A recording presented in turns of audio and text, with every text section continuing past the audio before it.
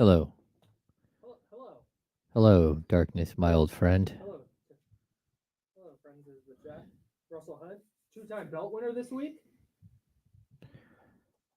Whatever, our guy. What's going on, everybody? You all, everybody.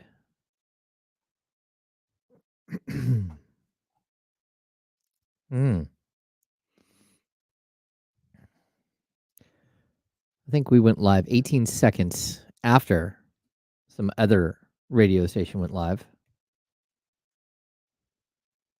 Wait, what? We're good. Wait, hang on. Did something pop off at the watch party last night? Uh-oh. Hey, Mac, it is Friday vibes because I didn't leave my house until like an hour later than I normally do. I made a decision last night. I was just like, I'm waking up late. Like, I'm setting my alarm for half an hour later than normal. And take my sweet ass time. And you want to hear something gross? So I got the rest of my tattoo done on my left arm last night. Okay. And there's this like derma shield you put over it. It's this sticky, like just you leave it there for 24 hours. I do have a tattoo, Kyle. Great.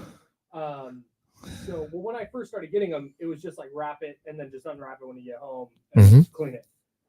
Well, now I got this derma shield. It stays on for 24 hours, but it like will leak. And so I woke up this morning and there was just this puddle on my I had to throw my sheets in the wash. Oozing. It was gross, dude. That's awesome. What up, Michigan?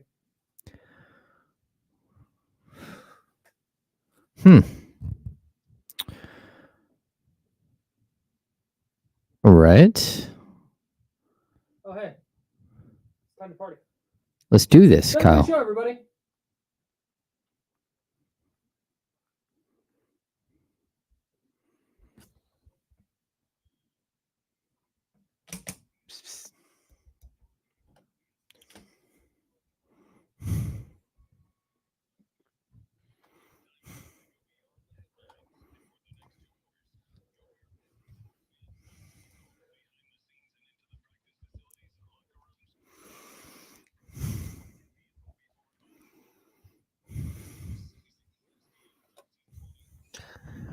Hey, the mic's on. Mic's on now. What's up, everybody? Good morning.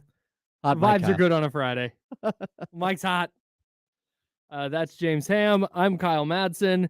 What up to the chatty gang hanging out with us on YouTube at youtube.com/ESPN1320 and twitch.tv/ESPN1320. What's up to everybody hanging out with us on the radio at 1320 a.m. and on the free Odyssey app. It's a Friday. Didn't get off to a great start because I didn't have my mic on at first, but that's fine.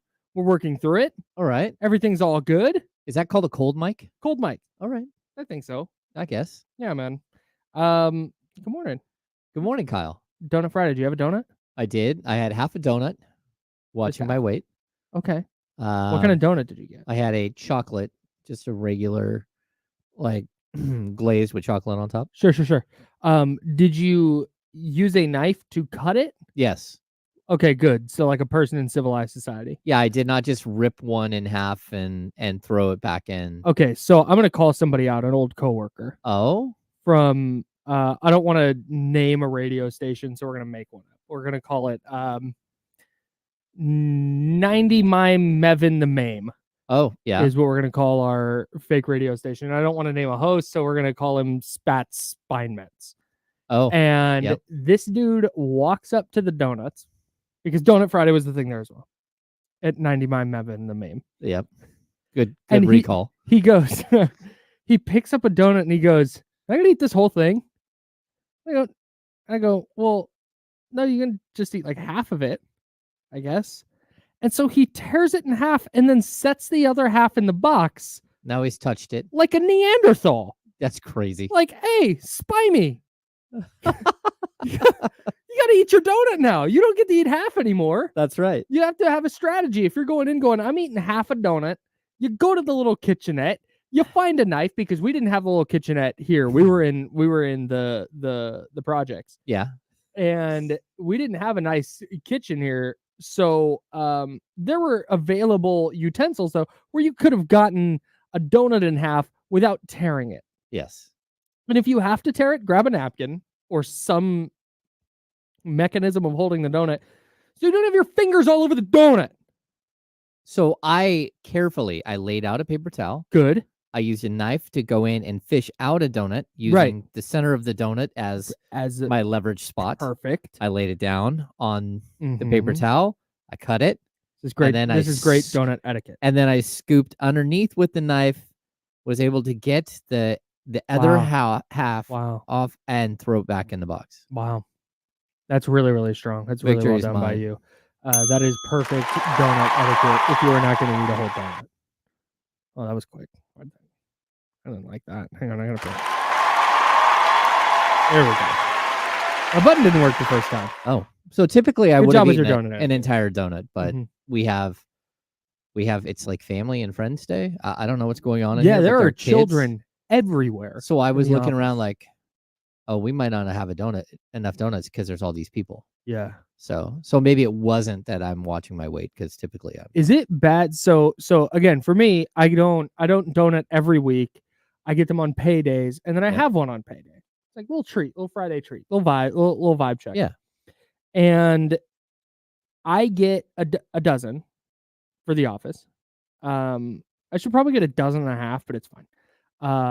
So I got a dozen for the office, but then I also get a separate one for me. So I'm not digging into the dozen that I'm buying. Oh, okay. Does that make? Yeah, because when I bring donuts, I usually bring 2 dozen. Right, you bring a lot of donuts, and then I just grab one for myself out of the box. Yeah, sure. I go. I'm cheap though. Well, donuts are expensive now. I don't think people understand how much donuts were. Like I had to actually mention it in a sales meeting. Like we bring donuts all the time. Do you have any idea how much we spend on donuts? Like, we don't have to. It's a car payment. Do you want to boycott Donut Fridays? No, I don't. I love Donut Fridays. Thank God. But donuts. I was super worried you were going to be like, "Hey, we're not doing it anymore." It used to be like $6 a dozen. Now it's like it's $18 a dozen, and then they want, they have a little spot for a tip.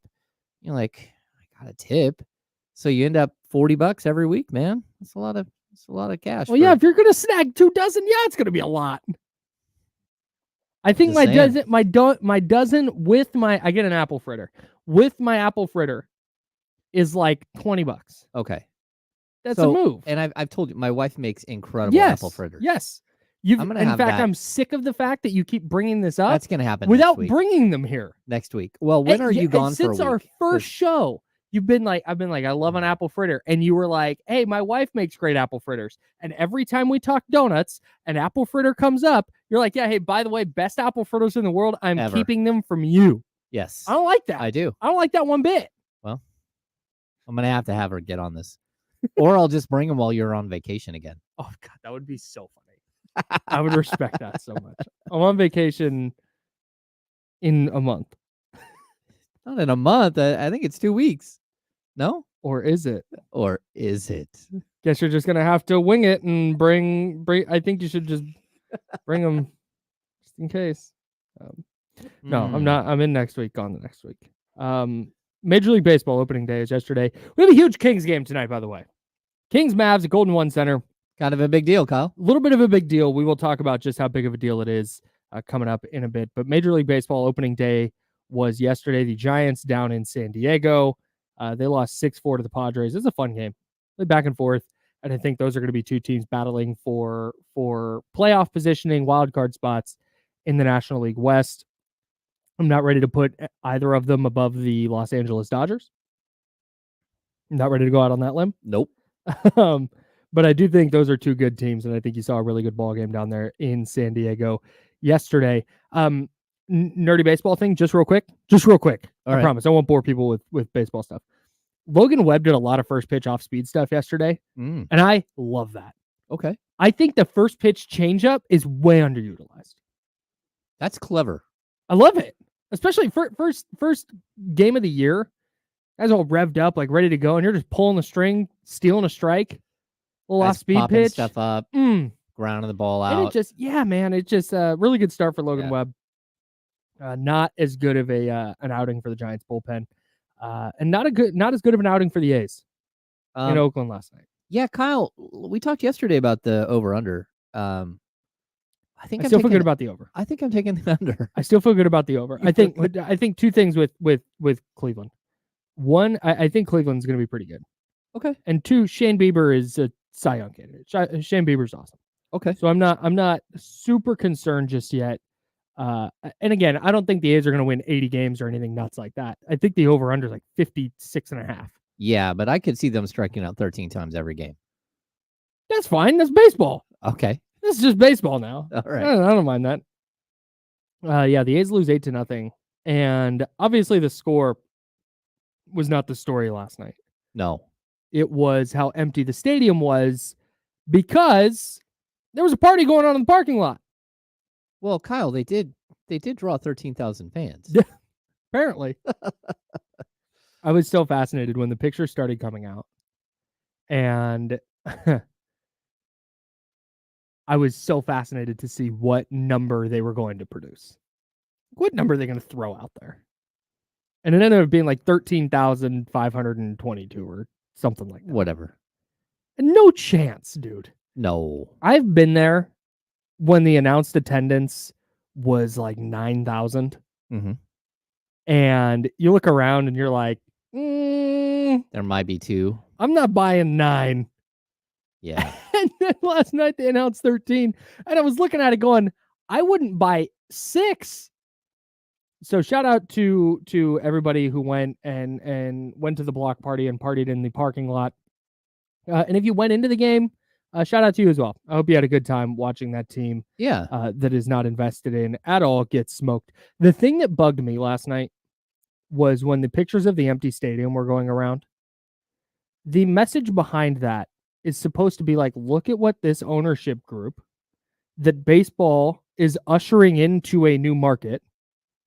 Look at what this ownership group has done to a market that has had this team and has won World Series and has led the league in attendance and used to have the highest payroll in baseball. Look at what this ownership group has done to this market and to this fan base.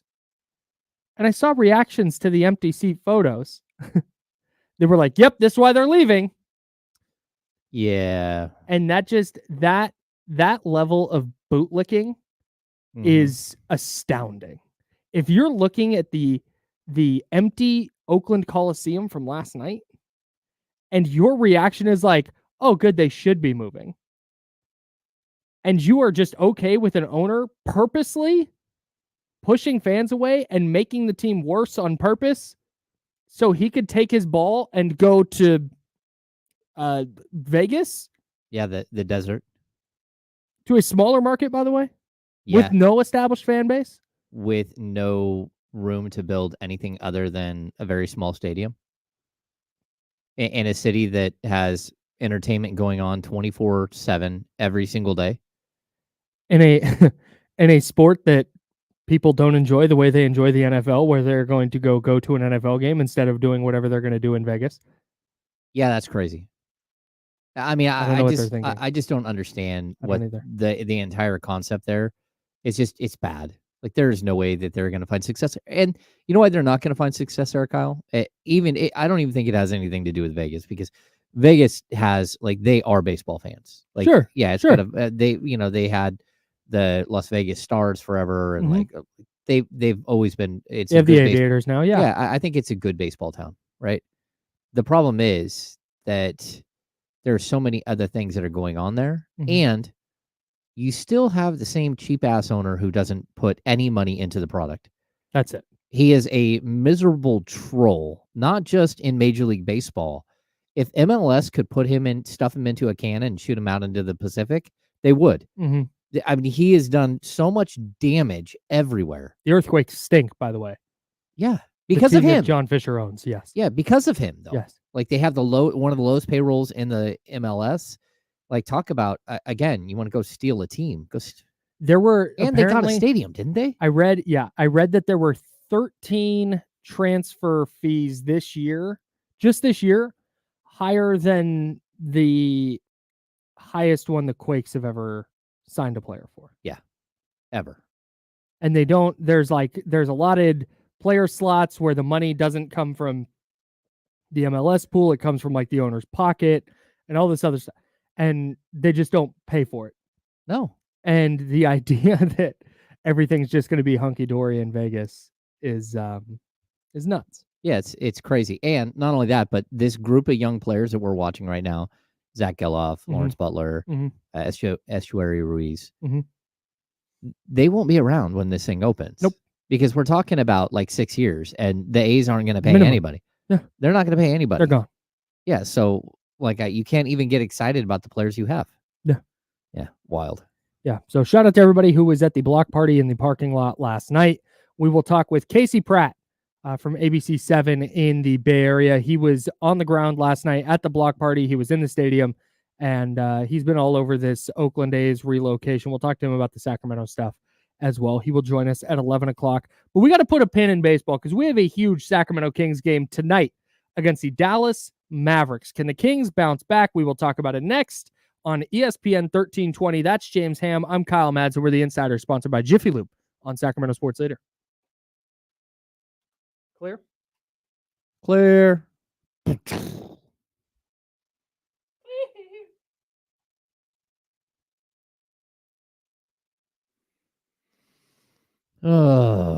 What's going on?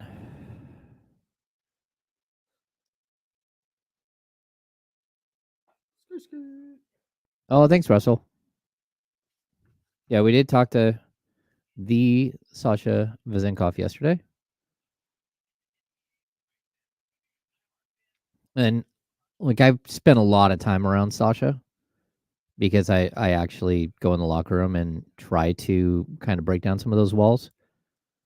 And so I was glad I was able to make it to practice yesterday because it's, especially for someone who doesn't talk to the media that much, it's good to have somebody that you've actually, talked to and converse with when you're in a scrum. A cereal connection. I did not do a Captain Crunch donut today. That is not what Kyle brought in. Yeah, I just did a mixed dozen. From Yep.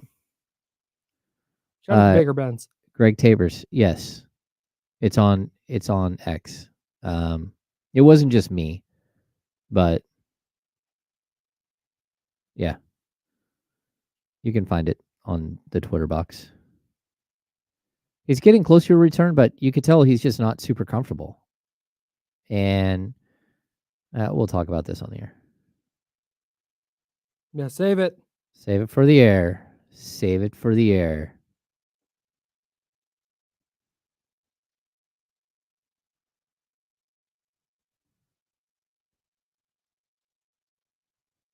Yeah, Jake Gayden hit HB with a zinger, Russell Hunt. He's like, no, I'm not going to talk about betting. And he also talked trash because his North Carolina Tar Heels were facing Keon Ellis's Alabama squad. And who won? Oof. Because HB had a little trash talking. Oh. Keon better than Harrison Barnes once again. Oh. I don't mean that. Yeah. I think my bit is going to be, because I've talked about this a million times, and James and I both, I think, are in the same kind of bag here. There's no you won't pick up a new team. Like, I will never be a fan of a baseball team the way I'm a fan of the A's. No, I thought it would be the connection Padres. But then I was like, I don't want to give them my money. But even, okay, so just putting that aside, you can say, okay, yeah, I'm going to be a fan of the Padres now, but you're never going to love the Padres the way you love the A's. No. So you can, so my bit is just going to be every year, I'm just going to pick like half a dozen teams to follow closely. Yeah. The Cubs will probably always be in there because of my guy, Randy. He's one of my best friends, a big Cubs fan. I think I'm going to walk away.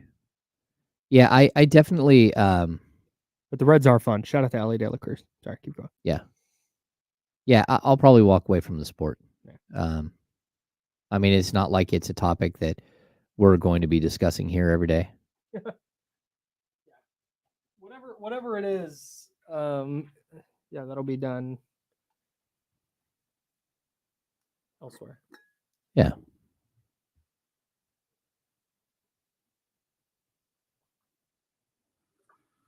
Put up, Dr. David.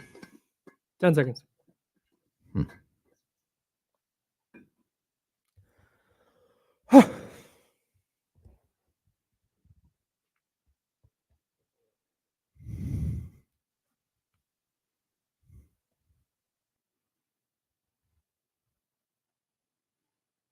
Now, back to the Insiders with James Ham and Kyle Madson, brought to you by Jiffy Lube on ESPN 1320. That was a big game tonight. Sacramento Kings back in action after 2 weird days off, and they are taking on the Dallas Mavericks once again at Golden One Center, looking to avoid a 36-point blowout. James, how do they do it? Well, what you do How do you lose by 25 instead? is you send a second body at Luka Doncic, you send a second body at Kyrie Irving, you send a second body at PJ Washington, you send a second body at Play with 10 players. Tim Hardaway Jr. Double You just keep everyone. sending a second body at everyone and hope it all works out. Dude, that's kind of where so it's obviously not this easy. But it wouldn't shock me if it winds up being this easy, where we come in on Monday, or we talk during games and stuff. Mm-hmm. Where during the game it's just kind of, oh, the Mavs just missed some shots that they made the other night, and the Kings were able to keep it closer and didn't get out of their offense, and the game went differently. Yeah. If PJ Washington starts 1 for 3 from 3 instead of 3 for 3, game goes different. If Luka is not hitting, and Luka might just hit ridiculous shots, that's what he does. That's why he's an MVP candidate, despite the fact that the Mavs are battling for a playoff spot. Mm-hmm. He's going to hit shots. Kyrie's going to hit shots. But maybe Tim Hardaway Jr. doesn't knock down everything he puts at the rim. There's little things that could go differently where the Kings don't do a lot different. And the game script just is a little bit more favorable, and we see a better performance. It might just be that easy. Yeah, I mean, realistically, it could just be that a couple of these guys, what you're talking about, just don't hit their shots right off the bat. Mm-hmm. And then it's the Kings to hit their shots, and we see sort of the landslide go the other way. I definitely think that these are two pretty evenly matched teams, overall. Mm-hmm. And I think that the Mavericks did a better job of playing Kings basketball than the Kings did. Yep. And in the loss. And now, what do you see from the Kings? How do they rebound? How do they come back and show you that they're not that team? And I don't know. It's a big challenge. And last year I would have said, oh, the Kings would come back and we're going to see this, this, and this. Mm-hmm. I don't know. I don't know what the Kings are going to do. I mean, I have no idea. Yeah, because I've seen them let go of the rope too many times. And I've seen them get beat by a team badly, mm-hmm. and then play that team again right afterwards. And I think, oh, well, they're going to be fine and they'll get them back. Mm-hmm. And then it's even worse. Mm-hmm. I mean, we saw it from Houston. We saw it from the Pelicans. Mm-hmm.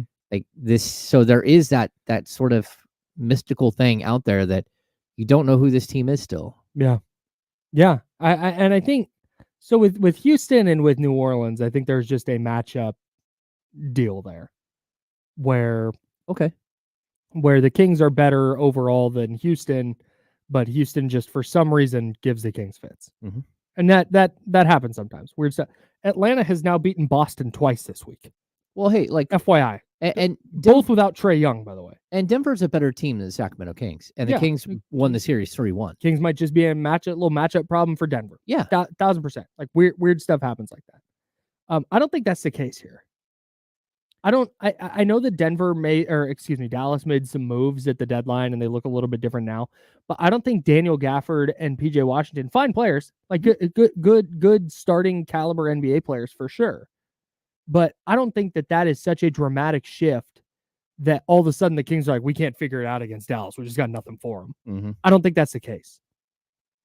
So I'm not as worried about you mentioned Houston and New Orleans, both teams that we thought, okay, Kings get blown out, they're going to bounce back, and then they don't. Mm-hmm. I don't have that same concern tonight, which is probably why I should have that concern.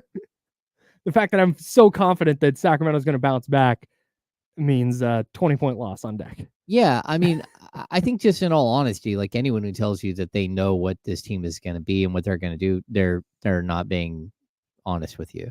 Yeah, like or they're just going to be wrong. Well, yeah, and like my point of view is always to be like brutally honest. Mhm. Like I don't like Sure. hold punches. Like Mhm. this is the job. Like you've Mhm. got to be honest. You can't be a fan of the team.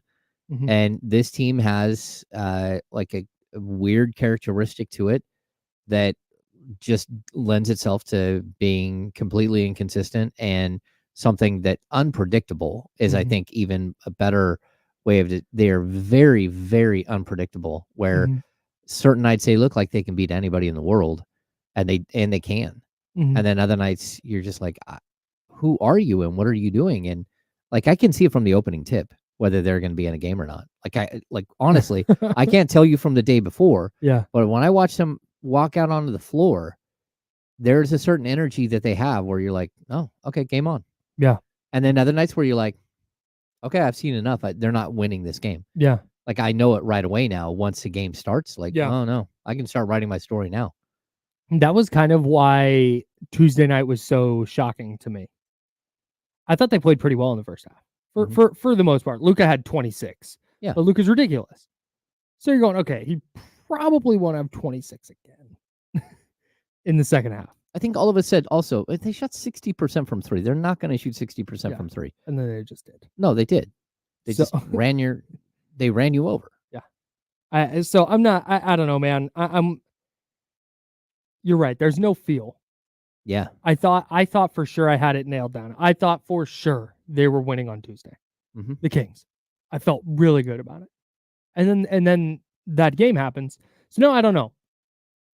But what I do know is I think Dallas threw some things at them defensively that they didn't have an in-game adjustment for. Mhm. I think that's something where Mike Brown might have gotten out coached a little bit, but now, hey, this is what the playoffs are like. You got to make an adjustment. Mhm. You see a team 2, 3, 4, 5, 6, 7 times in a row. So I'm interested to see if Dallas does the same thing where they're not dropping their bigs. And if they don't, how do the Kings respond? Yeah, what's the reaction? Yeah. What is the counter? Yeah. Yeah, I also like if they're going to pick up De'Aaron Fox full court, like somebody go out there and just set some mean screens and Yeah. make him stop it. Right. If Like- only they had a really good big screener. Yeah. Hmm. Well, I mean, Run the dribble handoff in the backcourt. yes. Write that down, Mike. Dribble handoffs, 60 feet from the basket. 60 feet. Yeah, I think this is where you really do miss Trey Lyles Mm-hmm. because Trey would. He Yeah. would see that happening and be like, oh, no, I'm going to go clear that up. Yeah. And go set a screen on Derrick Jones Jr. and just wipe him out of the play. Mm-hmm. And then you get Fox with space. And that's one thing that I think we will see from the Kings. Mm-hmm. Like they really, really tried hard to get the ball out of Fox's hands. Mm-hmm. And he still had plenty of opportunity, but it just wasn't the same. He wasn't like in space and running at you. And that's when Fox is the most dangerous. So yeah. There's adjustments to be made, and that's another reason that I'm a little bit more optimistic tonight, maybe foolishly, but I don't think the Mavs are 36 points better than the Kings. no. I don't think that something happened, and we talked about this with Jesse yesterday on the handoff. I don't think something happened Tuesday night that made me go, oh shoot, the Kings all of a sudden erase everything they've done since the All-Star break, really. Mm-hmm. Especially defensively, erase it all. They can't get stops again. I didn't see anything like that. I didn't see anything that made me think that the Mavs are just a bad matchup. I saw the Kings play a bad game. So they get a couple nights off. They get to bounce back against the same team. Mm-hmm. Playoff-like atmosphere at Golden One Center, or at least it should be. I'm imagining. I think it's going to be pretty wild. I think it'll be fun. So, yeah, man, it's a huge spot. We had a break.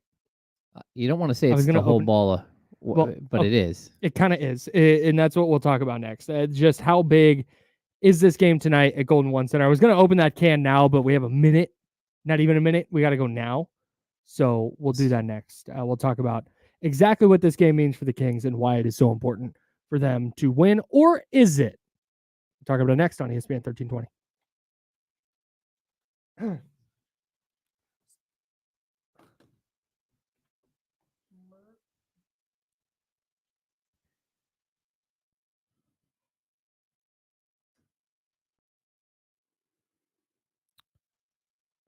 Shout out Kiki's.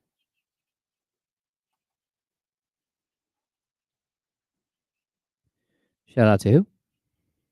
Kiki's Chicken. Ooh.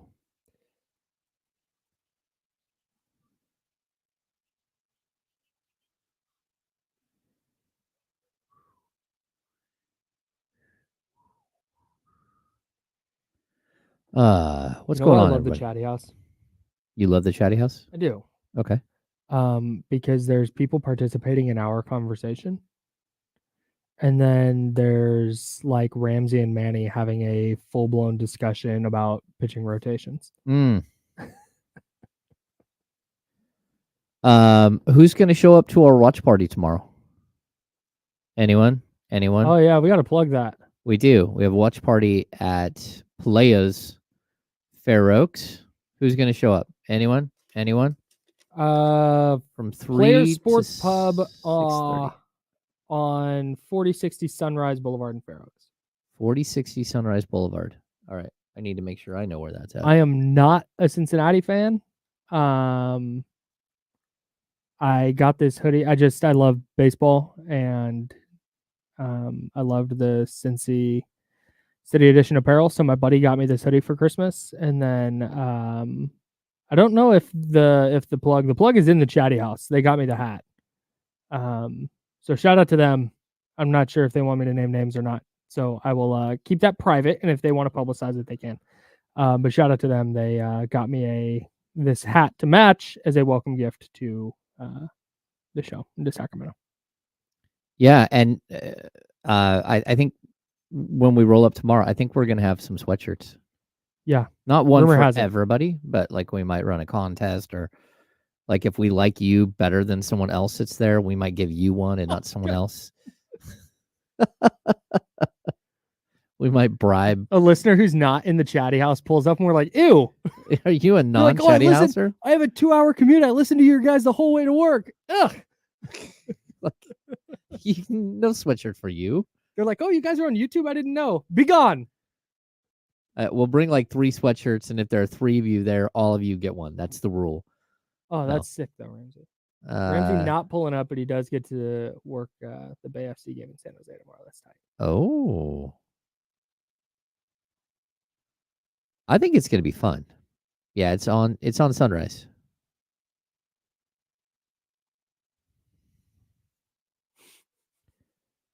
Casey Tucker, you live in Arizona. We expect you to be there. Yeah, pull up, dog. Yeah, where's John Bull at? Hit Southwest. Maybe I'll text John Bull and say, you gonna? We've got this matchup. We have Kyle gets to punch John Bull. That will be our shtick. Like, come see the watch party plus Kyle Madson will punch John Bull in the face.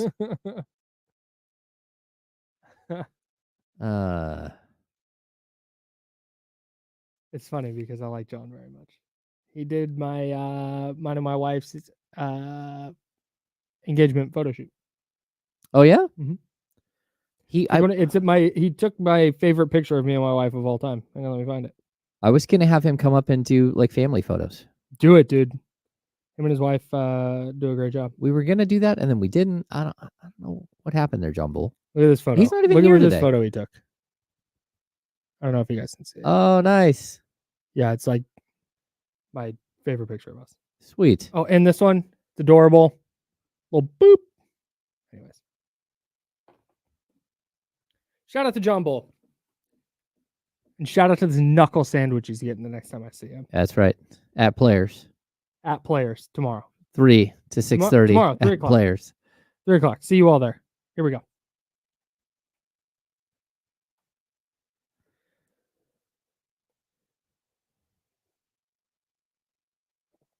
Now, back to the Insiders with James Ham and Kyle Madson, brought to you by Jiffy Lube on ESPN 1320. Yeah, pull up tomorrow, y'all. 3 o'clock. We've got an Elite 8 watch party. That's with the Insiders. That's us. That's me. That's James Ham. It is us.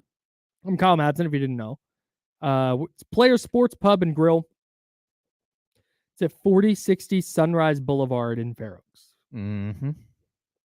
Going to be out there at 3 o'clock. Hanging out till 6:30 or so. Okay. Come out, have a drink, have some food. watch some basketball. You don't have to stay the whole time. Drop in, say what's up. And James, you mentioned there might be hoodies. Yeah, we might want to go talk to promotions, but yeah. We haven't done that yet? We haven't. Well, no, I think that was initially what freewheeling? the plan was there, but I don't know.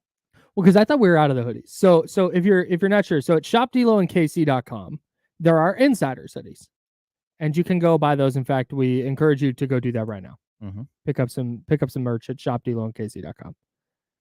But we had Jiffy Lube as part of a giveaway at Christmas. Mm-hmm. Also provided some hoodies. Yeah. That look a little different. And these were like, hey, these are for the giveaway. And then we're just going to have some extras, people, the office have one or whatever. And I thought they were gone. Well, the other day I found out that there's like boxes left. Yeah. I think initially we had like 40.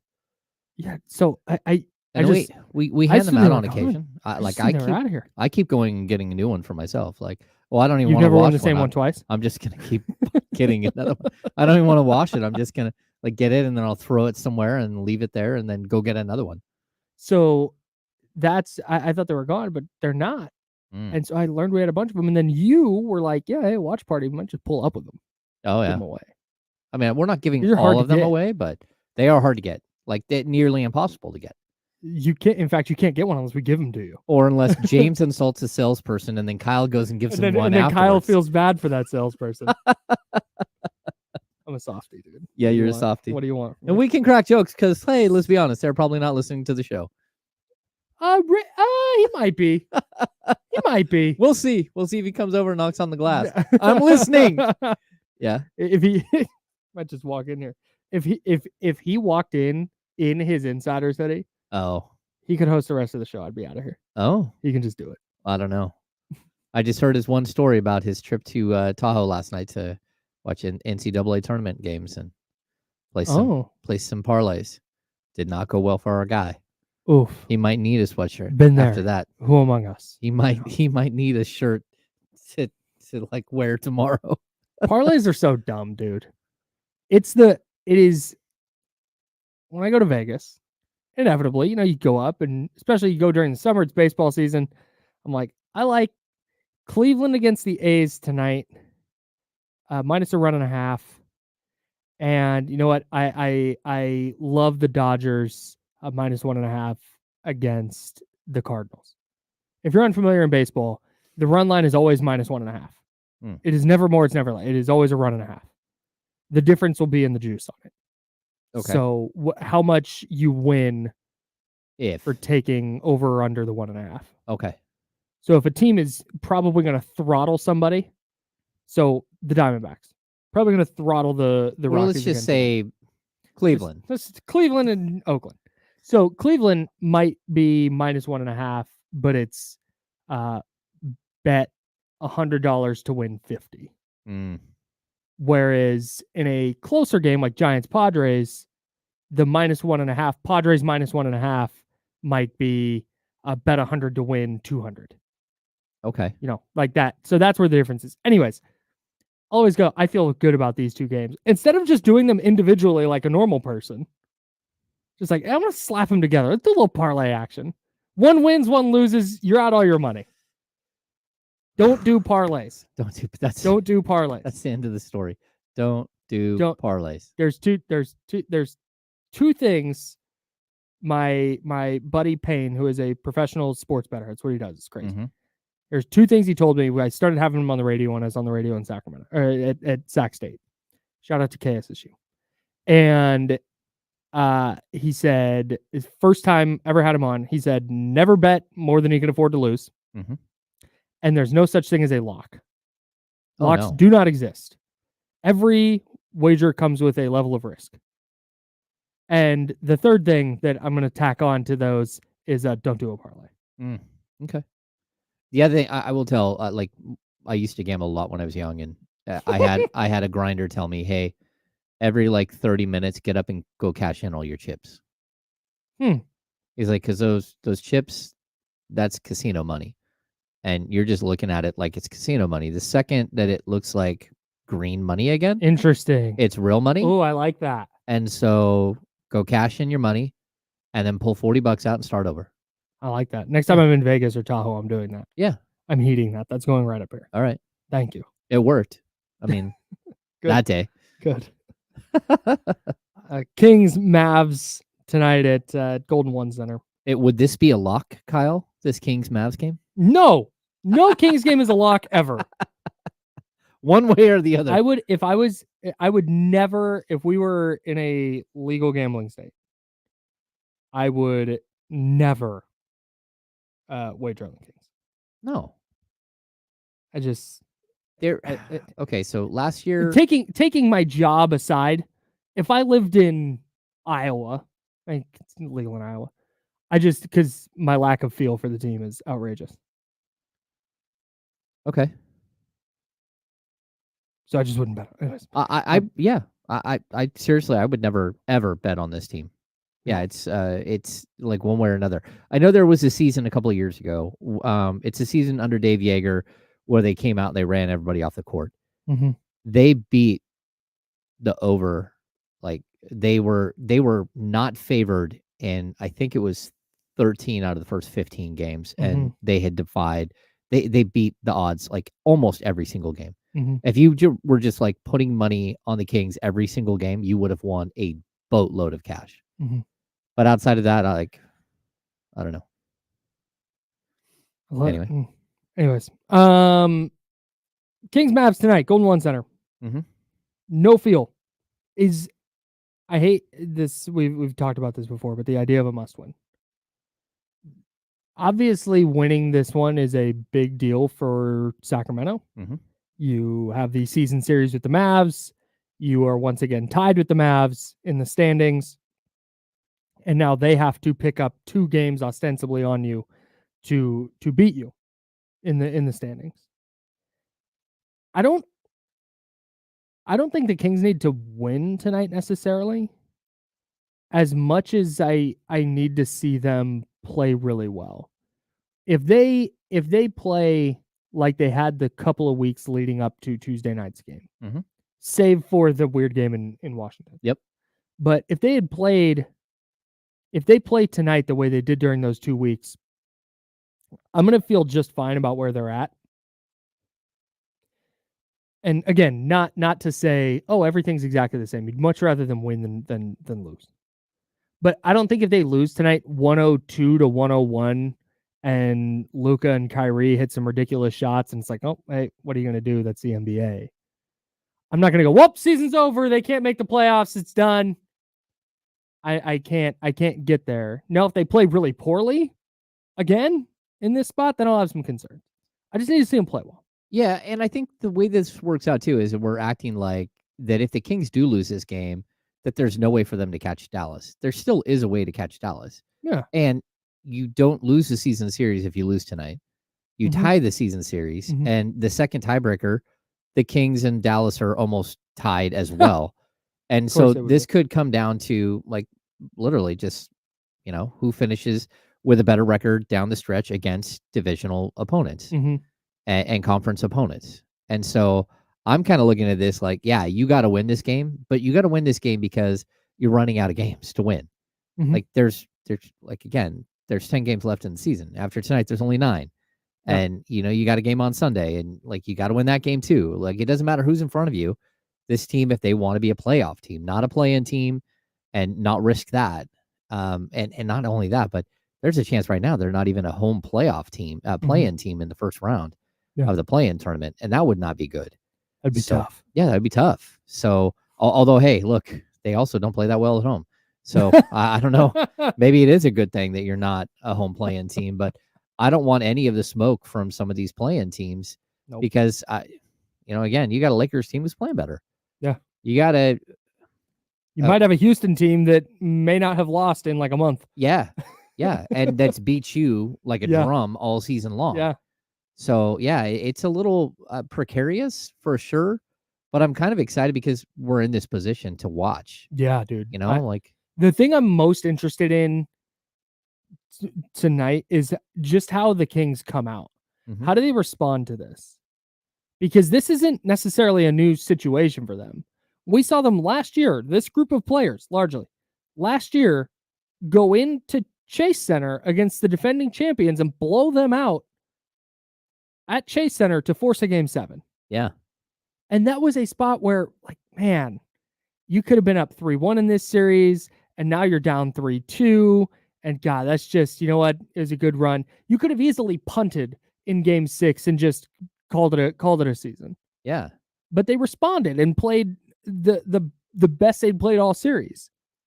And so now that, to me, is what tonight is how do you bounce back from, dang, pretty crushing loss in a pretty big spot at home, you lose by 36 and just kind of everything goes wrong? Is it, oh man, everything went wrong and it's just, it's Luka and Kyrie and we just can't do the refs and this and that? Or you come out and go, all right, no, we are way better than we were the other night. Mm-hmm. And we're going to show everybody, and we're going to go win this game and roll that into winning the season series, and then roll that into a really tough stretch of the schedule. Yeah. Well, I mean, and you have to remember they beat Dallas twice early in the season. Correct. Like, we're not talking about this is a team that you can't beat. Yeah. I thought maybe Rich was standing behind me, but no. we're okay. Just Jonathan.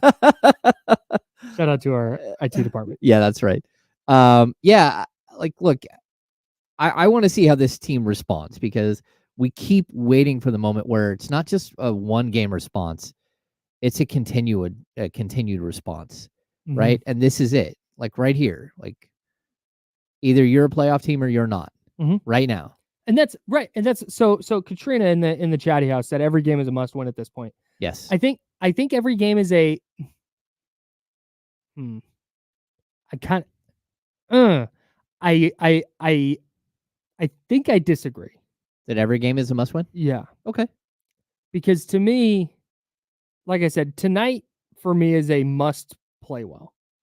Because sometimes against a team like Dallas, like, hey, if Luka and Kyrie get hot, like, so go back and watch some of the shots Luka hit in the first half the other night. Mm-hmm. There's not a defense for it. There's nothing you're going to do when you have a hand in his face, you're high-fiving him after the shot like you're taught to do, and he still hits a 29-foot step back. And complains to ref about it. And then Like, bitches the whole way down the court. Yeah, did you see him touch me?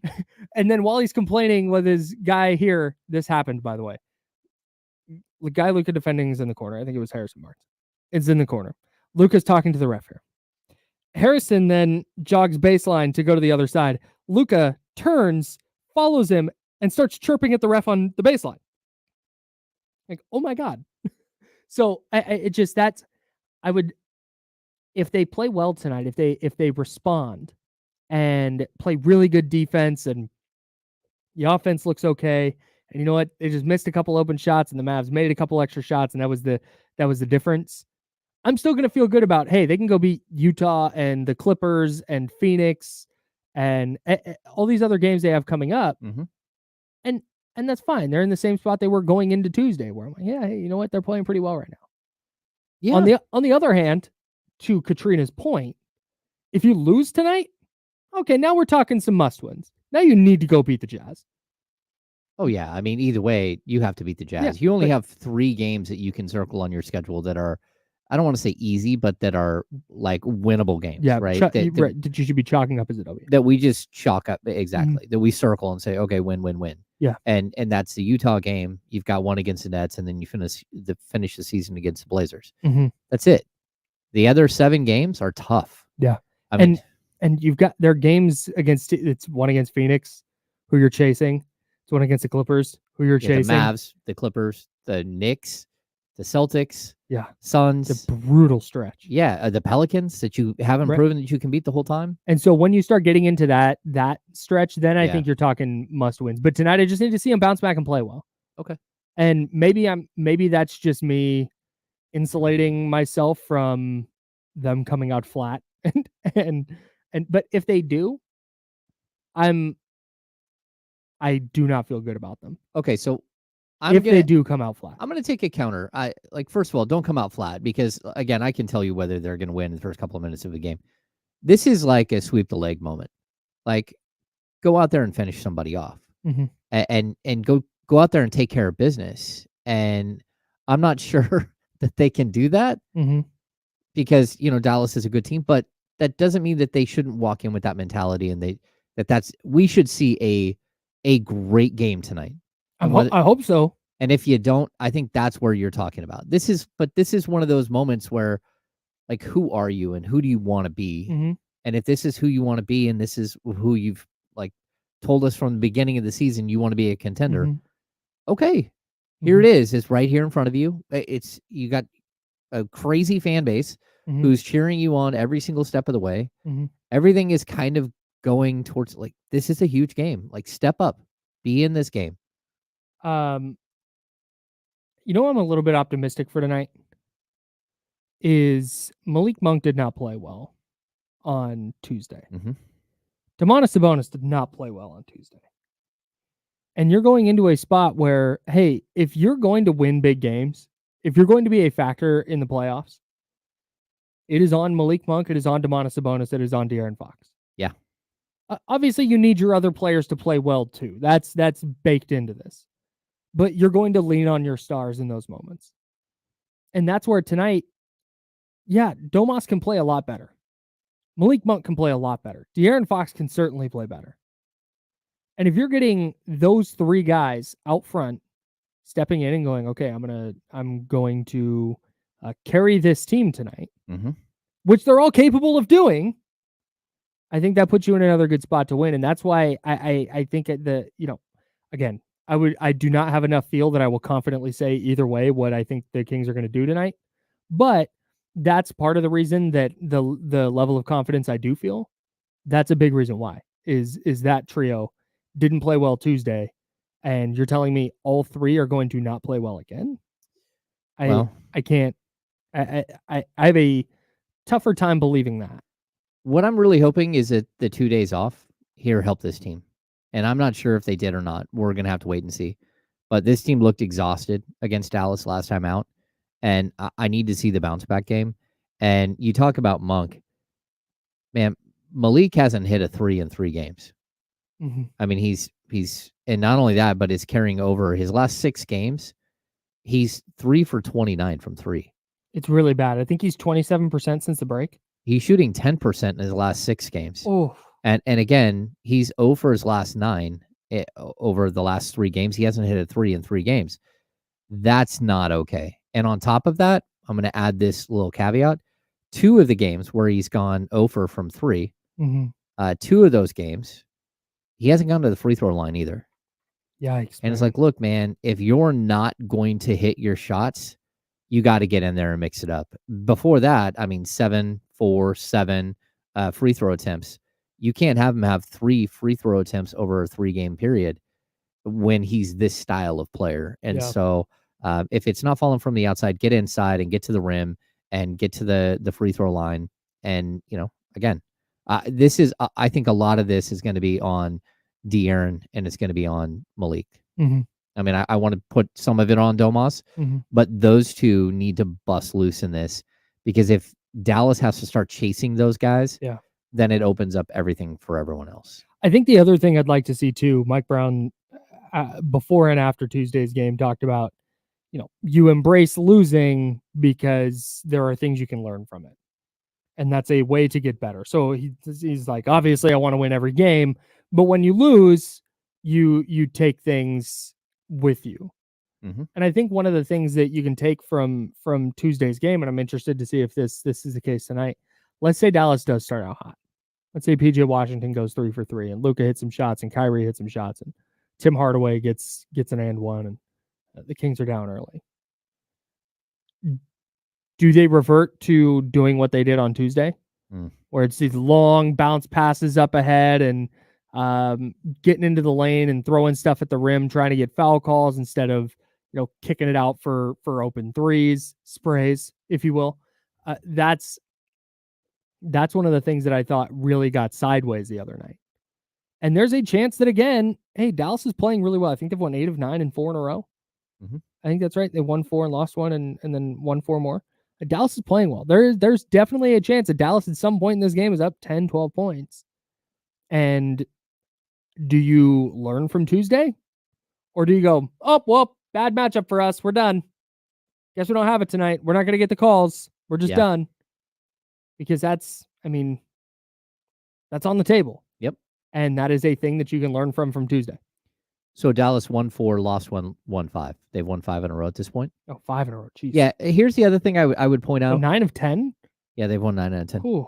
I'd also point out that, like, look, if we really look at the way that the game kind of fell apart, what I can't do is I can't have Fox and Monk looking at Kyrie and Luka and trying to emulate what they do.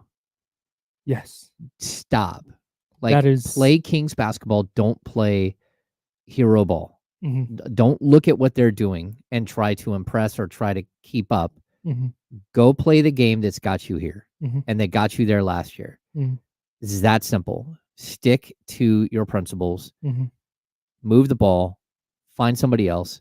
The spray 3. Mm-hmm. Use Domas. All that stuff. Mm-hmm. Do not get hung up in trying to play the game like they do. That's not who you are. Yep. So, I mean, you've got flashes of that, but that's not who you are. And it's not who you have to be. No. And it's not how this team is the best. No, I'm right there with you. You're right. There are definitely times where I watch the Kings and I go, you know what, this just needs to be De'Aaron Fox take over time. Mm-hmm. Just go be the best player on the court for 2 minutes and get the team back in the game. But if they're going to sustain any kind of offense, it's running their offense. Yeah. That's the long and short of it.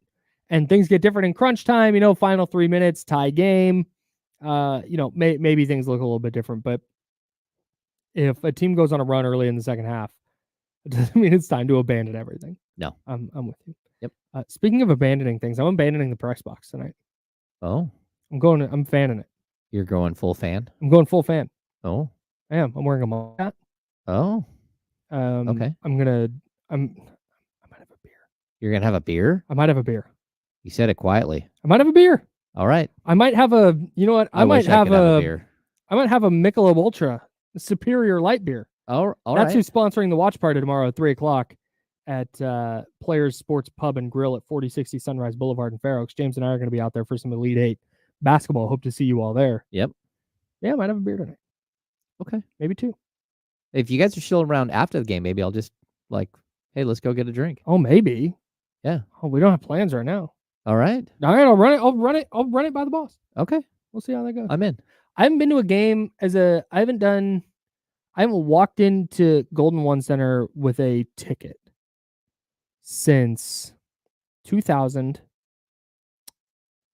Like, I've gone up with a credential. I've stood at the draft house with some friends or whatever, but I have not gone in with a ticket since pre-pandemic.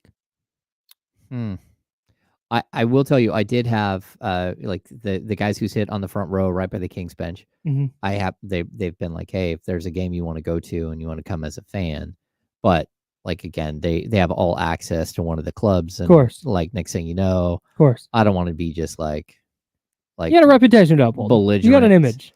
But I would still I would love to go watch a game as a fan. It's been, years and years and years. Oh my God, yeah. It would be different. That's why I love going to an A's game and taking it in. And so we'll see.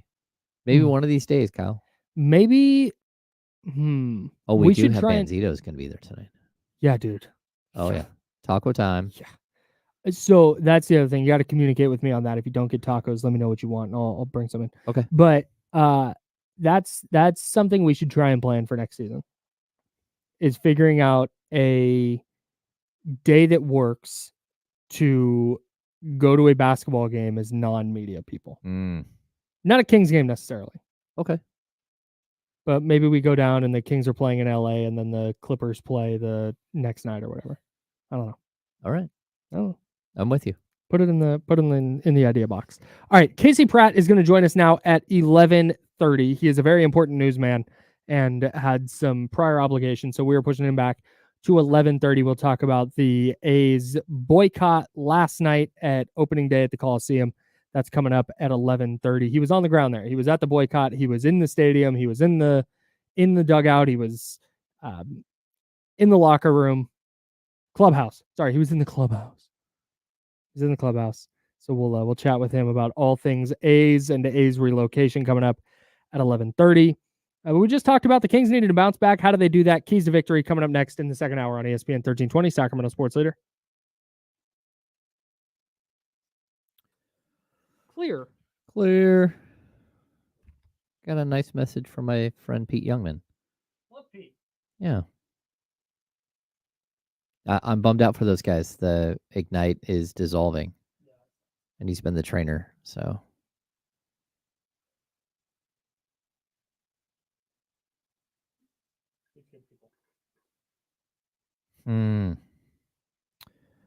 Yes. I have not looked at the menu at Players. I need to see where this place is.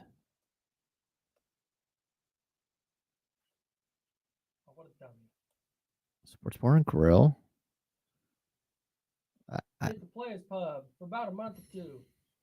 Oh. Put it down on it, then see what it do. I like their. So are we going to be at the place that has pool or not the place that has? Oh, we're going to be at the one. Okay. Now I see. They have karaoke on Monday, Friday, and Saturday at 9:30. If we stick around till 9:30, Kyle, we could do karaoke. You already know I'm in there. I know. They have the foosball. 3 big screens. Steak bites? Steak bites. What? Oh. Oh. I need to see. Bruschetta? Oh, I love bruschetta. I make my own all with onion crusted green beans. Are you Nope. joking? How come I'm not able to see their menu? I'm just on the Google menu. Oh, PDF. Okay. That'll probably play. Okay, so we're gonna be at the Sports Bar and Grill, which is not the pool table place. It's the other one. We got 11 satellites. We do have darts. We have wings. Oh. Ooh. They have a hummus and chips plate. I do love some hummus. All right. Ooh, they have a seafood combo. I'm gonna guess that's a lot of. Oh, it's Guinness battered cod fillet. Man, now I'm getting hungry. What is happening? You're reading a menu. That's true. Oh man, they have a Reuben and a chili burger. Ooh. I am definitely now excited about rolling up.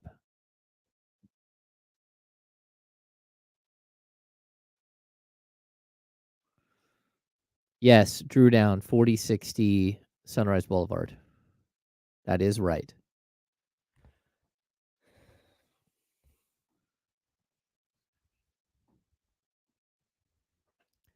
About 90 segundos.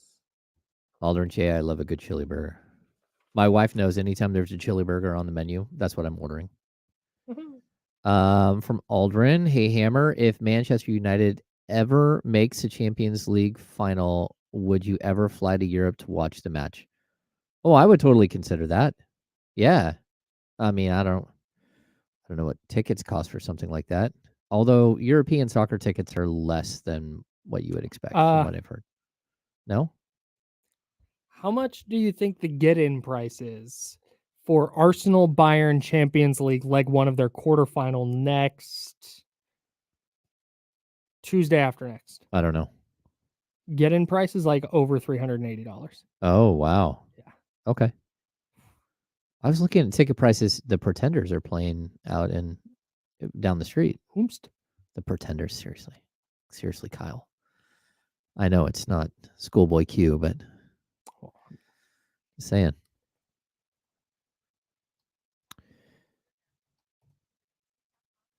I would definitely I'm a Man U guy. I'm a Man U guy because my son is a Man U guy. That's all. Like I like to watch other soccer too, but my son, his coach growing up was a Man U back on guy. the chain gang. I'll stand by you, of course. Okay. I've heard of some of these songs. Oh, she's got an incredible voice.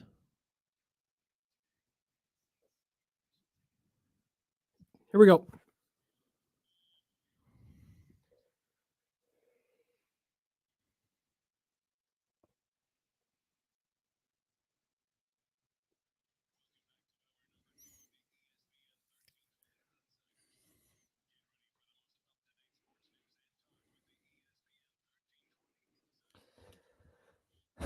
Hour number 2. He's James Ham. James Ham of the Kings Beat. Subscribe to the Kings Beat at thekingsbeat.com and the Kings Beat podcast wherever you get your podcasts. That's with James, Sean Cunningham of Fox 40, and Brendan Nunez as well. Want to shout out everybody because D'Lo and Casey coming up at noon. Want to shout out everybody who went out to D'Lo and Casey's watch party last night. Yeah. Down at Bar West in Midtown. The vibe looked unreal. I could not be in the building, but I saw some photos, saw some video. Looked like a really, really great time. A ton of people showed out. So appreciate everybody who was there supporting D'Lo, KC, and Jesse at Bar West down in Midtown for the Sweet 16 watch party. Sponsored by Michelob Ultra Superior Light Beer. Want to remind everybody that Saturday, 3 o'clock, James and I are going to be out at Player Sports Pub and Grill. That's at 4060 Sunrise Boulevard in Fair Oaks for a little Elite 8 watch party. James and I will be there. Charlie's going to be there as well. Sources say. Going to be giving away some swag. Might have some exclusive Insiders hoodies to give away. No. No? Oh. So hopefully see you all there. You don't have to stay the whole time. You don't even have to like basketball. Just come say what's up. Have something to eat. Have Hang something out to with drink. us. Yeah. And we will we'll have a great time kicking it. And again, thanks to everybody who went to the D'Lo and KC watch party last night. It looked incredible. Kings-Mavs tonight at Golden One Center. That's, man, what a couple of days. You can go to Kings-Mavs. Huge game at G1C. Should be a playoff atmosphere. Yep.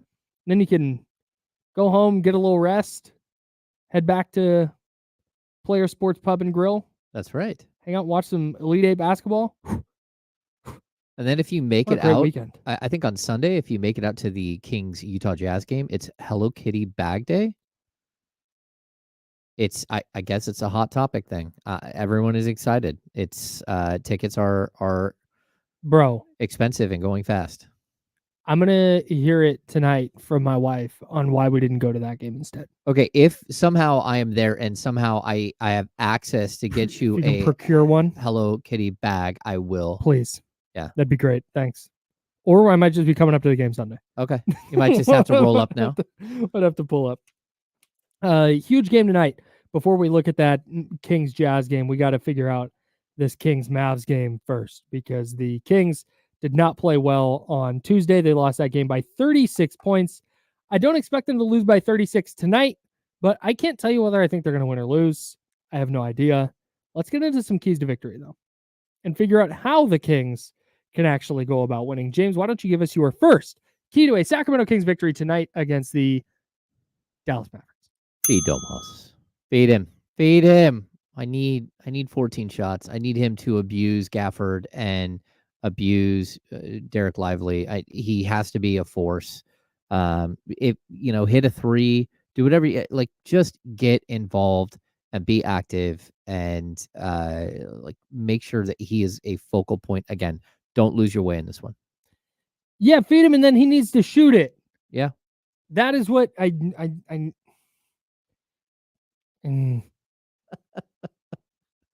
with you. I know you got to run your offense. I know you got to do all those things, but get him in the post and let him go to work. I know it's different. I know it's not the 1980s, but that is an effective way to get Domantas Sabonis to score the basketball, and he is the best passer on the team and will find open threes. It is just that's it. The Domantas Sabonis 6 field goal attempt games really just grind my gears. Number 1 for me. Yep. Spray threes. Spray them. Spray them, baby. You're 5 of 10 on spray threes in the first half on Tuesday, 1 of 4 in the second half. It's not a coincidence that they got smoked in the second half, attempting just 4 sprays.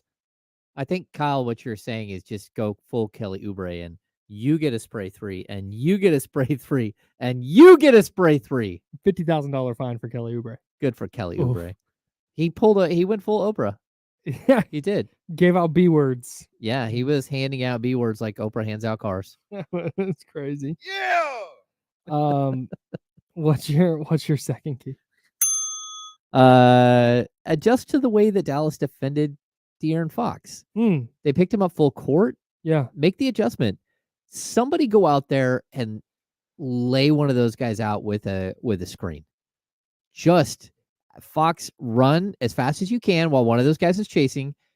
And Alex Len, you stand in there and drop that dude. Mhm. They won't do it again. They won't. And it'll put the fear of Jeebus in them, and they'll avoid tracking him the entire game like that. Do the Kings have a player who would be willing to do that? Trey Lyles, but he's not. Like, Right. he's out. Do they have somebody active who would No. who would go do that? Probably not. That's my big concern there. Man. But I'm with you. You can't play offense the same way you did Tuesday. No. Just got to do something different. And maybe it is Alex Len. Maybe it is Domas. Just go set a screen. Somebody crush Up him. there, just go up there. If you've got to take a little foul, make it a little moving screen. Yeah. Take a foul. It's fine. You got 6 of them. Yeah, I want to hear like a collective groan from the crowd, like, oh, Yeah. like, oh, that hurt. Yeah. Yeah, it hurt like the time that every single one of these guys slapped Domas in the head multiple times. Yeah. How about So that?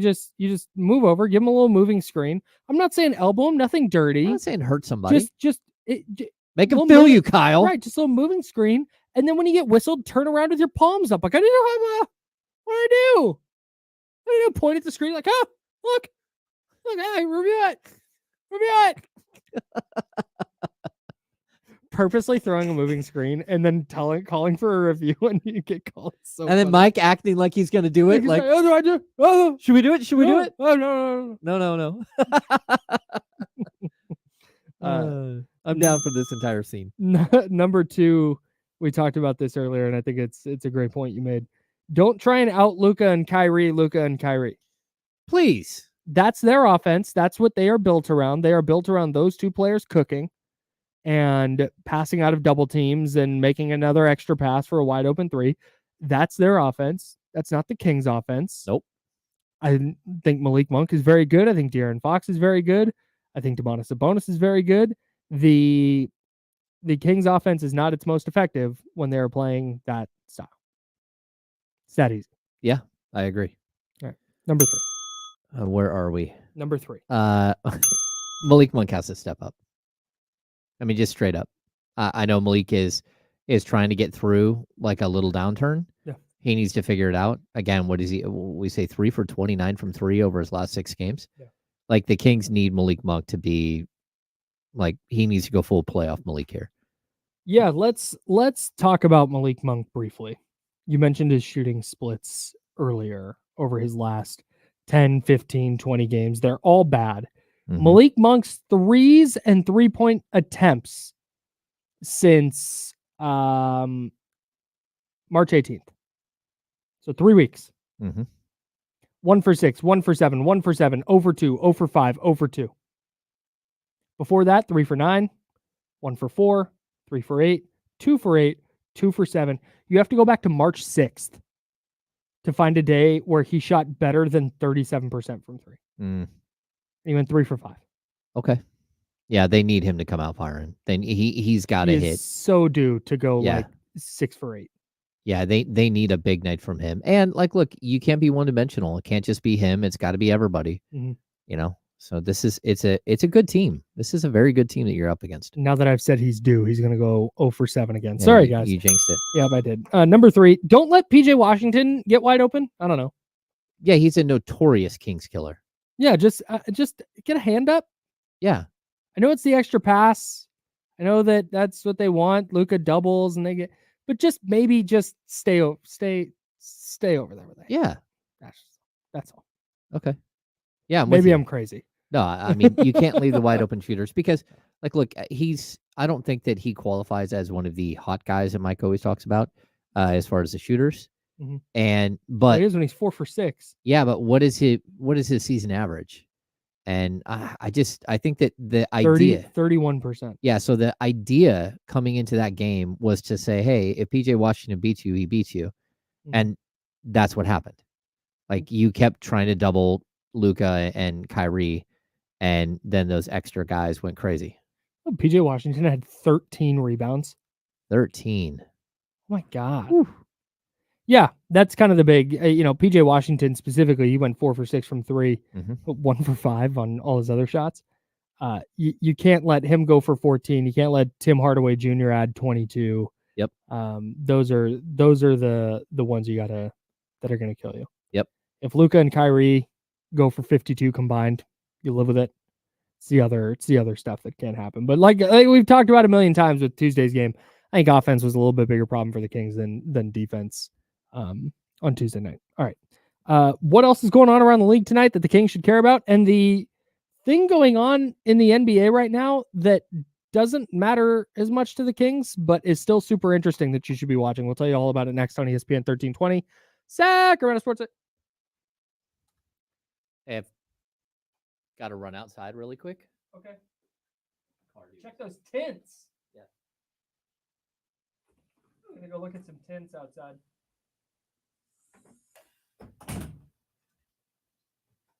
Hi, Chadios. Where are we at?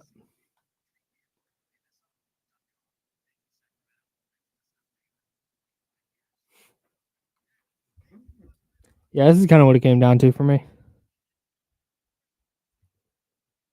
Because 52 combined for Luka and Kyrie is not a crazy number. But it's, Tim Hardaway getting 22, all that jazz.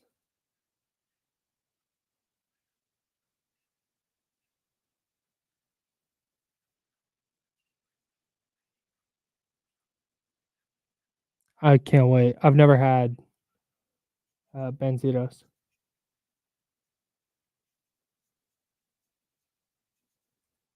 I agree.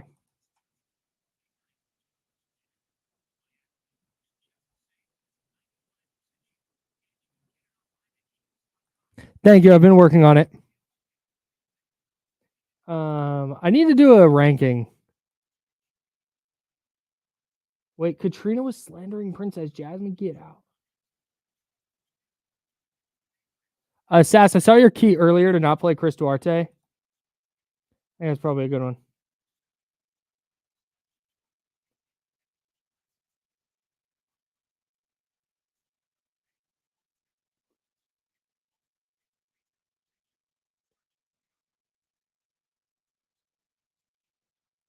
Gang.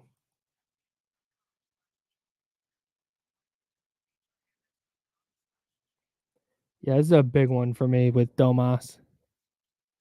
Like not just taking the open jumper when teams give it to him, but he's got to make it.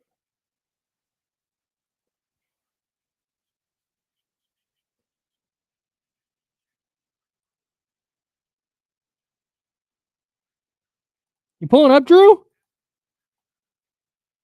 Drew, if you pull up, I'll buy you a beer. I have a oh, never mind. I read this wrong.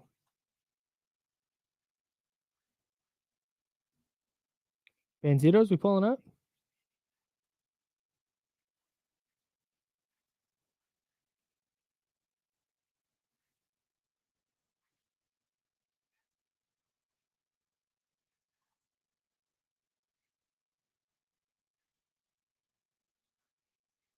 I actually don't. So this is a big point of contention with my in-laws. It's a joke. I love my in-laws to death. They're great. My mother-in-law is from England, and my father-in-law was in the military, and that's where he met my mother-in-law when he was stationed in England. He is a huge Arsenal fan, as is my grandfather-in-law. My mother-in-law is a big Tottenham fan. I do not have a favorite team. Bayern, one time, the U.S. Like affiliate, sent me a jersey and a. Oh, Damien's here. I'll Hey, fill man. in. Okay, Are great. you on the air or are you just talking to the stream? No, I'm just talking to the stream. Oh, okay. Talking about soccer. James looked like he might be a Oh no. little nothing bad. Like I think the guy's having a little trouble with his setup down there. So James's new tinted windows might have to wait. That's fine. But it'll look like that. I was just going to talk about the Warriors and Rockets. Okay, I'm with it. You don't have to. If you have stuff to do, man, I don't have anything to do. I wasn't even going to be here. I was with Karosh. I'll tell you later. We were looking at something. Oh, here comes James. I was going to go home for a few minutes. I was like, I'll just come in. All right, here we go. Perfect time, James. We're hot.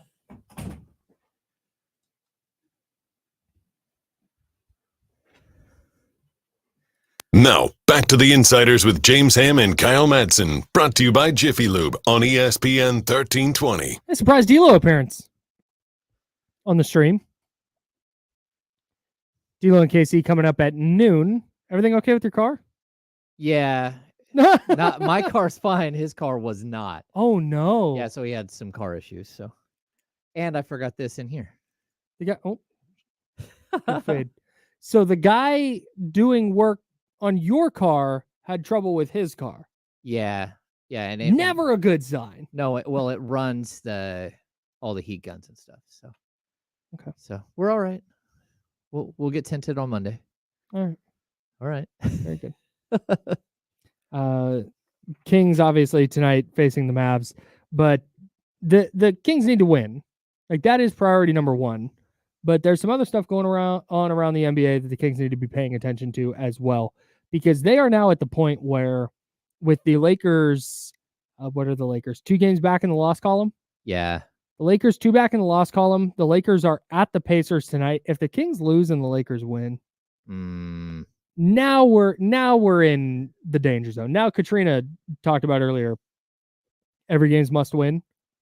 I think you can lose tonight. It's fine, but from that point forward, it'd be really tough to feel good about a loss the rest of the way. It's funny. We've kind of ignored the Lakers as a potential threat. Yeah.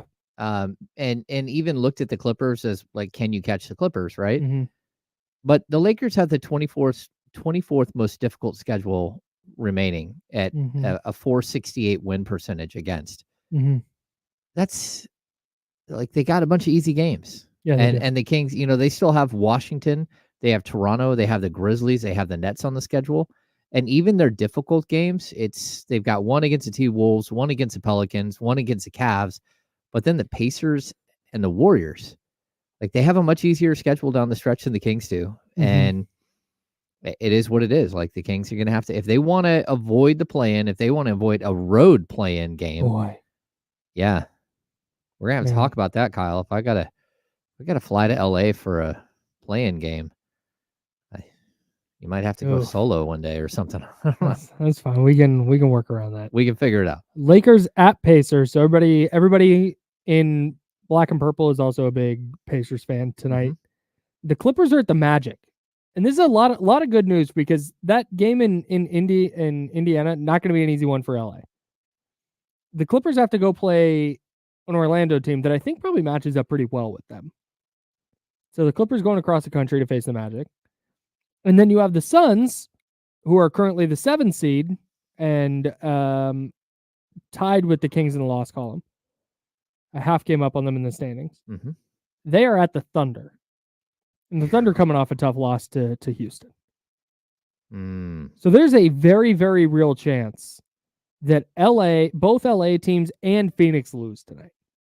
Yeah, but every time we feel that way, everybody wins. Everybody wins, and you're like, oh, womp, womp. No, womp, I'm just no doubt, and they could definitely all win. Those are not all impossible games. Yeah, but I like that much better if you're Sacramento, where you're going, hey, here's a chance to win and gain ground on at least one of these teams here. Or you figure at least one of them, maybe two, maybe all three. That is so much better than the Lakers are at home against Charlotte.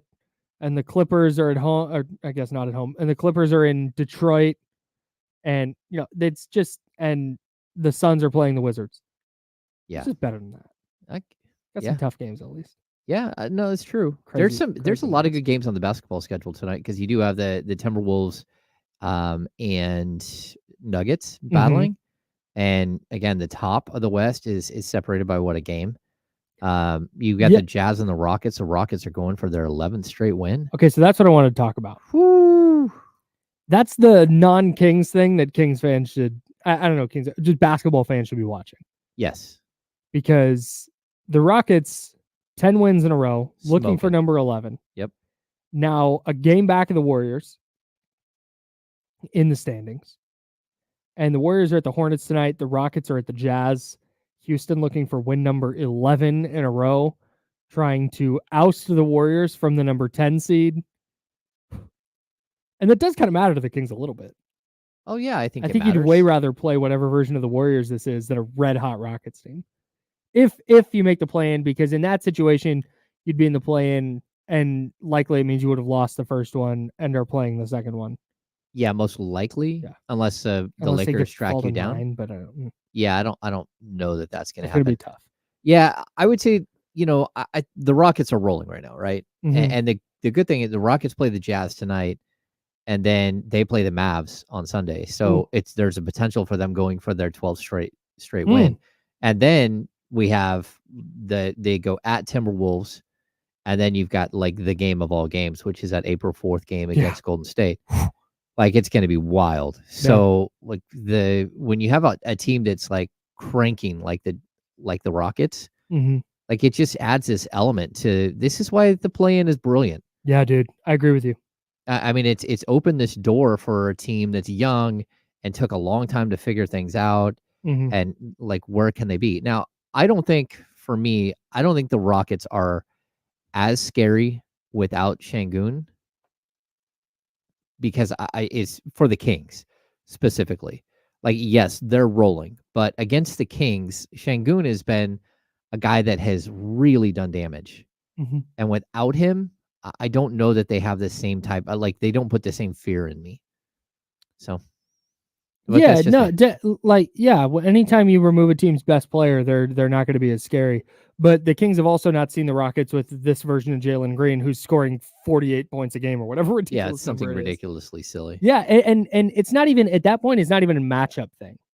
It's hey, you have one game for your season against this team that has won 18 of its last 20. Yeah, that's just a scary spot to be. No, I totally agree. So that would be. It's not like, oh, hey, the Rockets could beat the Kings in a 7-game series. It's not that at all.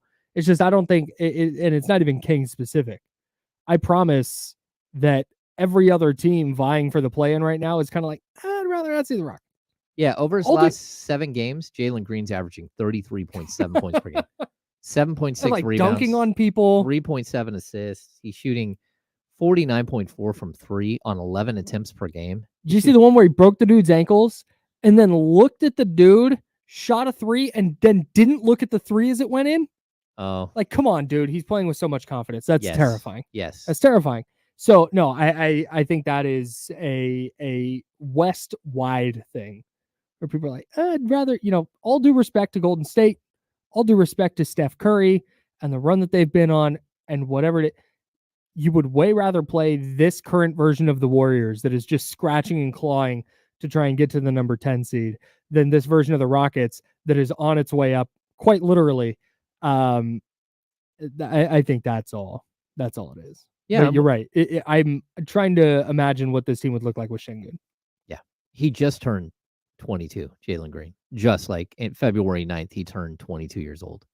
And we're starting to see him figure it out, and that's should be scary for the West. I kind of wonder, though, would he be doing this if Şengün was still in the lineup? Maybe not. I don't know. I mean, you're talking about a pretty slow big man in the middle of the key, very methodical. That's where Jalen Green has been doing a lot of damage. I mean, sure, he's hitting a bunch of threes too, but it's not just the threes. He's getting to the rack, and that's setting it up as his 3-point shot as well. Yeah, he has been so much fun to watch. If you have League Pass or you have a chance to watch the Rockets, just tap in. Just watch a quarter. They are unbelievably fun right now, and they are right on the Warriors' ass, and they are at the Jazz. Tonight, the Warriors are at the Hornets, so that is the non-Kings thing to watch.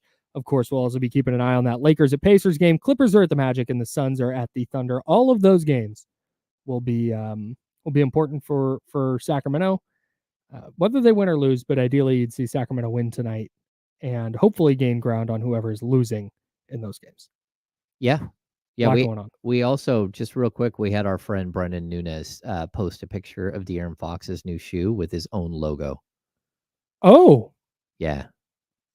Fox has got his own logo. okay. We'll have Casey Pratt for you when we get back, and we will have that logo for you when we get back on ESPN 1320 and the handoff. Good Lord. Tons of stuff coming up in the final segment here on ESPN 1320. Sacramento. There we go. Oh. Yeah, logo's pretty sweet. We need Brendan to not take a blurry pic. Kiki. Let's see if we can grab it here.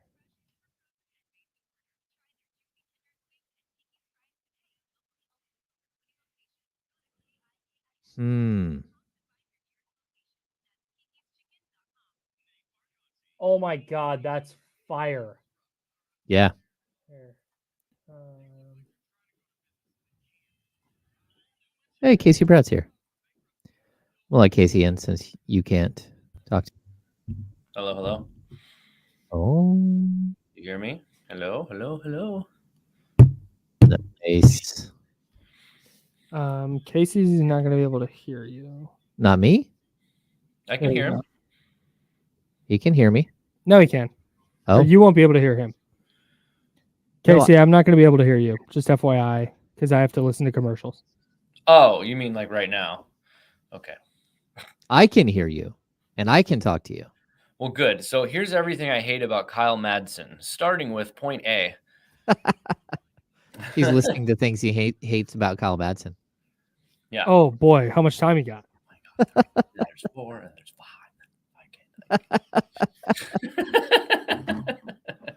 5. That's funny. Oh, sweet. What's going on, man? I like your. Is that your office at work? This is just a little interview room that they set up a long time ago for podcast purposes. And every time I come in here, it's effed up in some different way or shape or form that I have to fix before I do an interview. Okay. So I Sweet. usually do everything in my house, which is better. Yeah, I do a lot at my house too. My camera, my mic, everything, lighting, it's all better at my house for some reason. I've got a good spot at my house. What's going on? Everything else good with you? Yeah. I mean, last night was pretty crazy. I'm exhausted. Yeah. And just following this nonsense as we go. All right. Might have better lights. I don't know if this looks all right for you. Oh, I just got a source tell me that they think it's 50-50 Sacramento. Oh, That just came in on my watch. wow. That's a good source. A watch source. It's a signal alert. Oh, more's coming. Yeah, I know. You know, someone else here in Sacramento has been beating that drum that it's about to happen. Yeah, I don't know. We'll see how we'll discuss that on the air. I'm glad you're able to get out there and experience all this. I mean, it's kind of cathartic in a way. It is. It's like a Steve. I don't know how much time we have, but Steve Kerr always talks about like filling your cup. Yeah. And it's definitely like a fill your cup type of vibe because you go out there and I just go be in the middle of the people and it's like the whole time I'm out there, it's just like nonstop like selfies and handshakes and hugs and 1 minute. it's a lot of people, just giving you props and it's nice, it makes it all worth it. Yeah. Yeah, we had a lot of that with when the Kings were going through their battle.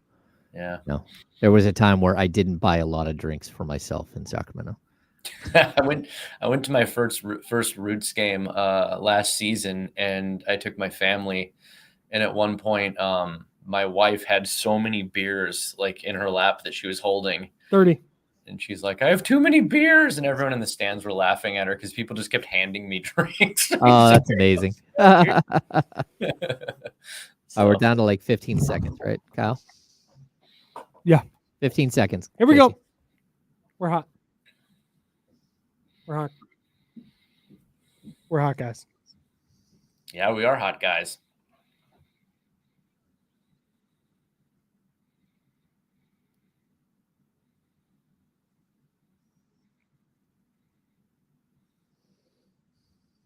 Now, back to the Insiders with James Ham and Kyle Madson, brought to you by Jiffy Lube on ESPN 1320.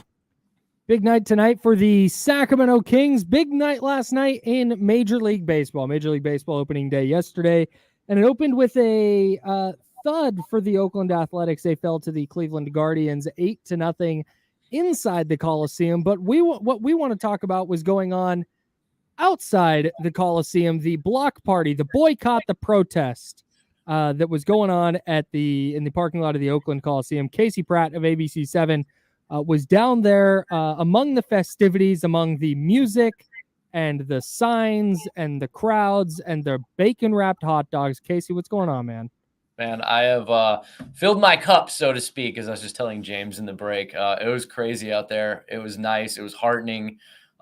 What's interesting to me is driving out to the Coliseum. All I could think about is maybe the last time I ever come out here for an A's opening day game. And that was really sad. It was really heavy. And to think that you could take an unmitigated fan protest with thousands of people under extremely emotional circumstances and have not one single fight, not one single arrest or police intervention, just it was all love, immaculate vibes, and everybody out there had a blast. So, again, I just can't say enough about the Oakland 68s, about Last Dive Bar, about A's fans. If you actually invest in them, they invest back in you, John Fisher. There we go. Casey, I think that was one of my questions. Like, how was it received when people did go into the park? If they decided to go in and watch the game and not take part in the block party outside?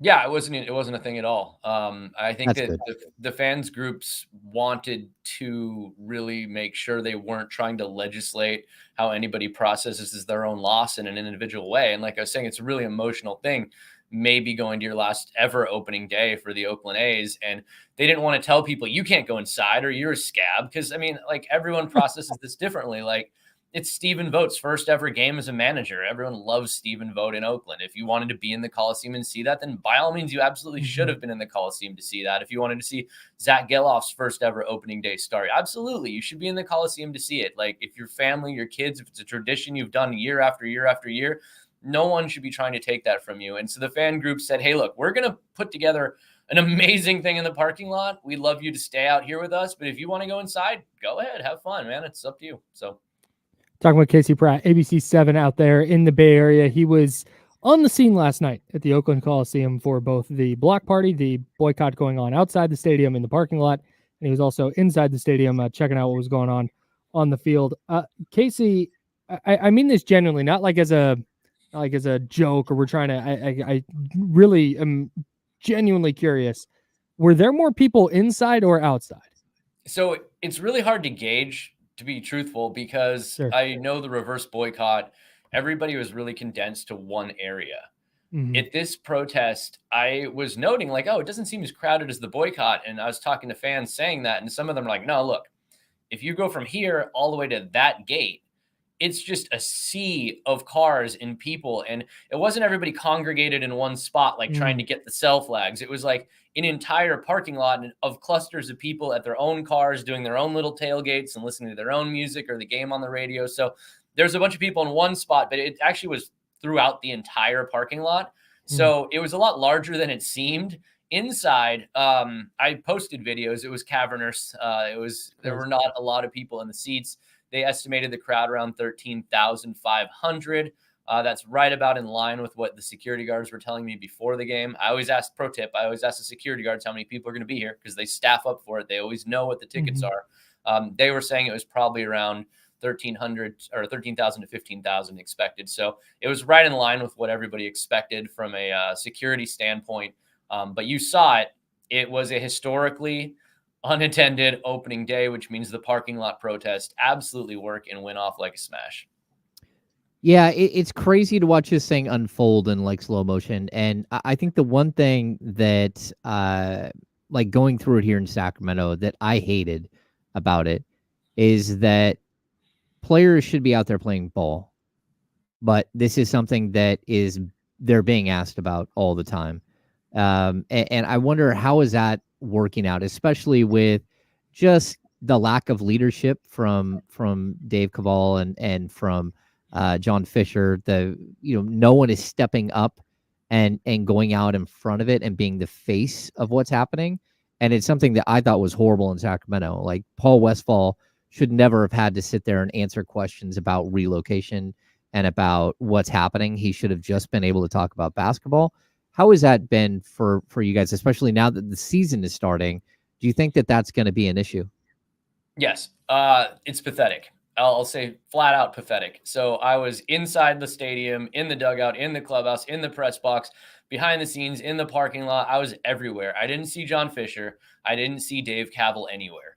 So what does that mean? It means there's a leadership vacuum with the A's. The people responsible for creating the cluster that they're in are nowhere to be seen.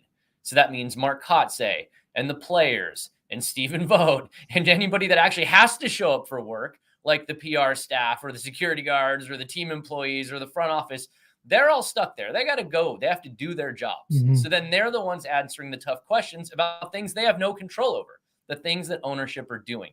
So it's a complete dereliction of duty by John Fisher. It's a complete dereliction of duty by Dave Cavall. It's embarrassing. It's pathetic. It's just uncalled for. If they are going to try to do this and they're the ones calling the shots, they need to be there front and center at these events. They were there front and center in Big League Weekend in Las Vegas. They had their weird orb model stadium out there. There's no reason they shouldn't have been there at opening day in Oakland when they knew full well all of the assembled media nationally, locally, everyone was going to be there. What did they do? They hid. And that's what they always do.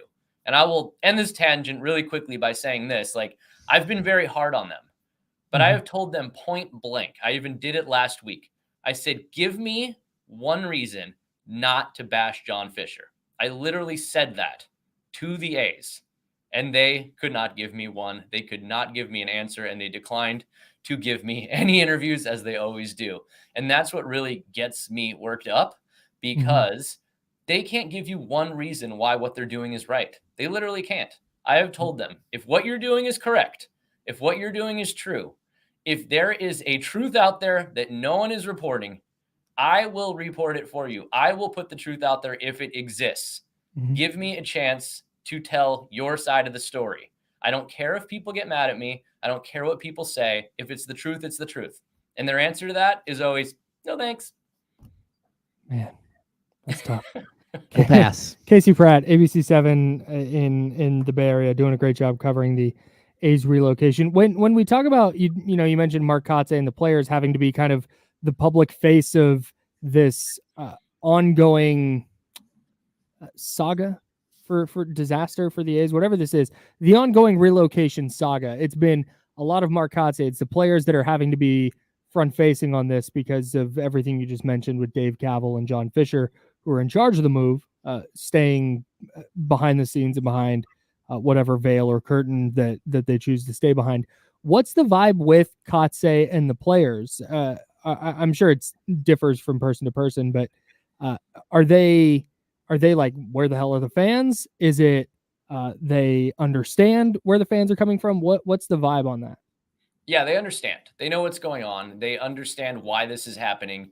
They know why the stadium is empty. And it was funny. I actually mentioned to Alex Wood, who started the game, I said, like, there's a whole lot of people in the parking lot watching the game, creating a ruckus and having a great time. So there's a lot more support here than you probably realize, as awkward as it feels. And he said he can't knock them at all for it, and he respects their passion. Kotze has just masterfully handled what is just an unbelievably crappy situation A's ownership has heaped on him. They get it. They know what's going on. So when people were like, well, we got to go in the stadium, I don't want to insult the players. No, the players get it. Like, look what happened. The moment Trevor May was in his retirement speech, he called these guys out. They're paying attention. I'll tell you right now, when I show up to the Oakland Coliseum, I walk up to players that I've never met before. I go, hey, Casey Pratt, nice to meet you. They go, yeah, I follow your stuff. Come on top of it. Come on. They know. Yeah. Okay, so let's get to sort of the ugliness. We talked about it a little bit before we got on the air, but like, they very well could be coming to Sacramento for the next 3 years, the A's. And just where are you at with this now? And like, how have you tracked it? And has your mind changed at all about what's happening? Or are you still pretty ardently against Sacramento giving them an out? I think this is an incredibly nuanced conversation, and I don't know how much more time you have in this interview, but there's 3 or 4 different ways I can go with this. About 4 minutes. I'll go with the headline worthy version of how I can go with this first, and then let's get into the nuance. One, my sources out here tell me it's probably about 50-50. I think it makes a lot of sense for Sacramento and the A's because I think they're going to be in the exact same amount of homes for their TV contract if they play there, except maybe then the TV company that provides their coverage might not have to pay as much money for a product that is not drawing any ratings. So I think it's a possibility. I think it's a realistic one. I think Sacramento is an awesome market. I think Sacramento absolutely deserves Major League Baseball. I think Sacramento is great. Now, here is the real deal, all right? Sacramento right now, you might want to just clip this off. Get ready. Sacramento right now is being offered a turd sandwich by Major League Baseball. And they're saying if you don't gobble down every last morsel of this turd sandwich, then you don't deserve to be a pro sports market. They're going to put the A's, the team with the lowest payroll in all of baseball, the worst record in all of baseball last season, in your minor league park. And they're going to say, if you don't show up in droves, you don't deserve baseball, right?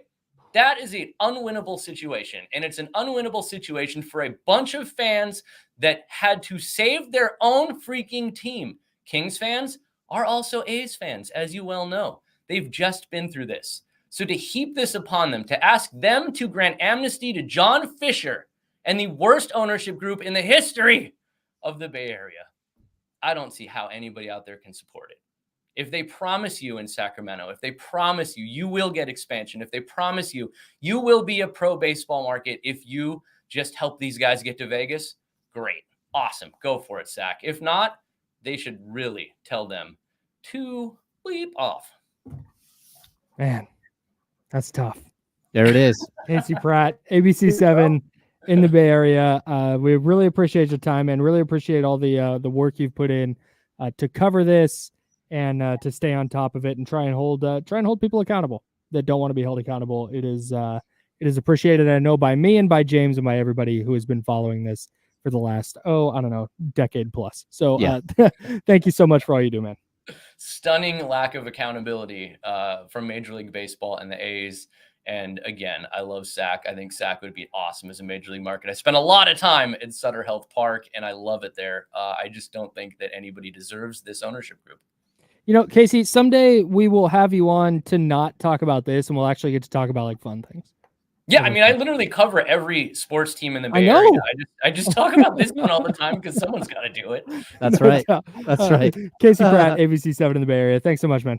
All right. Much love, guys. All right, there he goes. Casey Pratt. He was on the scene in Oakland last night. It was a wild one, and he's been doing such a great job covering that story from top to bottom, and we appreciate his time here on The Insiders. Yeah. Hell yeah. The 50-50. 50-50 on the A's of Sacramento. I do think that's an interesting point he makes about Major League Baseball dangling this carrot of like, oh yeah, expansion.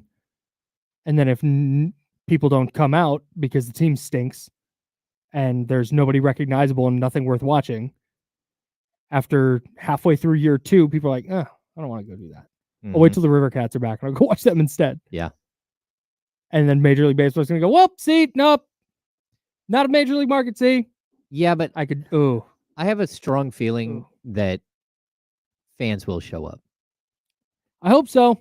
I do think if they come here, I do think fans will show up, and I mean it's a calculated risk for sure for Sacramento. Yeah.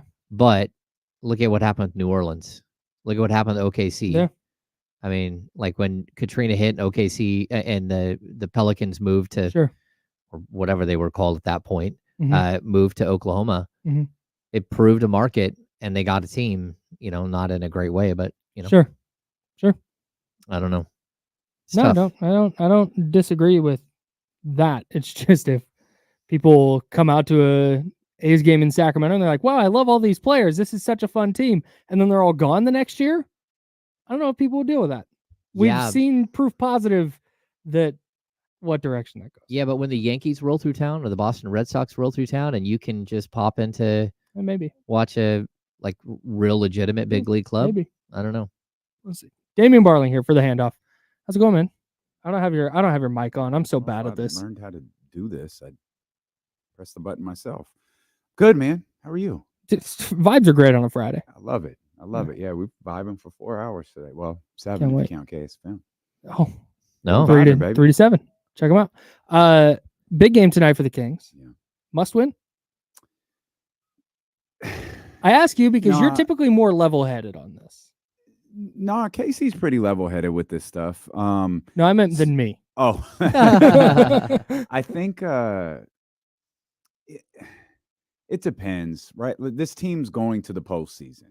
It's just whether are they going to the playoffs or not. It's it's really difficult for me to find the pathway of them getting a 6 if they lose tonight. I mean, the Pelicans beat the Bucks last night. Like all of these little things about the Clippers and all of this stuff, like you really you really put yourself in a difficult spot if you lose tonight. Mm-hmm.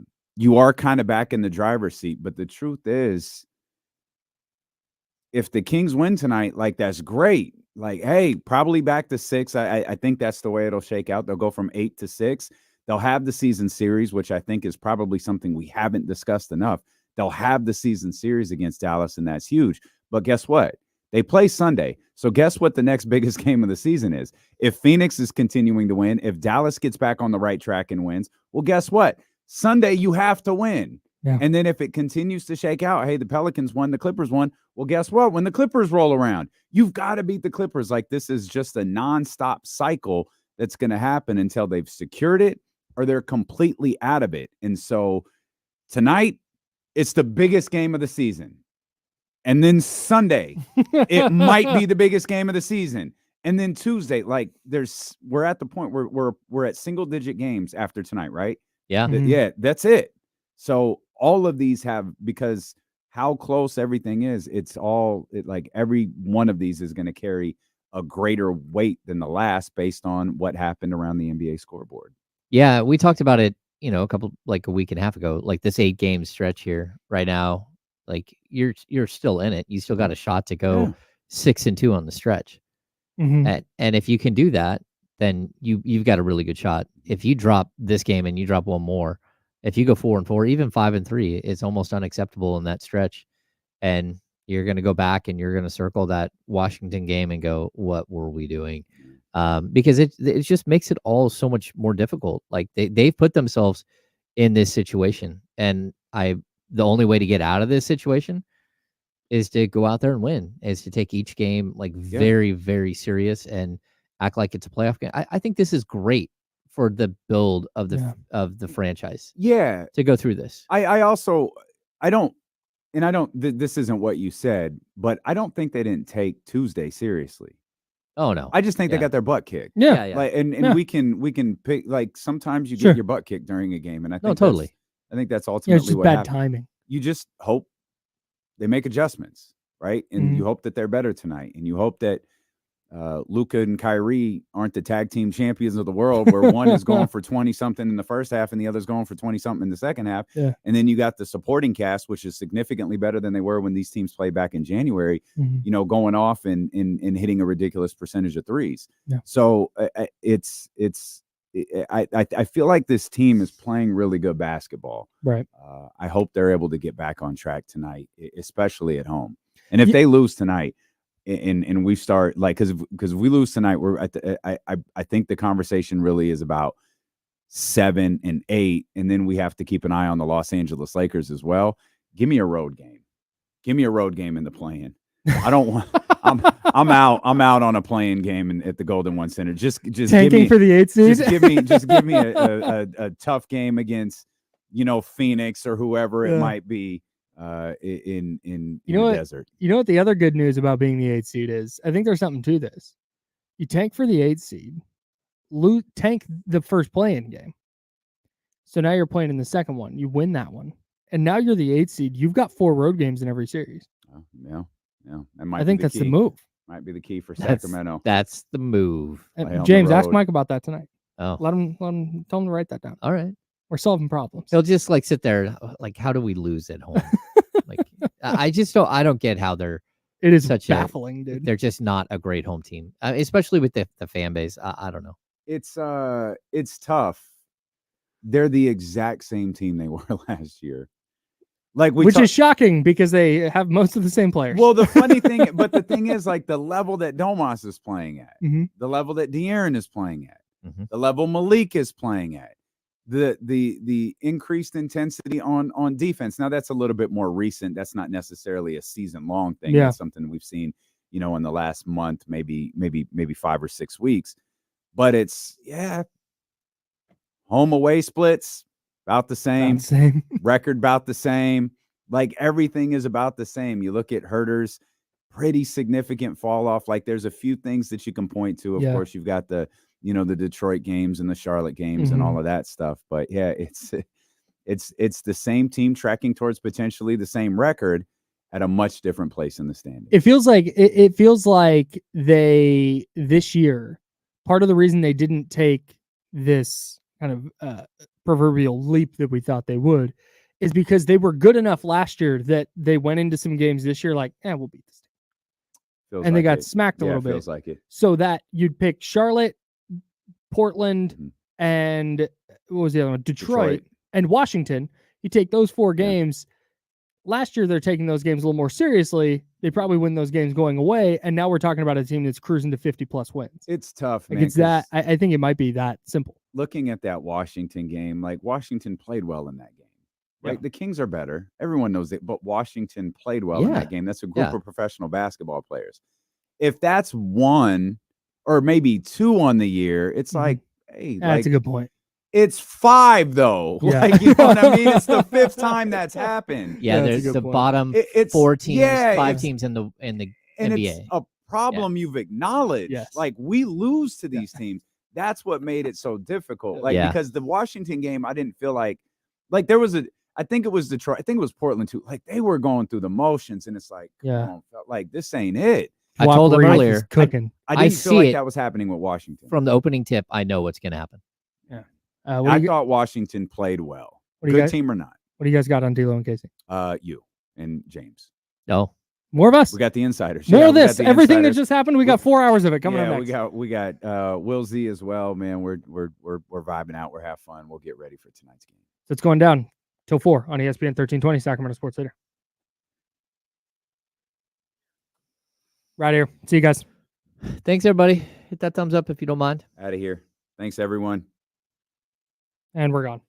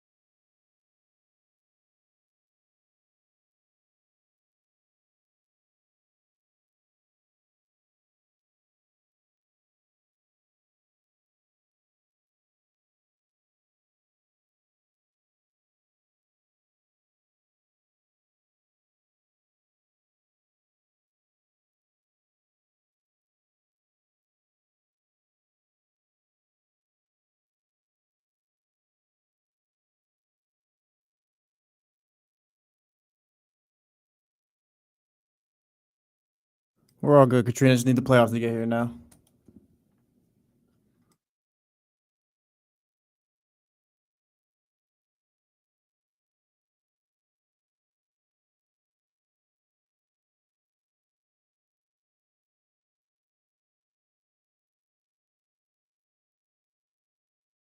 They must have threw that on as soon as I walked out then.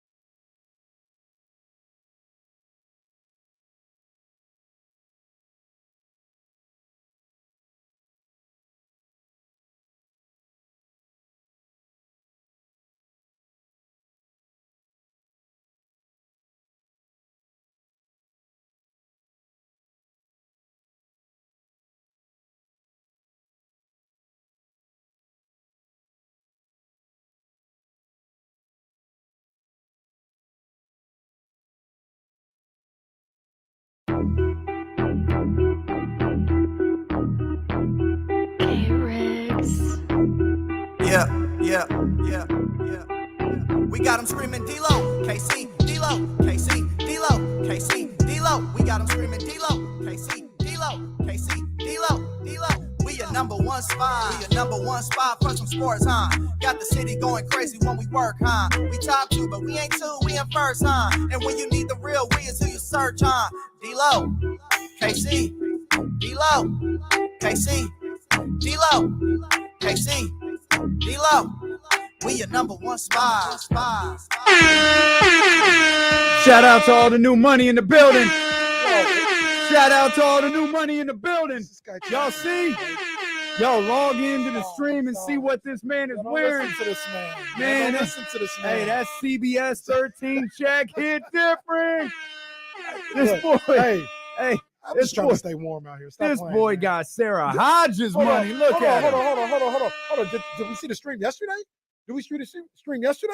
What you had on? I don't even know what I had on yesterday. You got a D-Lo and Casey. I got a D-Lo and Casey hoodie on today. Don't play. What you got on today? Swear, bro. What is it? What is that? What did you get that directly from Drake?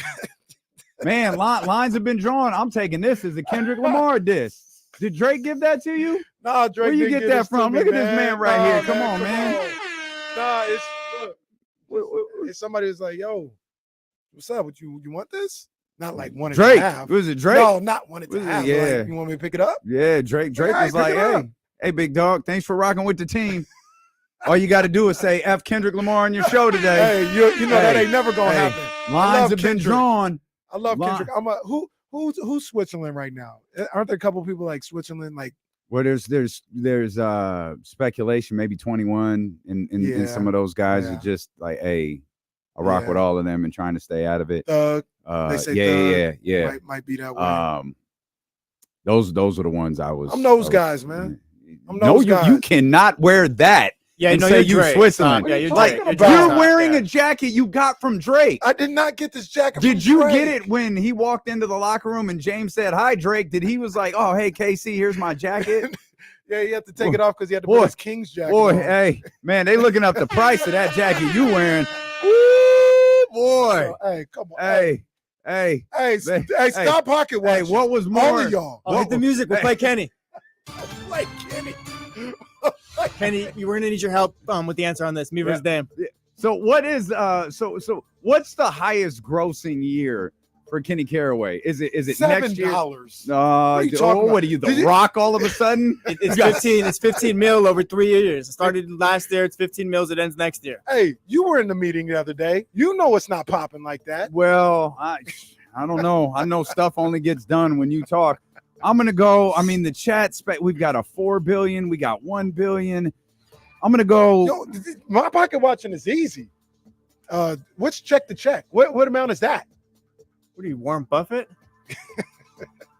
Let me see here. Let me. Jesse, well, I'll go first. Yep. I'm gonna go 987.3 million. 987.3 million. That's clearly wrong. Look, let me do it. I can get a win here. I'm gonna go. You're the ref, bro. I'm gonna go 999 million. All right, you just undercutting me here. Yep, I had to.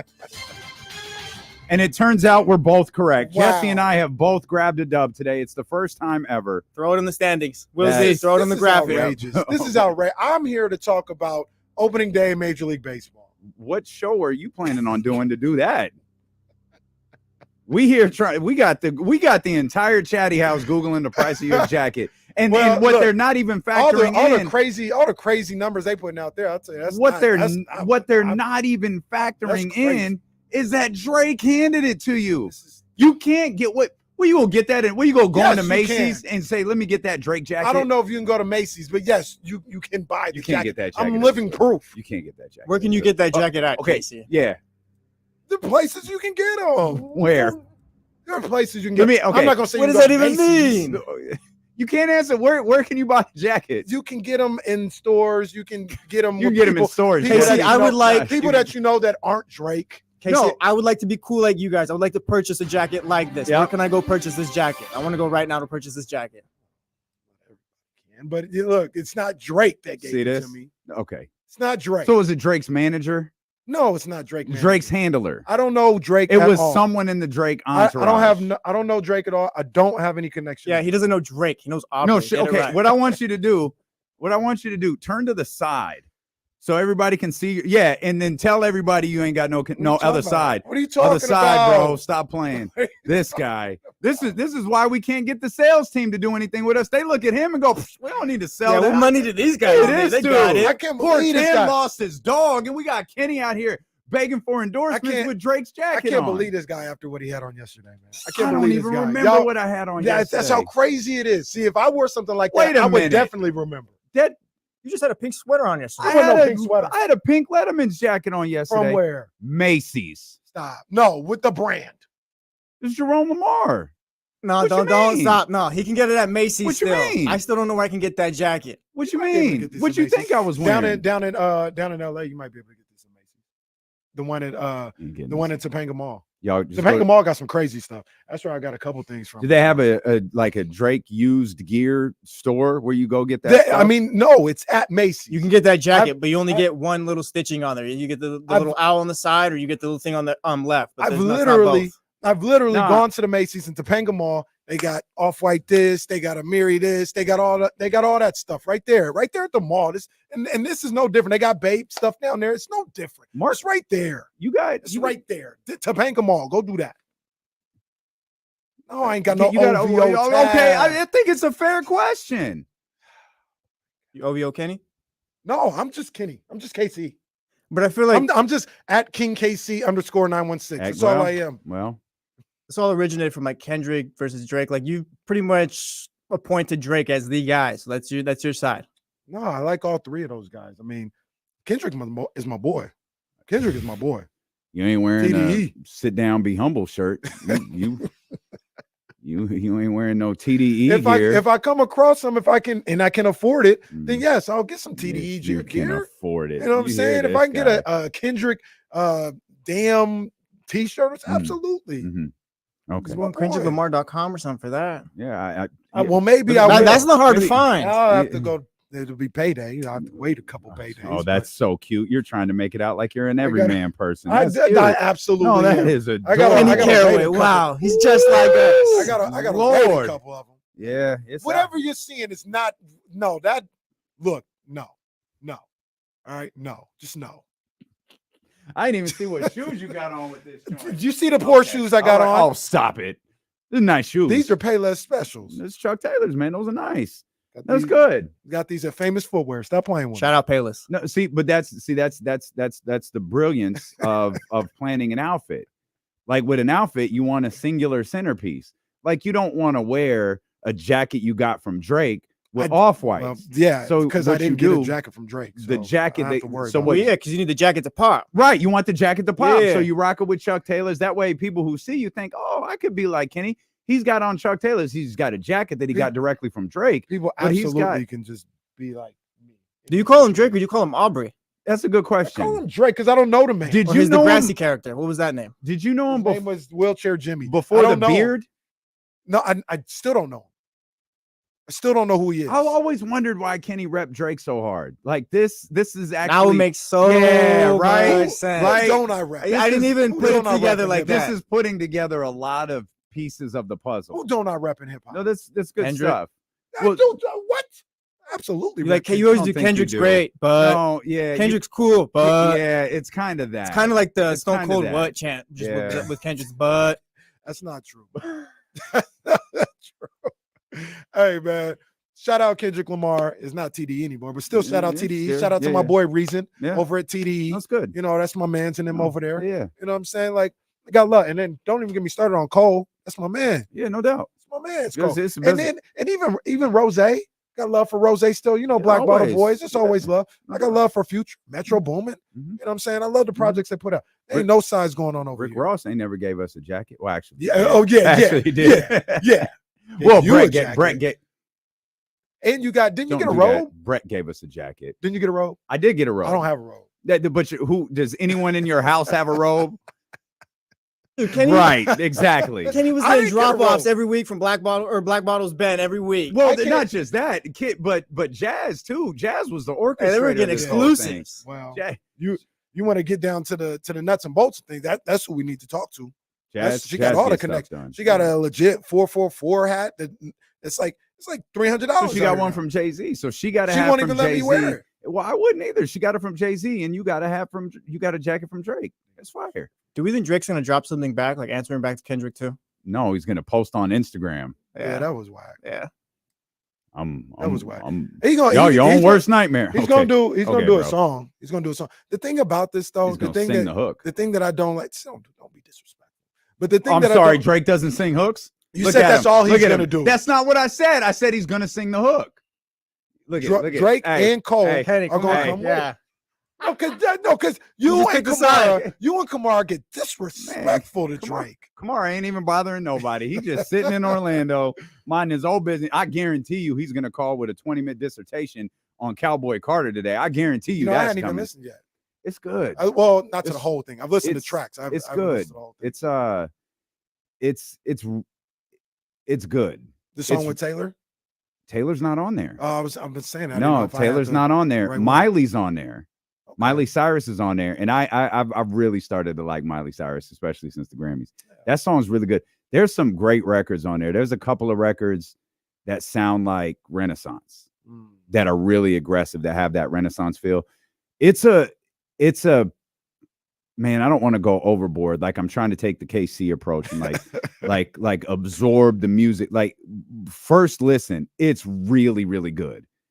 It's like a piece of art though. Like you can pick up different details that like as more like you go through it. Like there's a Dolly Parton intro to a song called Jolene that I didn't know was a Dolly Parton song. And so I was like, okay, she covered a Dolly Parton song, and as I'm listening to it, I was like, Dolly said this. So I did a little research and found out she didn't cover it. She like reimagined it. And I think she did that. There's a record on there that sounds like an old like it's not all the Texas Hold'em banjo thing. There's records that sound like there's a song called I think it's called Yeah Yeah or Ya Ya, and it sounds like Ike and Tina. So there's like 60s, there's like 60s rock, there's country western, there's newer country, and then there's more aggressive sounding songs like Spaghetti. That sounds like a Renaissance record. It's really good. I mean, I'm the wrong person to ask. Beyonce, when she makes music, she can't do any wrong for me. So I'm the wrong person to ask. I like what I heard. When I hear the rest of it, I'm sure I'm gonna like that too. That's just, it is what it is. Beyonce can't do no wrong with me. We'll come back. This was a great start to the show. This was just a false, loaded with cap. That's what this was. We will spend time trying to figure out when Drake gave KC his jacket. And then we'll dive in, of course, to the massive game. Biggest game in the history of the Golden One Center since the last one. What is the biggest game in history? Is it Game 7? Well, yeah. Before that, it was Game 4 or 5. And before that, it was Game 2. Before that, it was Game 1. Maybe it wasn't Game 7. I don't know. I mean, because nobody was like, "Yeah, you're just a failure if you don't win this." No. We were kind of content at that point. We were happy. We were happy to be there. We'll talk. Also, just man, we had a great time at Bar West last night. Really fun games, man. Yeah, really fun. Ramsey is fueled by hate. Oh yeah, that was something to watch. Well, like Ramsey, he hates Arizona. I love Ramsey. I love my man Ramsey. We'll come back. We'll get this show started for real. Stilo and KC, brought to you by Sky River Casino and Sacramento Sports Leader, ESPN 1320.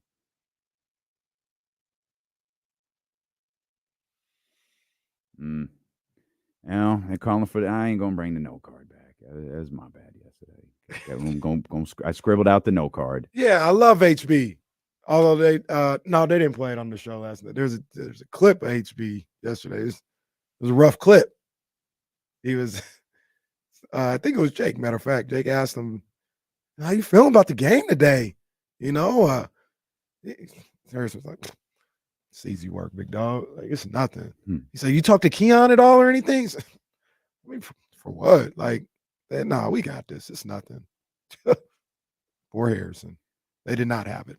I think Brian's mad at me because I didn't know the Dolly Parton record. Sorry, bro. I think I know one Dolly Parton record, and it's 9 to 5. Like, that's not really my bag. But my apologies. I'm familiar now. I don't know any Dolly Partons. I'm familiar now. My bad. I don't want Brian to be mad at me. I like that. I mean, I just like her aura. I don't know her music, but I like her aura, man. I like her energy. Every time I've ever seen Dolly, it's just been good vibes. Yeah, she was a cowboy cheerleader. She was. She was. Yeah, we mentioned in Sean Carter. He ain't do shit. Y'all be trying to rope him in. He ain't do nothing. He ain't do nothing. Let's not do that. Yeah, he ain't do nothing. All these crazy conspiracy. Hey, he ain't do nothing until we hear otherwise. That man just living his life. Michigan is going to sleep by the third round. Calling it now. Did you guys see the Rocks? Yes. That was cinema. That was fire. Cinema. Shout out Alfonso for tagging us. The behind the scenes thing, right? Yeah. So it's on his IG thing, and you tagged on it on Twitter. Okay. So he one of his people recorded the beatdown scene, the end of the beatdown scene. And you gotta read the Instagram post. The Instagram post adds so much more to it. But you hear the director yell clear. Man, in the Rocks, God bless it, the Rocks sold it. Like, there's no, hey buddy, you okay? Like, it's one of the best professional wrestling clips I've ever seen. It's really, really good. I'm not sure how often he drops F-bombs though. Didn't sound natural when he kept saying the F word. Oh yeah, I got you. Yeah. Was him whipping him with the belt? Was that on Raw? Yeah, that was the closing scene of Raw. Yeah, he beat his ass. Beat the hell out of him. Is there ever a better ass whooping than go South Carolina? Better ass whooping than Don Staley give you that jacket?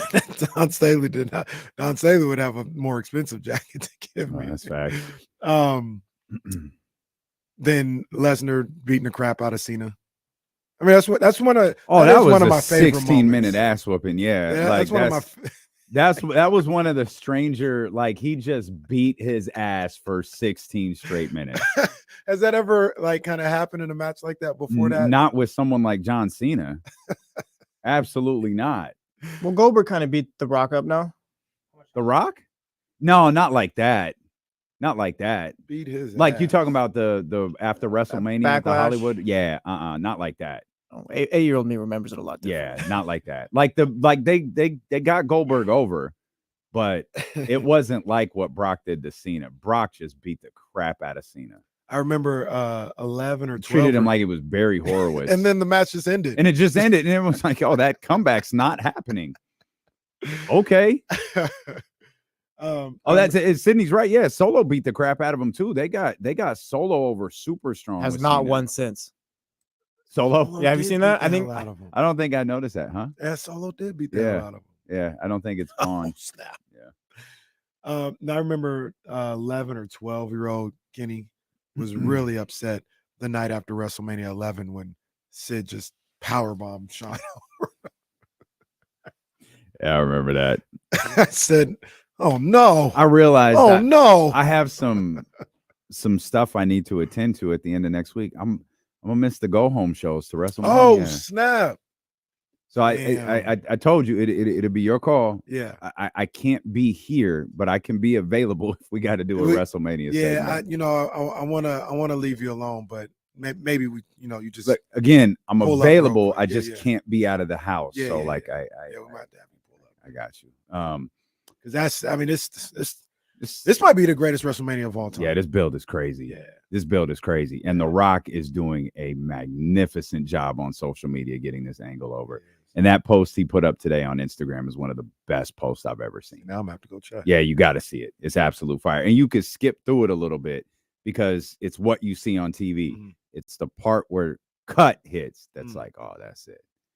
Kyle, your thoughts on the build to WrestleMania 40? I think The Rock does a just tremendous job of promotion. Facts. I mean, he started this with Fast and Furious 6 when he entered the franchise, and now he's taking it through this. And wow, can't wait.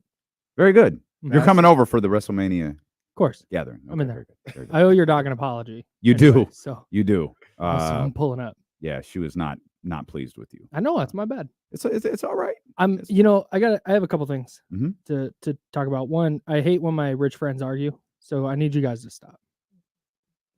Damien is rich. Jesse. You said friends as in plural. I don't know why you're looking over here. I'm wearing sweats. I don't know why you said my name. Jesse. I don't know. We're both wearing D'Lo and Casey gear, I think. Are you wearing? Yeah, D'Lo? you're wearing Dolphins. Yeah, I've got a Dolphins hoodie and some Fire sweats on. Homage hoodie. That's right. Raise your hand if you. Okay. Did all of those that didn't get their jacket from Drake, put your hand up. No. Okay. What are you talking about? All right. Bro, I think we're all in kind of sweats question except for is that? KC. Yeah, that's a great We're all point. Friday cash vibes, Yeah. and Casey's out here trying to stun on us. Hey, I finally get to go outside. No, what nuts. happened is he got paid in cash last night. That's CBS 13. this is They handed him that briefcase with all that money in it. And I didn't want to put this on blast, but I heard he got that straight out of Jake Aiden's closet. oh, Hey, He got it Well, from Jake, not Drake. that's Oh, TV money right there. Well, it's That's TV. different. Jake We see the be- way Sarah Jake be rolled. jumping off cliffs and like Well, wherever some he does. offshore country. He does. Mm. And he yachts around the world. And I like that you said offshore country. Yeah, is every country an offshore country? As opposed to those onshore. he doesn't do the countries. onshore ones, only the offshore. You have to be ultra. ultra rich to do the offshore country. The onshore countries are like Florida and Texas. I also, second thing here, as I commandeer your show, I need to extend a hearty apology to Mitch in New Jersey Why is that? because I always forget to unlock our phones because the phone's in the other room. Yeah. We're in there prepping, and Yeah, then yeah, all of yeah. a sudden, half the time I forget my headphones. So as we're going live, I'm running out to get my headphones. I got so much going on in the morning. I can show you how to do it from here. I can unlock the phones from in here. Yeah. You should be able to. Yeah. It's right here That's on a the game screen. changer. It's right here on the screen. That's a game changer for me. Mhm. It might be on your screen. I don't know if it's on mine. We can check it. We can do this later. Do we have different screens? We might. I don't know. Well, because remember you tried doing that last time and it didn't work because Well, no, I got tried. booted. No, I tried putting a call on the air Oh, okay. without you, and that went bad. I got you. But I think I can That's so unlock, lock and unlock from in here. I don't know. Jesse, lock the phones. Let's see what happens. Well, he locked Oh, is them, somebody on? and I unlocked them. Oh yeah, we're golden. Oh, okay. That's big time. Look at Because this. Mitch This is was what people like, tune in for. This is good stuff. no, but Mitch hit me up on Twitter, and I like Mitch very much. And he said, "Hey, you're out here talking all this stuff on the radio, but you're not letting anybody respond to it because you have your phones locked. No. What's the Wow. deal?" Wow. Wow, And I'm Mitch. and I'm sorry. I Mitch unlocked the phones will, like, yesterday. he'll buck up on somebody. I know. I unlocked the phones yesterday, and now he's retired. He doesn't have anything going on. Yeah, he's ready for you. So I unlocked the phones yesterday, no call. And I just forgot today, and I get a tweet that's like, "Hey, bro, Phone is busy again. Dang, Mitch. It's tough. Just So that's my bad. I Hey, legitimately Mitch do don't feel play. bad. Mitch I don't rock play. with Mitch. I appreciate that he supports the station. yeah. Mitch is tremendous. Damon. Thank you. It was very good. Thank you. Before we talk about the game tonight, what was your experience last night? You were in Oakland. Yeah. No. I was I getting a thought tattoo you done. might have been too. So I this thought was is in an the old tattoo chair video. for I 7 thought it was hours. just a crazy night, right? Like I was on Twitter too. I was like, Just- man, dude I'm went out to the there A's at the game tailgate and getting got the tatted. tattoo. Yo, this is crazy. That is wild. I was not in Oakland, but I Oh. followed it all very. Never closely. mind then. Sorry. No, it's fine. How do you feel about all of this? The Oakland, Las Vegas, a potential Sacramento buffer. I know you were talking to Casey Pratt there just a few moments ago. Yeah. On the Insiders. Yeah. I am. It's kind of complicated. The Vegas thing obviously makes me upset. If I'll go to a couple A's games this year, just as a like goodbye with some different groups of friends who I've gone to a bunch of games with over the years. I'll go to one with my folks, and whichever one I go to with my folks will just be my last one. It'll be the last time I go. Mm-hmm. Because I can't, in good conscience, continue just being like, oh yeah, hey, everything's fine. I'm going to, because I'm not rooting for him in Vegas. Sure. I don't want to support the Las Vegas team, and B, I don't want to support John Fisher in that way. There was an opportunity to get a deal done in Oakland, and they stopped negotiating to pursue this thing in Vegas, which apparently was their goal the whole time. As far as the Sacramento angle on this goes, if they come to Sacramento, I will hope that it goes well, because I think Sacramento deserves as much shine as it can get as a major league, or not major league capital ML, but major league city, whether it's NBA, NHL, MLB, NFL, or otherwise. So I would hope it goes well, and I would hope that people go. But it's not like, oh wow, hey, I get to be an A's fan for X more years because they're in the city I work in. It's not because it's John Fisher. Sure. Now, if John Fisher tomorrow sold the team to some guy who's like, yeah, we're gonna go to Sacramento for a couple years and pull the plug on the Vegas thing, and we'll figure it out, then yeah, sure, I'd go support that guy, and I'd be happy to do it here in Sacramento. But it's a John Fisher thing. It's not a Understood. It's not a Sacramento thing specifically. I will certainly hope it goes well, because I want that for the city, but I don't want anything good for John Fisher. Understood. So, real quick, I've been very outspoken about wanting Sacramento to do this. Yeah. Last night and just the last week or so, because I have been outspoken, and I got guys like yourself, I got guys like Matt, who are affected by the A's leaving Oakland, and that's not anything new to me. I always thought it was just awful that they're leaving Oakland. So that's how I felt. But this Sacramento thing is another angle to it that has me excited. So first of all, I deep dove into just this whole relationship with Fisher, A's, Oakland, all this other stuff. And let me be perfectly clear. Fisher is dead ass wrong. Dead ass wrong. I mean, I just don't think there's a way to understand or justify his thinking and saying like, nah, I get it, it's cool or whatever. I just don't see it that way. Dave Cavill, saw a couple interviews with him. This guy, he's a snake. This guy is a mess. He's a complete mess. I'm not going to call the man out of his name, but man, this guy is crazy. No, he's a snake. Yeah, like I was thinking really, something else. Yeah, I know. Yeah, but I ain't gonna say it. But yeah, he is absolutely a snake. So they're all just dead ass wrong. The one thing that I would say, and I listened to the interview with Casey. Casey's doing a phenomenal job with this. Shout out to him. As somebody from Sacramento, born and raised from Sacramento, and I know, lived in Oakland, went to school in the East Bay, spent maybe about 5 total years out there. I know Oakland is Oakland, and San Francisco is San Francisco. There are people who don't cross the bridge; they stay in Oakland. I know the nature of it. I don't think when somebody like Casey or anybody says, like, you guys, Sacramento, you got to stand up and work against this. I don't think they understand. This is different than Casey. Casey said, if the A's leave, and the A's might be his favorite team, but if the A's leave, in theory, he still has the Giants, Warriors, Niners, Earthquakes. Earthquakes also owned by John Fisher, by the way. And they are in the same predicament, right? Except they got in a stadium, but they ran poorly. But the Sharks, there's other things in that area to do, and there always has been. That hasn't been the case here, and that's not. This is it. I keep saying this is the only shot to get it. So, yeah, you may be taking, like you said, a turd sandwich in hopes that you might get a team, but this is it. This is your only chance. You might have to take that chance and see what happens. I wish it wasn't with the A's. I definitely wish it wasn't with Fisher and everything that he's got going on.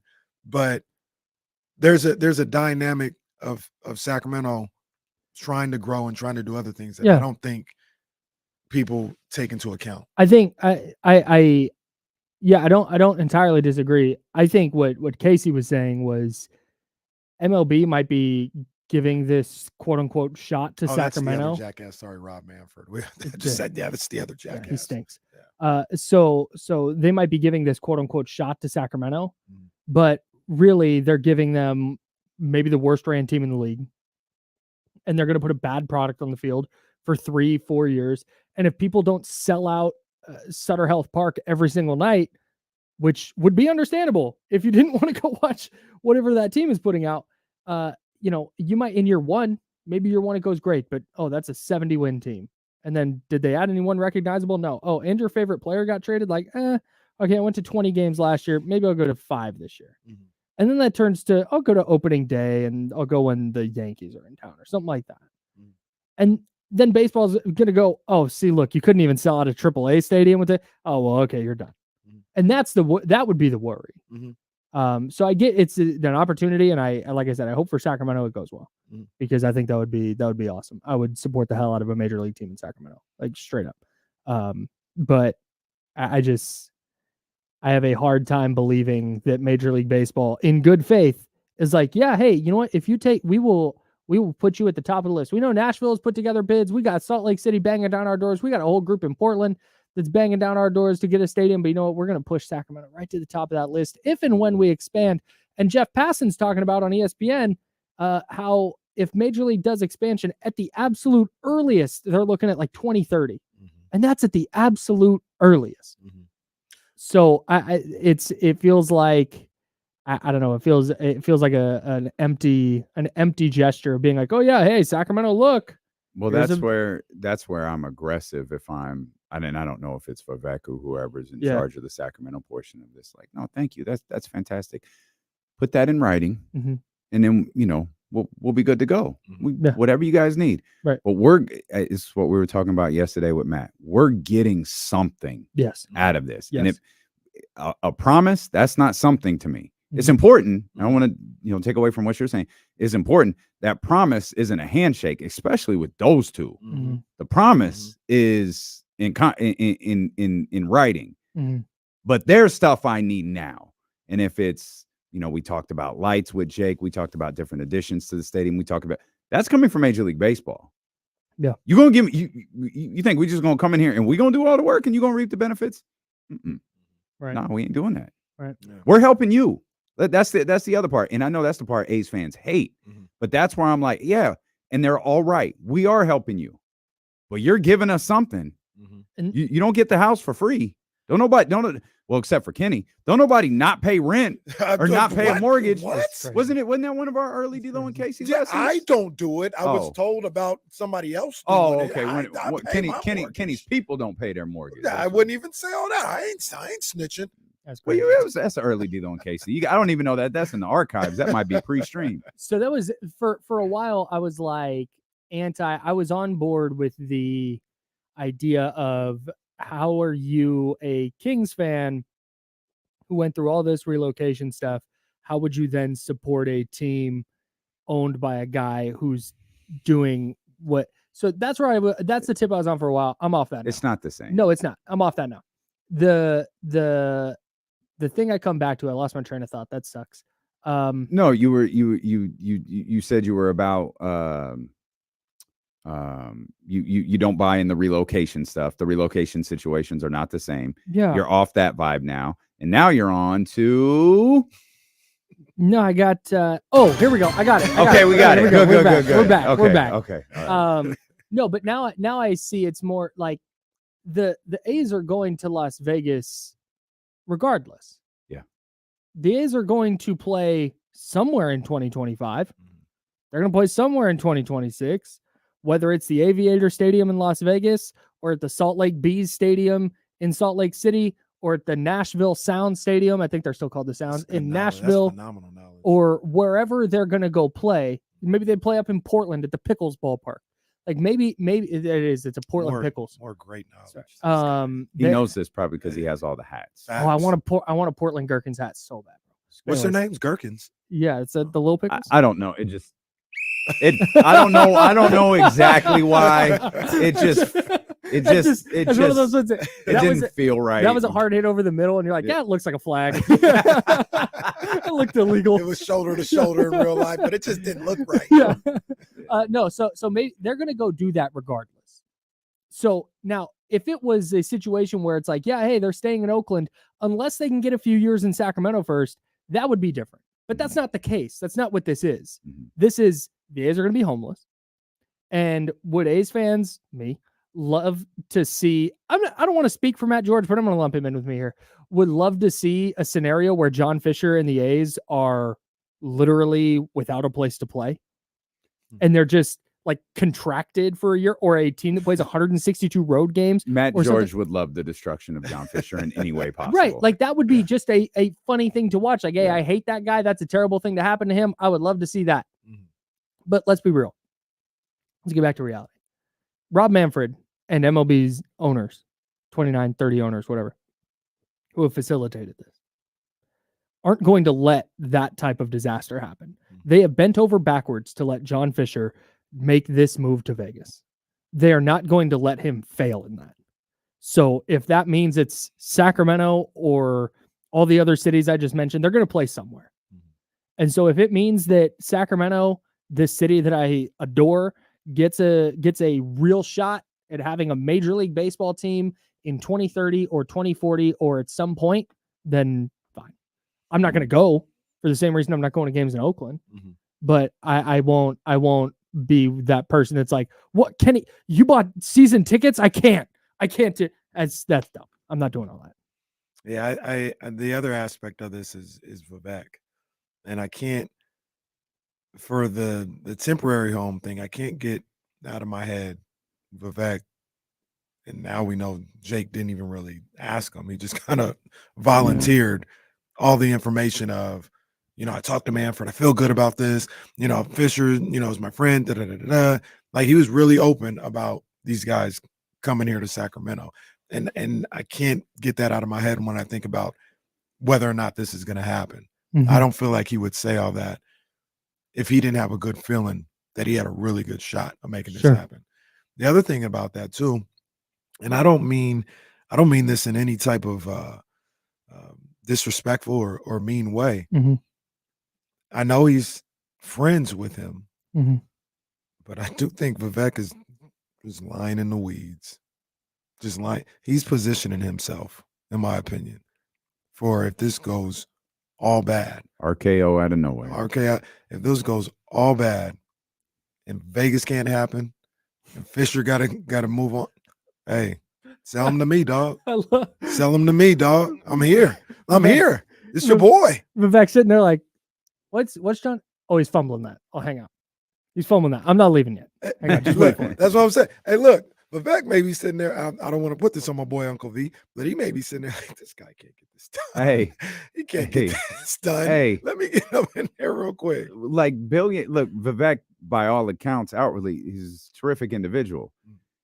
Billionaires do dirt. And it doesn't mean like shady, dirt like we're seeing with Sean. Kenny like that. No, what it means is waiting for someone to mess up. And he might be sitting there like no, I like John Fisher. This guy's as soon as he screws up. He's like, yeah, John, just say you have plans. Say you have the plans ready. Yeah. Do that. Put out the AI images. Yeah. Oh, that was another thing I dove into. This Vegas thing is far from Crazy. It's far from done. crazy. They had that guy.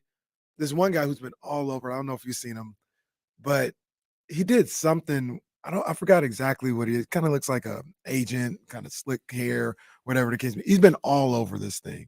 And I guess he was like the Cavill of Miami when the Marlins were trying to get their thing. David.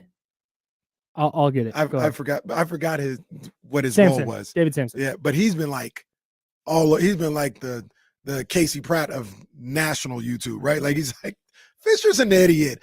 He's lying all wrong.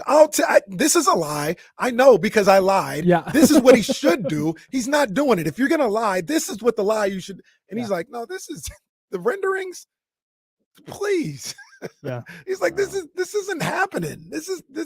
There's so many inaccuracies in this lie. He needs to handle hard better. He needs to learn how to handle lying better. I'll tell him how to handle lying better. There's certainly, we could put that in South Carolina colors.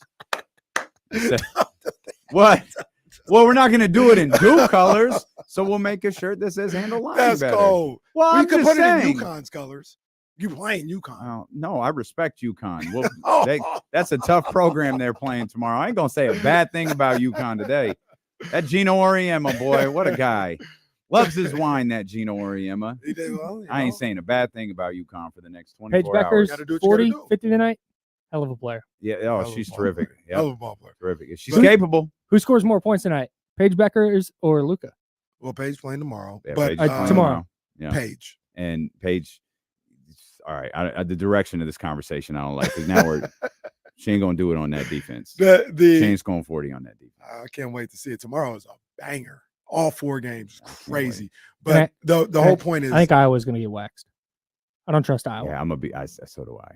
Yeah, I don't Colorado, think- West Virginia had them in hell, dude. Yeah, Colorado a good team too. Yeah. Colorado a good team. But the point of that being was that thing is far from over. And this is the thing that I've continued to say is you might mess around and they might get stuck here. And That'd look, be so funny. The temporary home of the A's for 37 years. they might mess around and get stuck here. And a lot of people are like, oh, you're just doing it for 3 years so you can be used or whatever. I think Vivek, and the way I'm thinking is just get them here and we'll find out what happens after that. Get them in the building. And if they're here for 3 years, and they're here for 3 years, Sure. you know, that's what happened. You knew what you were getting into. But everybody that's like opposed to it or saying like the Sacramento's full, it's like, oh, you're just, you know, getting played by Fisher. What? Just get them here. I don't know about this dude. Yeah. Just get the A's here, and then we'll see where the chips fall after that. Yep. And how would you feel, real quick? We spent the whole time on the A's, but how would you feel about the A's being here? Indifferent. I don't care about them anymore. Like I don't. I had zero. They got crushed last night, and I felt zero emotion about it. Like I don't care. I understand. Just Like I said, when the Kings were about to leave, I didn't know what I was gonna do as far as the NBA. I thought it probably would have just been like following players, following the league in general. But I wasn't gonna be a new Sonics fan or something like that. Like that wasn't happening. I won't. I always said San Diego because I'm like, oh, it's an excuse to go to San Diego a couple times a year, but I'll never be a fan that way. Like I'll never be a fan of a team. So I'm with you. I'm decked out in red stuff. I'll just, there's so many young, exciting players in the sport. I'll go to some Giants games. We got Banner Island Ballpark. We got the River Cats here. Being a fan of players is a lot of fun. It's great. Like I do it in the NFL. I'm already kind of there. I did it with the Kings when they were winning 7 games a year. Like it's great to be a fan of players. Yeah, I still love the sport. I mean, the emotional investment into a team is brutal. Yeah. Like dealing with the. I mean, I only have the Kings, and that's the Kings and the college team, but that's it. Like it's brutal. And 95% of the time, it ends in disappointment. Right. 100%. Or yeah, 100%. No, not 100%. Basketball for me. Yeah. Right. Right. And football. All right. No.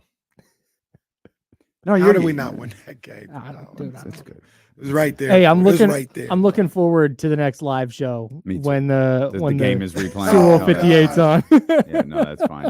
I get there. I'm usually the first one there. I'm going to take firm control of all of the television. Just all off. The second I walk in and make sure there's Ever no play football that there. game again? I think I hate that game more than the other one. Oh, same for sure. I don't I ever want to see understand. that. They, game. the Niners posted Well, Christian yeah, McCaffrey highlights, That's tough. and the number 2 play was the touchdown on the Super Bowl. I was like, Oh. get this Come off on, my man. through my phone.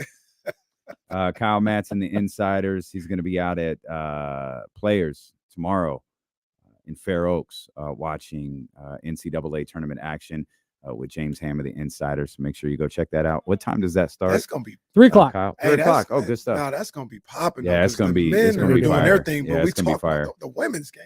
Yeah. Crazy. Yeah. Women's slate is crazy tomorrow. It's gonna be just super fun.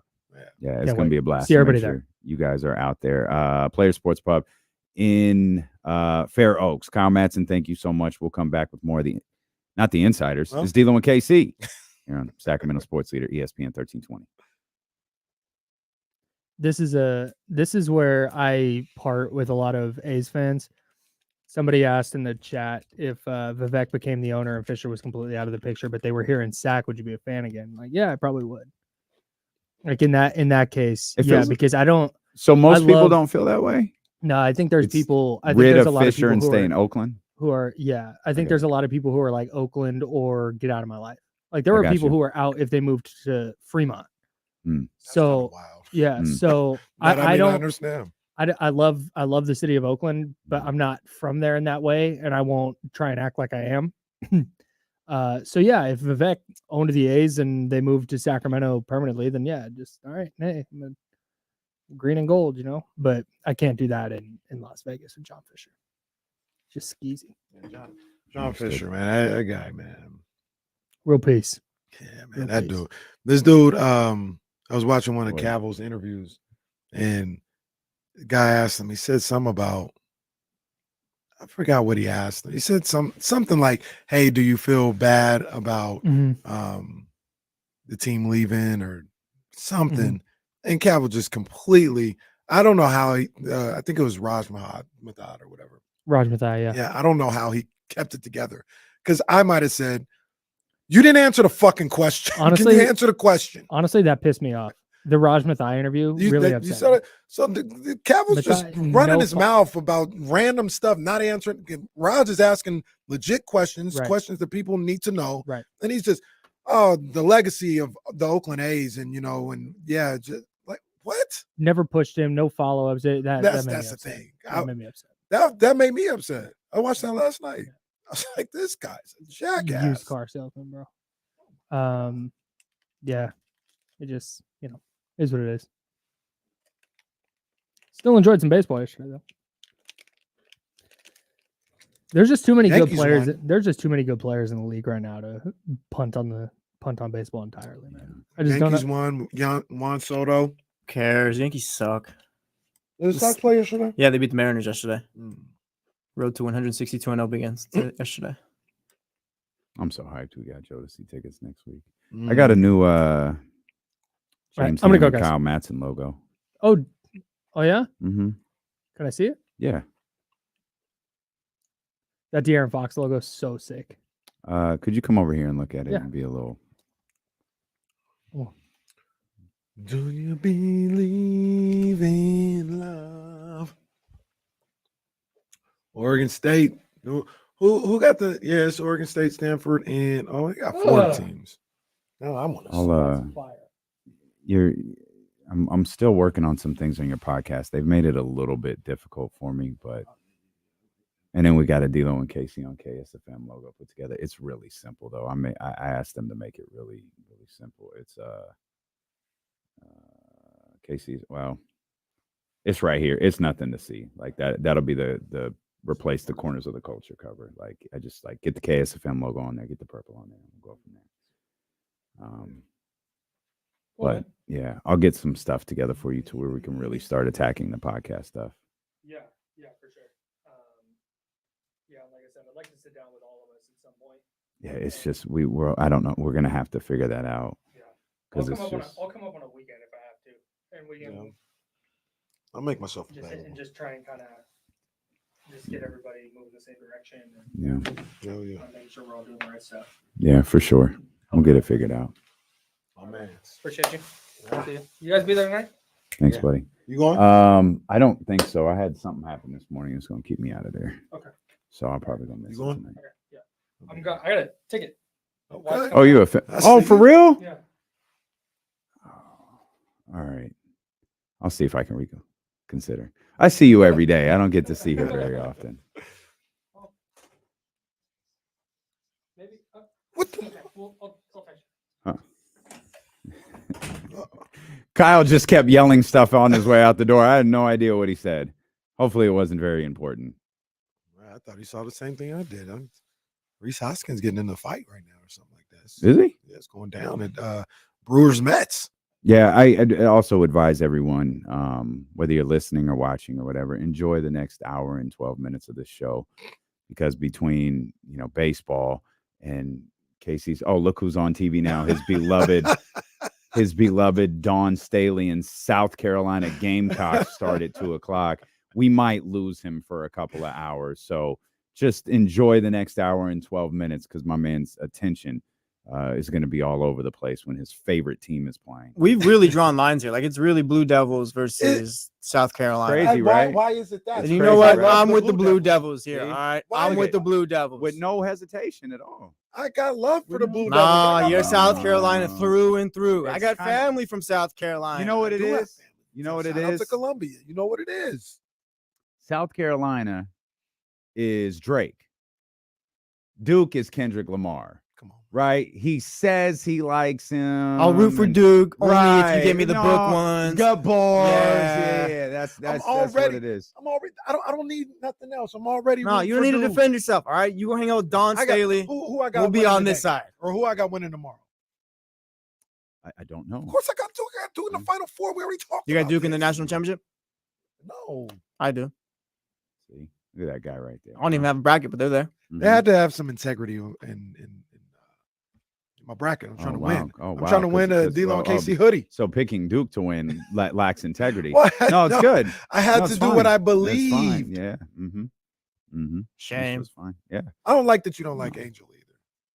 Oh no! Wait a minute. I didn't say I don't dislike Angel. Don't do that. Wow, you see how he turns it don't do around? that. I No, can't that's lie. That's good. quality work from No, Kenny right there. that's good. He fade the heat. No, yeah, it's that's fine. quality right there. That's good. What I said was, and I don't think this is outrageous. I don't think Angel Reese is going to translate to the league. I don't think she's going to. She's a very good ball player right now. She's very scrappy and she can work. I don't know that I don't think she's going to be the same player when we see her in the league. That's all I was saying. It's not that she's bad. It's not that I don't like her.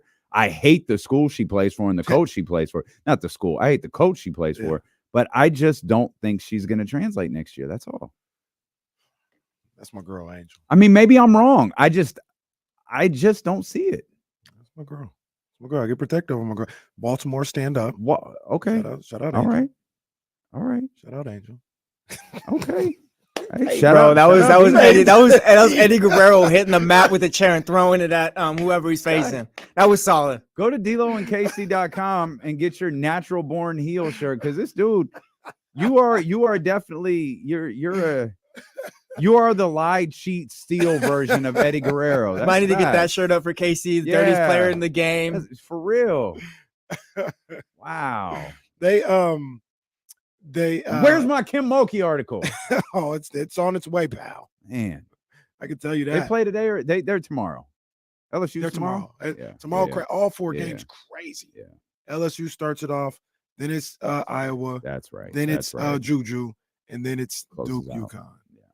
Yeah. What's his name? Gilbert Arenas was talking. This was kind of aside from everything, but he was talking with Shannon Sharp. He's on the little nightcap thing. Yeah. And he was talking about, he said, Juju would kill Caitlin.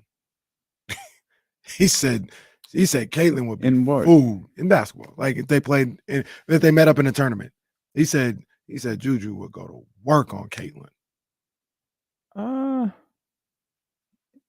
Probably. probably right. I think so, like he's too. probably right. But the thing is, though, like Caitlin will get her buckets. He said Juju might lock her up. I don't know about He that. said Juju might I lock don't know her about up. that. He said Juju taller, physical, She is athletic. physical. Yeah, Juju's He really said- physical. and she defends Juju, like she like, tries to defend. I don't like, man. This is I bear with me for a second. Juju scale down. So please don't take that part out. Scale down a little bit. Juju might be what Wemby is. You know what I mean? Like Juju is really Juju might be like the next version of what women look like in the league. I think so too. Like she is really, really I special. think so too. And she's still like she's really special. She's incredibly skilled right now. And you can still see like moments of rawness. Yeah, she's still 18. Yeah, right. As good as she is, she's still 18. But she's like almost like a LeBron 18. Like we're like, man, she's really, really good. All right, she do a little bit different. A little bit right there. She's really good. She like is special. Yeah. She is special. And Caitlin is special too. But Absolutely. I think what Gilbert was saying was like It I don't feels know like if it was- Juju's whole game is crazy. Yeah. Caitlin might go down. The Steph comparisons are fair. Like she might wind up the most incredible shooter we've ever seen. But like Steph is carved his name as one of the greats, as the greatest shooter of all time. He's carved his like Caitlin can do the same thing. Steph's game isn't LeBron's game. Right. Caitlin's game isn't Juju's game. Right. They had and I got love for Caitlin. I got love for Caitlin, and it started when the way she handled the stuff after the national championship game. Remember, I was like, that's a baller right there. Yeah, She's she like, don't man, care. she's like, I ain't worried about that. Would have done the same thing. I was talking all game, so I lost. I was like, that's a baller. I love Caitlin for that. I say all that to say, did you see? Just always like looking at stuff, like just always looking, right? Did you see ESPN is putting out a 96-page special edition magazine for Caitlin Clark? I did. I think I did. 96 pages. Is that a lot? It's probably mostly Yeah, pictures. it should probably be 30. It's pictures and Max. ads. 96 pages for Caitlin Clark. Well, I don't know what's in it. But I don't either. What's the It's a lot. What's the beef with it though? That it lot. exists or that it's 96 pages? Probably that it's 96 pages. It existing isn't the worst thing in the world. Like it's fine. I like Caitlin, so I don't have a problem with it existing. But I mean, I want to. She's a I marketable just want to. I want player. to see the same for the other great players when that happens. When they come around. I'm with you. She is historically great in some senses, though. No, I mean, just look at the number, the record she's breaking. Yeah, for sure. I'm sure that factors in. Yeah, I got you. Well, it's probably a lot. It's probably not a book. Like it's probably a lot of recycled content. Very like fair. it could be. I don't like box scores, like of her historic game. It could be, stuff like that. It could be Steph Curry quotes on her. You know what I mean? Like I It could be like rare air. And then there's exactly. There's I love that. And then there's ads in it. It's probably not as frustrating as you think it might be. Yeah, it's probably not that. But the game, Dr. David, don't do that. Well, first of all, do whatever you want because I do like Duke. Dr. David in the chat says, can he like Caitlin like he likes Duke? Well, yes, I like them both. What are you talking about? I don't know. You did say don't do that though. Why did you say that? Because he's implying that I don't like Duke or Caitlin. I don't know. You were quick to defend yourself there. Yeah, well, I'm not gonna let that ride. I like Duke. I like Caitlin. how's Drake? I think feel about Caitlin- Duke I and think- Caitlin. Well, Drake probably has a Caitlin Clark jersey. He probably does. He'd be riding a wave. I do think Iowa's gonna win though. I think they'll win tonight or tomorrow. Colorado's a I good can't team. see though. them getting. Yeah, I Colorado's just a good team. I feel like they're just. I just don't feel like they're on the verge every time they play. I'd like to see them advance. Like I want her in the tournament. Mm-hmm. I think it's better for everything. Like people are watching Caitlin Clark. Absolutely. I think is more so than they're watching Iowa. They're watching Caitlin Clark. The longer she's in the tournament, the better it is for everybody. Yeah. Like she has. Oh man. Okay, you're going to hate this. I'm going to try to explain this to you. Caitlin has like Ronda Rousey vibes. Oh gosh. Wait a second. You see Becky talking about her. Here's why I did. Oh, they hate her. I did. I did. I think I did. Eric Bischoff was talking about her too. And, Casey was well, right. I don't listen to Eric Bischoff, but like Becky's right. Like, and we could talk about that in a second. But the point that I'm making is Ronda rode a wave. Like she rode a UFC wave that got eyes, it got attention, the knockouts, all of that stuff made her a bigger star than maybe her skill set actually deserved. Mm-hmm. Caitlin's skill set matches the attention she's getting, but she's riding this wave right now. And I'm just fearful when it ends, which is why I don't think they're going to win, but I hope that they do. Mm-hmm. It's going to be like a hard stop for her. Well, and getting going in the WNBA is going to be really difficult. That's the thing. You think it's going to stop when she loses? Like, I feel like ESPN is just going to put that hype train, like Caitlin Clark, WNBA. Like, it's well, you know who will do it is the WNBA. The WNBA will put the hype train out there. It's just, it's not a seamless transition. It's tough. There's some that can do, like Candace struggled a little bit. Well, Candace struggle was different, very different. She came out, she was great, and then she got pregnant. And salute, but it changed for her a little bit after that. Maya took a couple of years, right? We didn't get to see what Candace looked like the next year because she took the year off. Maya was good, but it took Simone Augustus returning to that lineup for them to really take off. And there's always challenges for these women when they enter the league. It's not we look at it like the college game is Caitlin is standing out because Caitlin is a 10 in a game that has, a 9 here and there, an 8 here and there, but a lot of 5s. Like a lot of people she's playing and a lot of people she's playing with, their careers are going to come to an end in the next few weeks. And that's you're not, it's not like when you're watching, De'Aaron and Malik and DeMarcus, you've got a team full of NBA guys. Right. That doesn't happen in the league. So the transition is often a little bit more difficult.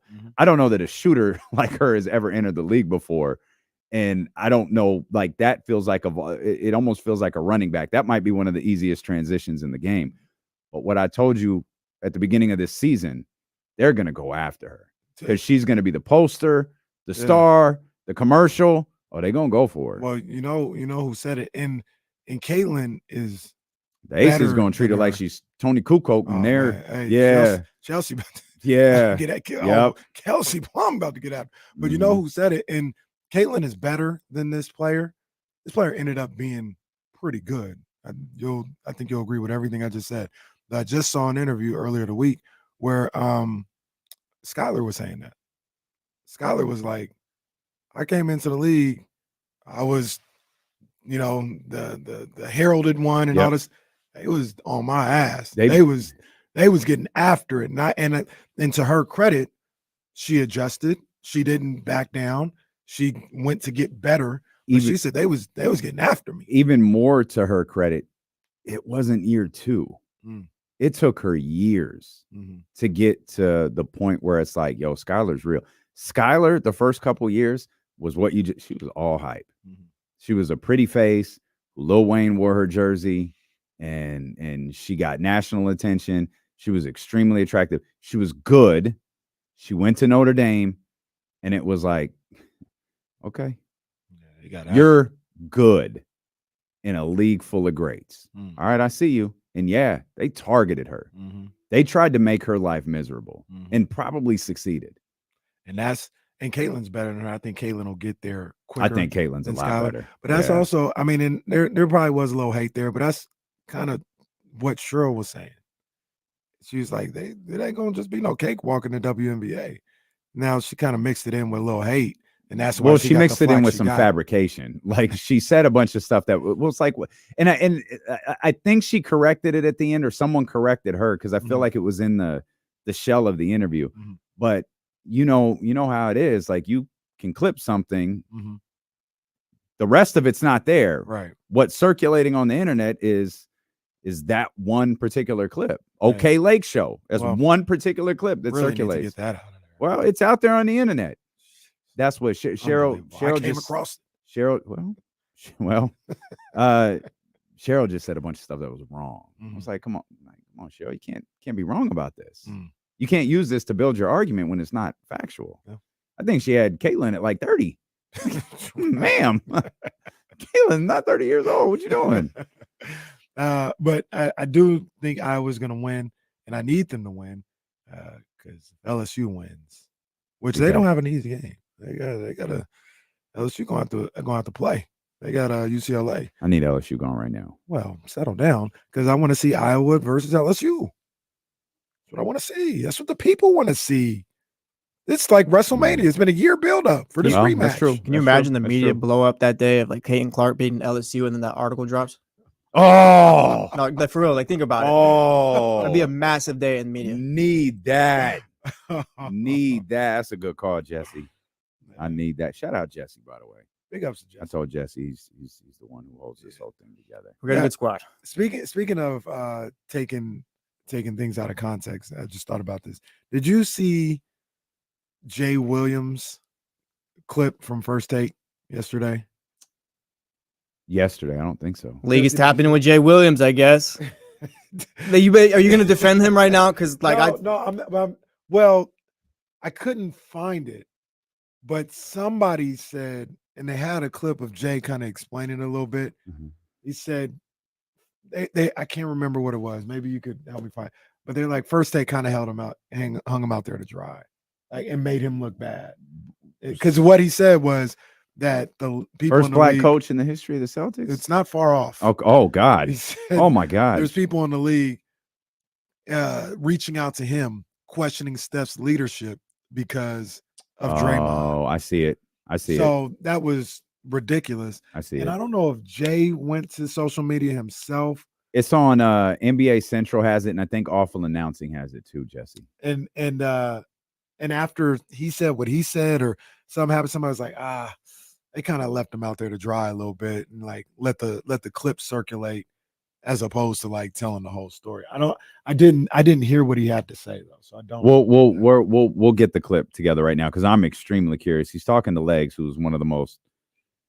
What he said on the level. show, I don't know. It could be Charles Barkley. It was misquoted in his own biography. I don't know, but he's literally. I saw that clip. He literally said what he said, and I'm like, "What are you talking about?" But I don't know. I guess you tell the whole story. What's funny is when you search Jay Williams, the clip on top of that is our man Matt Nahigan at 95.7 The Game. He's doing his little corner office chronicles that he does, and obviously I can't hear it.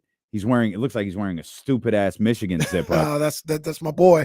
Jay Williams clarifies things, and the Warriors are back at it again. So I don't know what. I don't know what Jay said. Speaking of, I mean, I guess everybody just walking through the parking lot nowadays.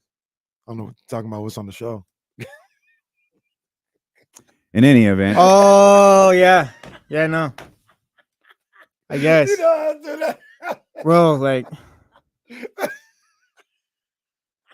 I'm just messing around, man. I got love, man. I'm just messing around. It's funny, man. It's jokes. Remember the I'm so and so and I've got DirecTV, and then I'm so and so and I've got cable. You guys remember that commercial? Mm-hmm. Used to be a good commercial. No, it's just jokes, man. It's just jokes. I got love for the dude, man. I got love, man. It's just jokes. You know, I'm gonna get the jokes off. So Jay Williams. Yeah. I'm getting texts from people that I value their decision, right? High level people. And what these texts are reading is, well, how about the leadership of Stephen Curry? That's where these conversations are going. And in my brain, right, processing information, Molly. Wait, what do you mean? How about the leadership of Stephen Curry? They're calling Steph out? Yes. Oh. Right? For him not controlling Draymond. So in my brain, the way I process that is because I know Steph. I spent time around Steph. We were talking about this during Get Up. We wish we could have a camcorder in Steph's car, right? Like all the things that Steph would be saying to his wife and how these frustrated about because he's one of the most competitive dudes you'll ever meet. No doubt. Draymond Green is diminishing the ultimate legacy of how people are looking at the leadership of Stephen Curry. That's what's happening right now. Only thing I will say, Jay, I think that's in a group of people. I agree. I don't think that's like the universal mentality, right, is to think about Steph. And where are you in this, Steph, at all? I do think there are people that are always going to be devil's advocate. They're contrarians. They're going to raise this kind of question about somebody. To me, that's an ultimate What statement. does this have to do with Steph, though? Like, what should Steph be doing here? What are these critics saying? These people are saying that Steph should not. Well, look, I disagree with them. Let me state that for the record, right? Because I know him. I know how things have been addressed internally multiple times. But what happens is perception is reality for a lot of people. A lot of people aren't familiar with things that are happening behind closed doors. So there's a tendency when you hear them talk about it, people just keep tiptoeing around it instead of calling Draymond Green out publicly.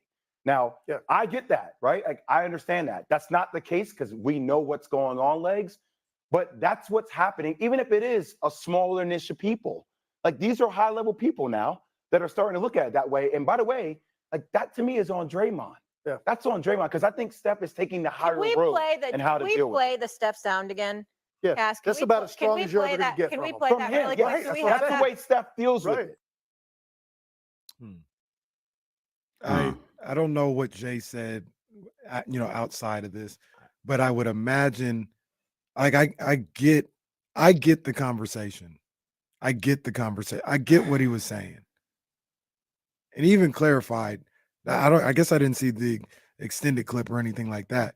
He even clarified, like, I don't agree with any of this. I'm just telling you, these are the texts that I'm getting. And then he goes so far to say, I don't think that's Steph's fault. That's Draymond's. All he did was relay information. I guess. Yeah. Maybe he did. I feel like Jay cloud chases sometimes. I feel like Jay was one of those guys who got a little broken by ESPN in the way that it works. Maybe he did. And those high-level people could be the guys that get coffee. And I'm not throwing shade at Jay Williams with that. I just no, never. When we could be really vague when we say things. Maybe he did. I don't know. All I remember, only thing I could think about as Jay was talking was a very sad and dramatically pausing every other word, Draymond Green doing a podcast in front of like a white wall talking about, I couldn't believe they were questioning Steph's leadership because of me. Am I the only one that remembers that? I mean, I know we laughed at him talking about his kids, hiding from his kids in the man cave and all of that, but that man said he was sad that Steph Curry's legacy was being questioned because of him. Sir, what did you think was going to happen when you got thrown out 3 minutes into a basketball game that your team desperately needs to win? You might not be thinking about the Houston Rockets, but they're right behind you in the standings, whether you're thinking about them or not. All I could think about, this wasn't the point, so my apologies to you and Jay. That wasn't the point. All I could think about is what a hypocrite Draymond Green is. That's all I could think about the whole time, because they're talking about Steph Curry. Right. Did y'all watch that game or not? That's the Orlando Magic. That's a playoff team. That's the top 16. They won because of Steph Curry. Right. They made, in the final 2 minutes, Orlando made one mistake. With a minute 57 left, they couldn't get a shot off down by one. Steph ended any chance they had to win that game immediately afterwards. Talk about Steph Curry's leadership all you want to. The story of what happened in that game is that dude got thrown out. That team played well defensively against a good Eastern Conference team, and they won because of their star. And y'all looking for content by talking about his leadership, talking about text, but did those leaders see that dude won the game for them? Man, this stuff gets goofy sometimes. The story is that Steph, whatever Steph's reaction was, and we could question whether he was teary-eyed or he just had his hands up and he was frustrated. I think he was angry. The story is he won that game against the top 6 team in the Eastern Conference, a game they desperately needed to win. A game that if they lost, they're in the 11th spot right now. And the conversations are even worse if they're in the 11th spot. But Draymond Green, man. So instead of talking about Draymond Green, y'all talked about Steph Curry. So here's and this is what they did talk about Steph. But once again, if you listen to Jay said, I put that on Draymond. I heard that. Like this is like, I think at the end of the day, all of this is to say, yo, Draymond, you acting so crazy. You got people having these conversations about this man. Like, you gotta, like, somebody's got to tell him, if you really care, and you say he's a hypocrite about it, and I don't disagree. If you really care the way you say you do, look what you're doing to this man's legacy by behaving the way you are. That's right. That's your fault. Yeah. We'll talk about it, though. We'll come back. Stilo and Casey here on ESPN 1320. I'm talking about the wrong things, man. Go grab my drink real quick.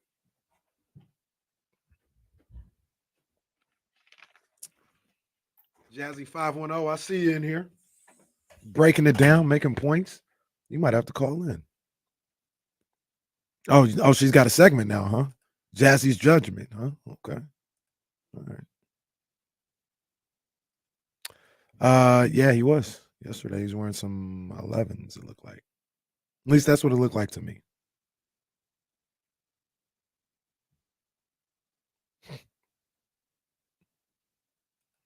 Not wrong. You're not wrong.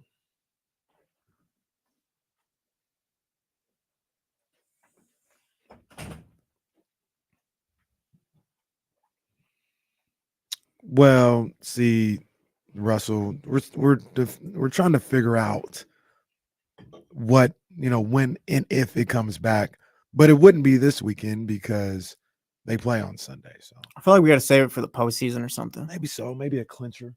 Drake bars like it really went south this year. Like it was bad. I don't know.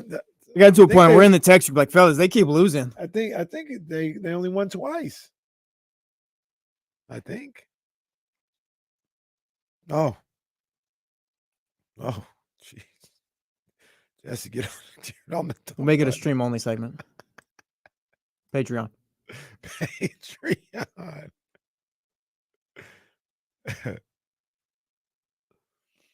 So, Russell, to answer your question, no, this is not Drake Bar's game.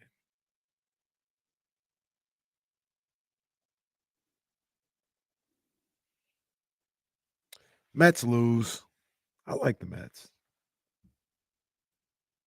Are the Mets like the most lovable losers in all of sports? Well, the Cubs used to be that. And people say the Cubs aren't losers anymore. I mean, yeah, I wouldn't. They got their World Series. Like now, like the Mets just they got one World Series. It's one more than the Mets have in the last 20 years. Well, if we extend that out to 30 years, then they got the same. Yeah, but I feel like we're like right now. Like you said, the Cubs have won, so they don't really have it right now. Some would, well, no, because they've won too. I would say some would say maybe the Phillies, but they've won one.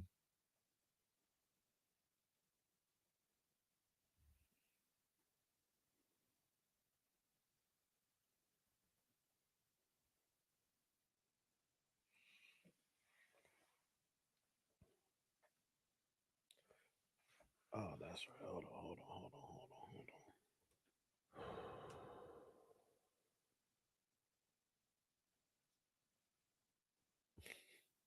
Oh, he must be on Twitter. He's oh boy.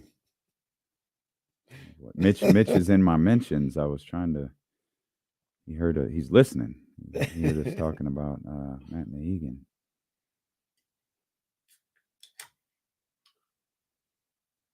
Hassan Reddick to the Jets. Boy, that locker room really must have been rough. I'm surprised AJ Brown's still there.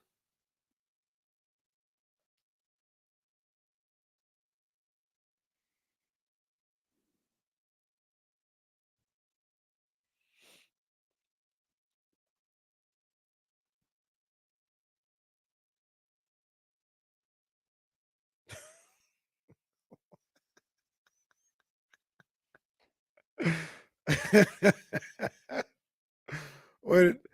Eric, did you do this right now?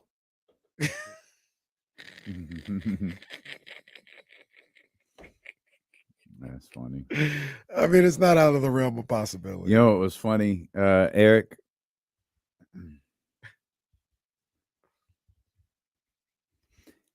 To our man Eric, who said, I turned on the Giants game and didn't realize it was yesterday's game replayed until Webb took the mound.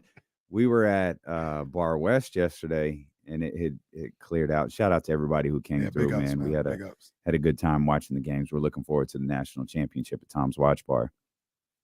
Sitting there with Will and Ramsey, and look up at the TV, and sorry, Jesse.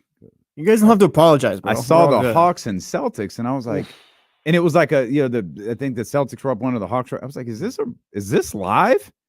Or is this the replay of the game that just happened like a week ago? And Ramsey's like, no, this is live. I was like, this is the second game tonight? Is this one? So we got glued to that game. Yeah.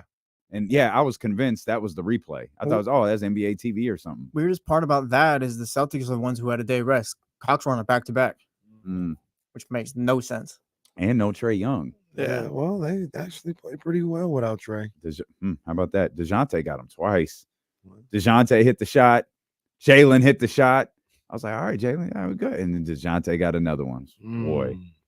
DeJounte, he may be the one that keep him around. There ain't no boy. The celebrating in Atlanta's a little different. Oh man, come on. It's a little bit different in Atlanta, boy. They get active. Them courtside shots are different.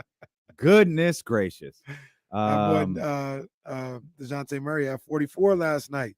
Yeah, he had 44 shots. 44 shots. Goodness gracious. I love his post game though. That man said Kobe would have been proud. Kobe would have been proud. And we're always proud to talk to our Mitch, not like the insiders. We got love for you over here. Mitch. 95.7 don't let Mitch talk. The insiders don't let Mitch talk. But Mitch, you got a home with us, buddy. Yeah, man. Thank you. Who's perfect, right? Not everybody can like you. You just remember that. All you need is a few friends. That's all you need is a roof over your head, your health. Your health is the most important. And the chatty house. Of course, work. You need the chatty house also. Okay, that too. Okay. Yeah. First of all, I owe you a hello, Damon. I didn't say hello. I thought I did. How's it going, Casey? I'm good, Damon? man. Well, even after the Giants lose? Okay. Yeah, I mean, it's game one. Game one, all right. It's like they'll be all right. Let's not panic yet. Not yet. Not at 0-1. No need to panic. Not yet. You know, this West is so strong. I mean, you look at even the Phoenix and the Pelicans. I mean, Williamson, if he really turns it on, of course, you guys are always so close. You know, I like two teams. You guys are always so close to getting somebody that would have just been phenomenal. But it's anybody's game in the West, going either against Milwaukee or Boston. I hate Boston. Hey, so wait a minute, Mitch. You're talking about you guys. I thought you were a Kings fan. I'm a Kings and Clippers fan. So I guess I like teams that move. Have ball, we'll travel, we'll move city to city. And I guess I'm older than you guys. I remember when the Clippers were the Braves in Buffalo. Yeah, Buffalo Braves. Yep. Bob McAdoo.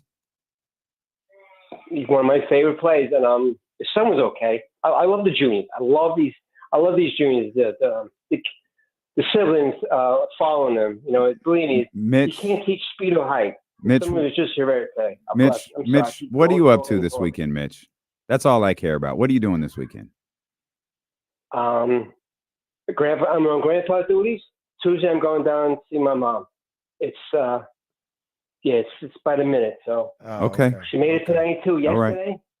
She's had a good life. I have to go down. It's a kick in the stomach because if that was me in her shoes, I would want out. But that's a horrible thing to say. Okay, Mitch. Well, hey, we love you, brother. You're in our thoughts, man. Yep. And we're praying for you, big dog. Yeah, we love you, Mitch. Good luck this weekend, or I guess next week, and we'll be on the lookout for you, man. And Mitch is upset with me, and Mitch, I apologize. I did not real. What do you get upset with you for? I didn't realize I see his tweets all of the time, which we've explained on the air. I didn't realize I wasn't following him. Wow. I fixed that. Wow. I have fixed that. I am now following our man Mitch. Don't follow KC and don't follow Mitch. Well, I can't find your stupid handle. That's the problem. Make your handle more complicated. Goodness gracious. We'll all get used to it. Warriors and Hornets tonight. I think the Rockets are off, or did I have it in the notes? Are the Rockets off? Oh no, Rockets Jazz. Yeah, should handle business. Should be tonight. 11 in a row. Rockets, Jazz, Warriors, Hornets, Lakers, Pacers. Ooh, Thunder, Suns.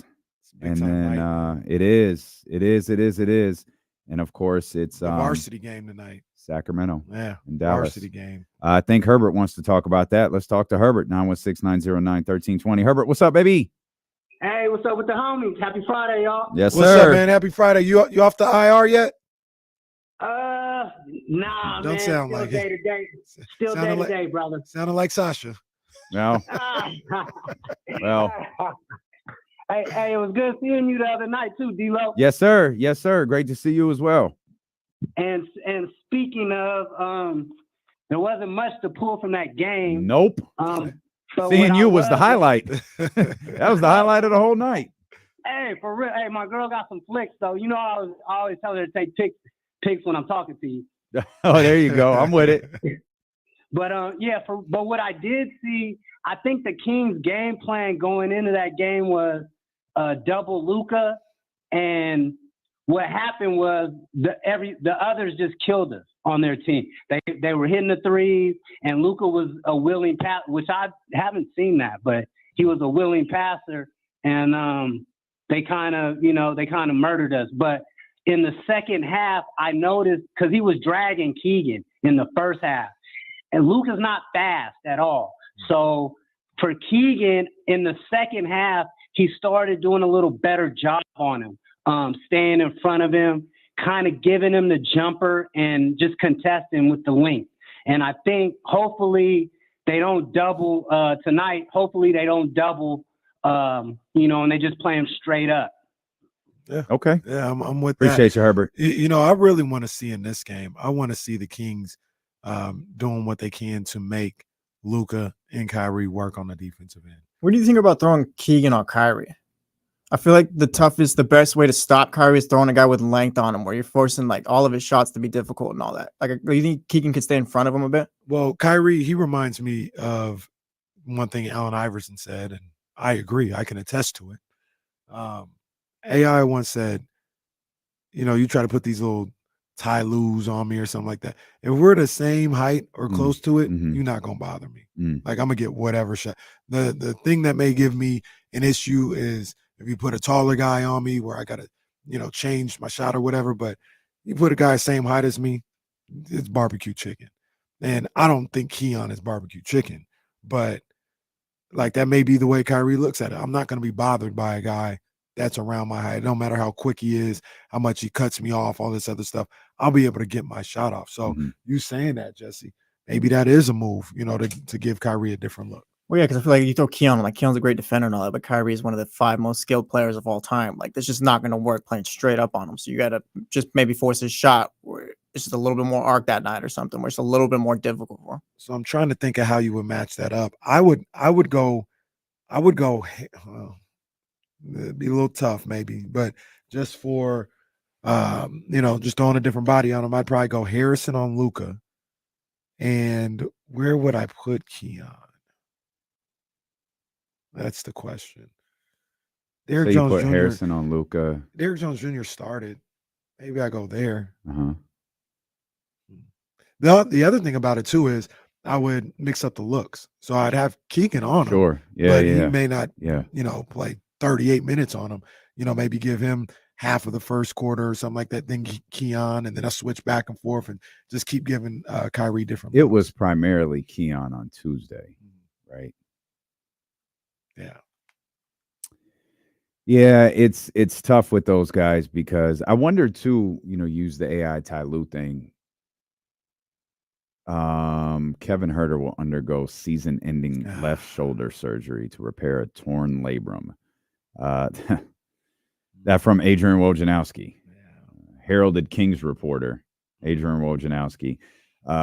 Kevin Herter will undergo season-ending left shoulder surgery to repair a torn labrum. That's from his agent and Adrian Wojnarowski there. He is expected to be fully recovered for the start of the 24-25 season. So there it is. It is official. Kevin Herter is out for the remainder of the season. We're a little out for Red Velvet's season. Yeah, that's tough. Dang, that's man. tough. I know this. Dang. I felt terrible for him. I know this was not the season Kevin Herter hoped for. I know this wasn't the season that Sacramento Kings fans hoped for Kevin Herter. This is an absolutely excruciating ending for him. Man, that's tough. I maintain, as much as we love Keon Ellis, Kevin Herter was an important part of what Sacramento was doing. And if they had figured this thing out with Keon in the starting lineup, he would have been a really important part for where we hoped Sacramento would go. But that's not going to happen. Kevin Herter out for the rest of the regular season, according to Adrian Wojnarowski and his team at Priority Sports. That's tough, man. That's It tough. is. It Yeah. is. Feel bad. Yeah, I feel bad for Kevin, man. It was a steep drop off. Yeah. It was a steep drop off this year. He openly acknowledged he's in his head about stuff. He openly acknowledged the psychological aspect of this game has gotten to him. And I don't think it was just the Keon stuff, because he referenced it in recent weeks. I don't just think it was Keon. I think he's referencing the entire season, dating back to training camp, dating back to Chris Duarte, dating back to the ins and outs with him and the different things going on with Mike Brown throughout the season. He was such a valuable part to what Sacramento was doing last year. It felt like he was going to be a really, really valuable part this year. And it just never got off the ground with Kevin Herter. And he certainly had moments, and you felt like he was kind of coming out of it a little bit. But much like last year, there were ups and there were downs. Unlike last year, it felt like he started down, went up, went down, and he wasn't able to get back up. And it ends like this on such a weird play too. A handful of minutes into the game, a layup attempt with a hard swipe down, I guess. I don't know what else to call it. And puts him in a position now where he's undergoing season-ending left shoulder surgery. Our best to Kevin Herter, man. And that foul is also, I don't want to say it happens all the time, but it happens all the time. You know, people drive through the lane, slap down, Hard foul, yeah, and all this other stuff. And it just so happened that this time, you know, the shoulder went the wrong way or something like that. It's just could have been timing, like Yeah. the going up, coming, like man, tough. And it's and it was Desmond Bain too, Right. who He's appears strong. to have the strength of the Rock. He's strong. Yeah, that's You know, and so I look at Kevin and the way the season that he had, and he's a better player than this. You know, he's a better player than he showed this year. Rough season. We don't know what the future holds with him here in Sacramento, but I think he's better than what he showed this year. And you know, if he comes back in whatever role he's in, I'd still love to see him on the team. I think he can help this team. Maybe he takes a different role or something like that. But I think that's the number one thing. It's a different role. Man, I'm sorry. It's sports. I don't know how you navigate the off season. I was curious if there was some work Sacramento would attempt to do this off season. I think it's obviously really important for Woj and his agent and Priority Sports to get out there. He's going to be ready for the start of next season. That's not just for the Kings. That's not just for Kings fans. Yeah. That's for anybody who wants to get in the Kevin Herter business this offseason, because obviously they, more than anybody, are aware, hey, this maybe didn't go exactly the way we wanted it to, right? We understand Mike is looking for something. Maybe maybe, and the other tough part, this is the people always talk about, being ready for the next season, healthy enough for the next season. The biggest killer to injuries like this are, and we've talked about this with players in the past. I can't remember specifically who we were talking about. Kevin's not working on his game this offseason. Kevin's rehabbing. Kevin's trying to get that shoulder, back into functional space. And he can't do the things that he probably wanted to do this offseason to get better, to get more consistent, or to be, or whatever he wanted to do this offseason. He's not going to be able to do it. You got to take these rehabs slow. You got to take it through this process. And that's tough, man. Yeah. That's tough on a lot of different fronts. That's tough. But the Sacramento Kings got him under contract for the next 2 years. And I'm with you. I believe he can be an asset, especially if Keon proves to be a very viable starting two guard. I think you just maybe trying to find a bright side here. Maybe this is a solid transition into that second unit role. Maybe there's a situation where Malik Monk is starting next year and Kevin Huerter becomes the primary scorer off the bench. Like it sucks, feel terrible for him, but if you're trying to find an optimistic view, if you're Kevin Huerter and his team, maybe that's it. Hey, maybe this is a good way to just kind of get things going for you next year. Yeah, for sure, man. So get well soon, Kevin, man. Yep. Get well soon. Yep. All right. So Kevin Huerter out for this season, and the Sacramento Kings on the floor tonight with Dallas. Of course, we were just talking about Keon Ellis and what his defensive assignments may be. The Kings have played. This isn't because Kevin Huerter's out. Make a point here that spreads across multiple teams. The Kings have played well without Kevin Huerter. The Pelicans have played well without Brandon Ingram. They're 3-1. Yeah. Got another one The last night. Timberwolves. Yeah, they did. The Timberwolves are 7-3 without Karl Anthony Towns. These teams, and it's the, Ingram, it's weird because Ingram is right at the top of that food chain in New Orleans. But Zion is having a year where you're reminded, hey, man, this is that dude. Yeah. Anthony Edwards is having a year where he's breaking out like, hey, that dude, Karl Anthony Towns might be just like a notch below. They're being heralded for their defense. It's maybe the lone advantage to getting hurt at this time. If you have to suffer an injury at this time, your team's in a rhythm. Your team is in a flow. And it might be a little easier for your team to adjust when they're in a rhythm like this than it would be 10 games into the season, which we saw a lot last year with New Orleans. I think we saw it with Minnesota last year too. 10 games into the season, 20 games into the season. You're 60 games into this when these guys get hurt, and you've established a rhythm that might be able to carry you into the playoffs. Because both of these guys are expected to return. These aren't Kevin Huerter situations. The Cat one, I'm still very questionable about, but these are two guys who are expected to return. Yeah, and look, man, you gotta, at this point of the season, I think everybody is kind of on the same, wavelength, and it has the same mentality of, I know you hate this, but next man up. We don't have time to, not that we can completely replace what you did, but we don't have time to feel sorry for ourselves. See, I don't hate that. Yeah. I hate it when guys just, it's next man up without acknowledging what you've lost. Acknowledge what you've lost first, because you don't have another Karl Anthony Towns. Kings don't have another Kevin Huerter. Like, acknowledge that. Like De'Aaron said it when Kevin first got hurt. Yeah, it's tough without Kevin, but we have to keep moving. It's next man up. I understand that. You know what the original origins of me hating that phrase was your boy Donovan McNabb. Talking about Terrell Owens. Like, I'm sorry, bro. You got another Terrell Owens on your team? That's where I was like, he was so dismissive of what T.O. did with the Philadelphia Eagles. That's where I grew to hate the phrase. When you position the phrase right, I understand it. And in the way you positioned it, like, I understand it. I think sometimes we've gotten so reliant on that term, it becomes dismissive of what the individual who's out does for you. That's the only thing that bothers me. I hear you.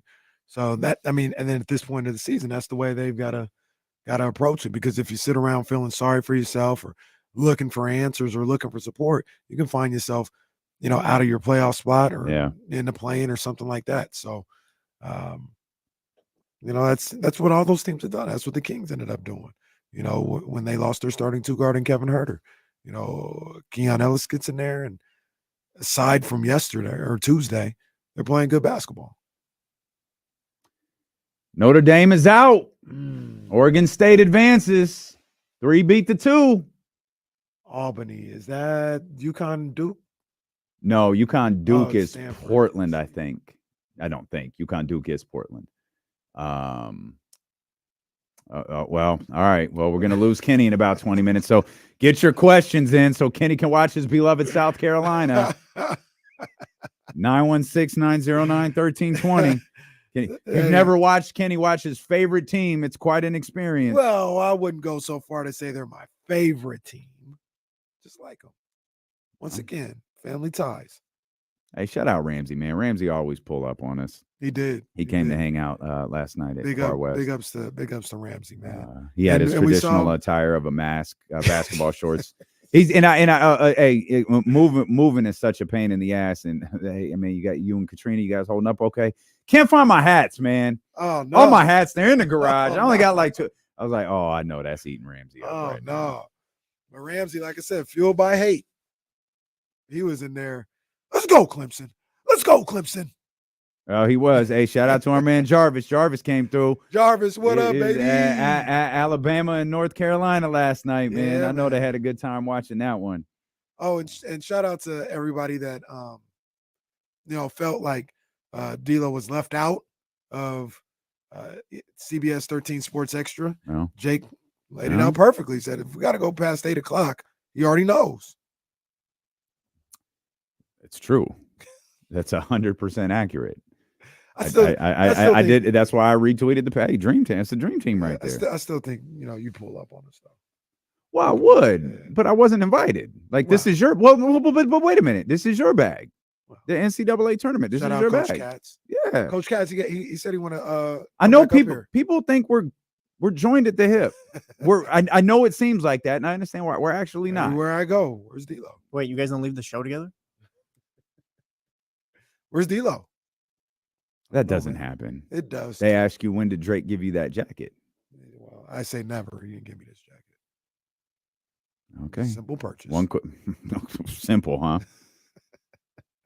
Simple purchase. All right. Yeah, I'll tell y'all something. You talk about simple purchase. We only we're transitioning between games here. James is gonna come up going to join us in the next hour. I haven't got to tell you this. Like it's a official. I just bought a house. Hey, for real. Let's go. Let's go. When Come I on, say, throw the air horns. Hit the air horns. No, we don't need to hit I am the producer of the show. Hit the air horns. Man. Let's go, boy. Let's go. We're the champagne. So come on, man. Let's go. In the last, it happened. I was telling Jesse, it happened in the last 24 hours. And part of the reason, apologies to Javier, I was so on edge yesterday is I was getting all of these text messages because obviously I couldn't go. And the house came out of nowhere. And we had been looking at something and it was kind of oh, maybe, okay. But everything, we were looking, I told you this before, I don't mind shit. We were looking at a new development and I'm very particular. I was talking with Ramsey last night. Ramsey talked about these boxes in the garage and all this stuff. For me, I'm unpacking that day. If I have to be up for 48 hours to get the house to look like I want to look, that's exactly what I'm going to do. Yeah. There's not going to be, I'm looking for something a month later. And with these new developments, you can't do anything with the backyard until you are in the house, right? So it's not like they can build it. And with Sprout, I'm thinking about a winter and the mud and all this stuff. So we kept our eye on other stuff. And this house popped up yesterday. And it was wow, okay.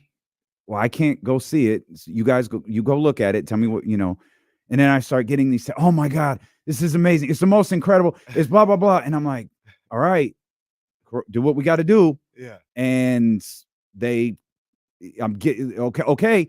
And the offer and all of this stuff is happening. And I'm the show is live.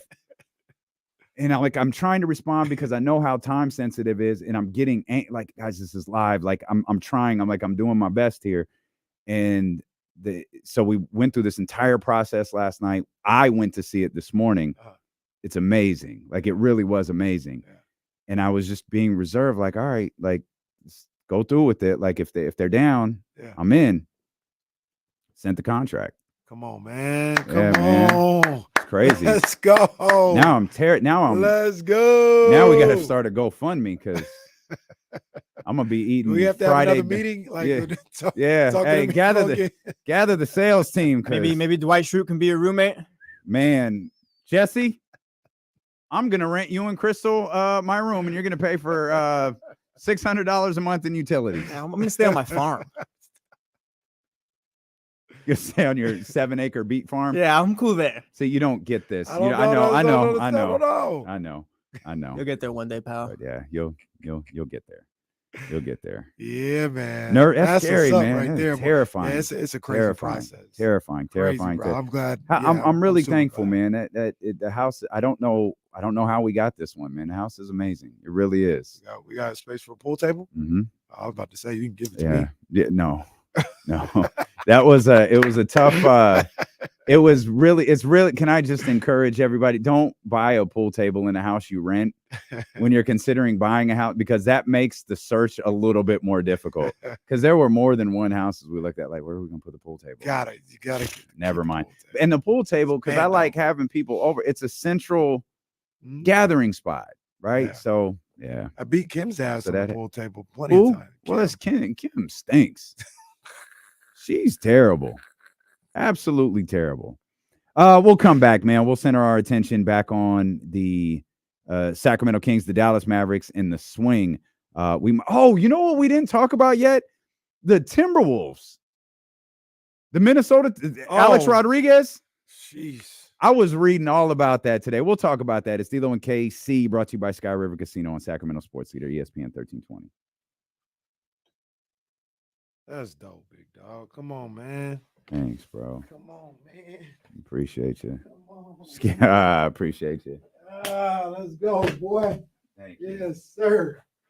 Yes, Scary sir. Shit. That's crazy to happen that quick, too, man. It did. Like, seriously, it has legit been less than 24 hours. That is a trip. My guess is 30 days. I have to send a fat ass check to prove I won't back out of it. But my guess is 30 days. And Kyle, you're adorable. I will hire movers. There is no fucking way I'm moving that stuff. Hey, but thank you, brother. That is the move, man. That is the move. Although I moved into my house. We didn't hire movers. That's probably why I said I'll never. Well, so again. Oh yeah. Yeah, I got you. Yeah, another life lesson. Don't buy a bunch of stuff when you move into a rented house, which is what I did. I thought I was going to be here for a while. I planned on being in this house for a while, but the way renting prices are changing and all of this, it was like, yo, we here. We got this KSFM thing going. I mean, I'm not going anywhere. This is my home. All right, let's do this. It's one of those things where. So I had to. It was very difficult. I'll say that the strategy of this was extremely difficult, but very exciting. Man, it's dope, man. It's one of those things I learned. I didn't know anything about this until the process that we went through. Like if you can buy, you might as well buy. You know what I'm saying? Mm-hmm. Like, because putting all that money into rent, that you'll never see any kind of return on or anything like that. When maybe if you give it a look, you might be able to get something and put that same money that you put in the rent in the mortgage. I'll send you. I'm not gonna. I'll send you the videos Karosh sent.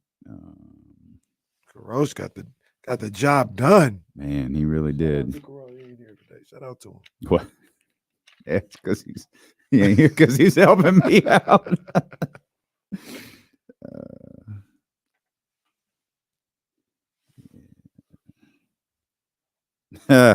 WCW asked if I moved to South Sac. Shout out to the South Sac. I was watching this video last night of some jackass. Yeah, I be getting so defensive when we talk about my city, but there are like 9 reasons why people are leaving Sacramento in droves. These people came from the Bay Area. I was like, all right, jackass, settle down. Some husband and wife. Get out of here with that. And then I got even more disrespected because they were like, yeah, it's hard to get around Sacramento. It's just a bunch of suburbs like Rockland and Roseville and Antelope and da-da-da. I was like, come to the South. Talk about the South. I ain't never talk about the South. Talk about the South. Yeah, I got hot watching that video.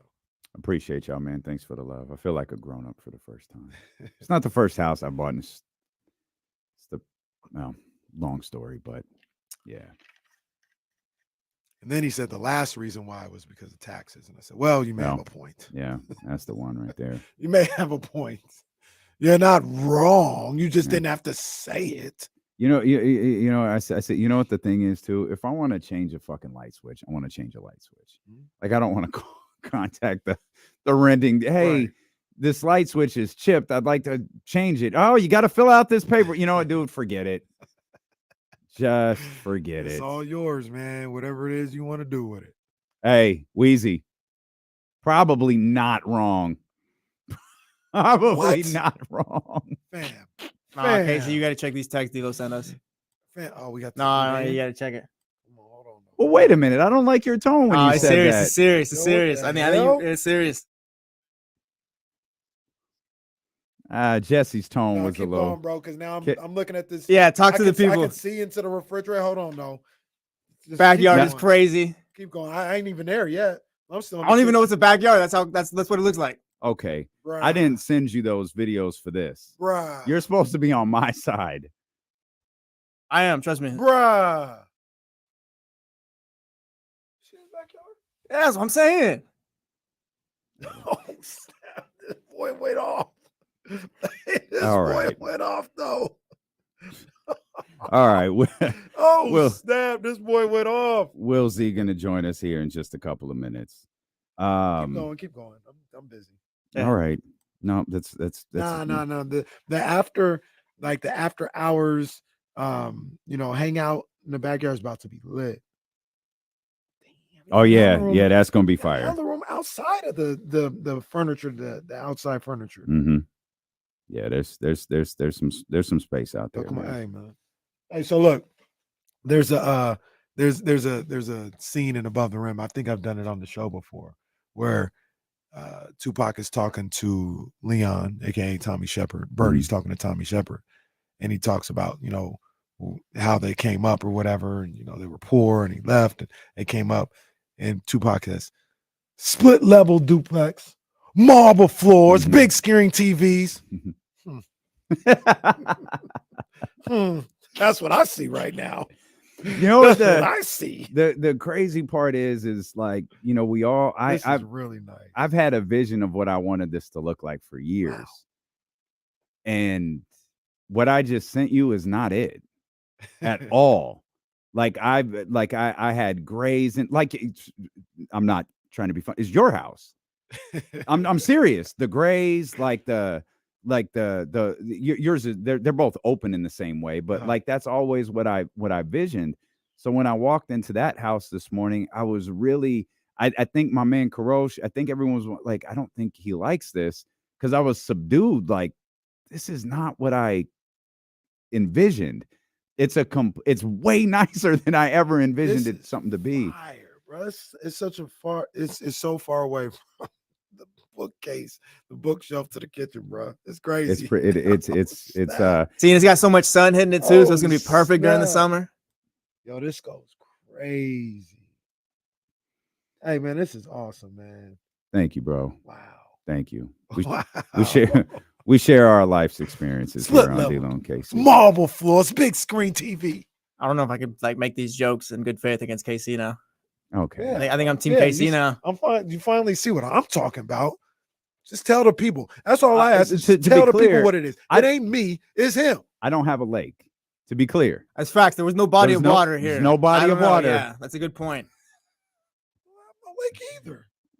We were there. Reservoir, whatever you want to call it. Bro, I barely got a blow up pool. I got to get that one. This dude to right next to you said this looks like a Rick Ross song. Well, that's funny. Well, Ashton Martin music. Ain't that? Drove around a couple. It was like, all right, not one Trump flag out. This is good. This is good. We're on the up and up. It's good. This is a shoot. There was I was almost done with this process. There's 2 houses that we pulled up. I wasn't there again. They pulled into the neighborhood. I get a text. Hey, hypothetically, if your neighbor had a Trump flag hanging up, would that be a deal breaker? I'm like, yeah, don't even go in. And it's not who you support. Like, that's whatever. Yeah. If it's far enough for you to put a flag outside you, that's different to me. And so no, you're doing some other stuff. That means those gatherings we have, we're inviting issues. And I'm not here for that. Right. I'm not here for that. You ain't got to worry about that here. I appreciate y'all, man. If you have neighbors. Come on, man. That's facts. Do you have Where they at? Yes. They're not behind them. I have. You see that? They're not behind Do you them. have a fence where you can like go over? Hey, what's up, neighbor? Can you do that? Yes. Let me see. I do. that. It's on the right side. Do you and have on to the yell? left side. No. What's up, Steve? Or hey, Steve. Let me see. I'll be all right. It's crazy. Now I'm It regretting. is kind of questionable. The other houses are far away. This is not okay. Dilo's got to send a carrier Yo, pigeon. I to don't ask for see a some house milk over or here. something. So this one side. Wow, look at this. Look at this turn. This is one side. I don't see a house. Like when you go to the right, I don't see a house. So I don't know if there's one there. Let me see on the left. You can pull up the satellite view. There's houses. It's a neighborhood. Oh, it's got satellite view. Oh, All He right. said, pull up the Google Maps. Is there someone on You the hear that phone too? who wants to You hear talk? that too?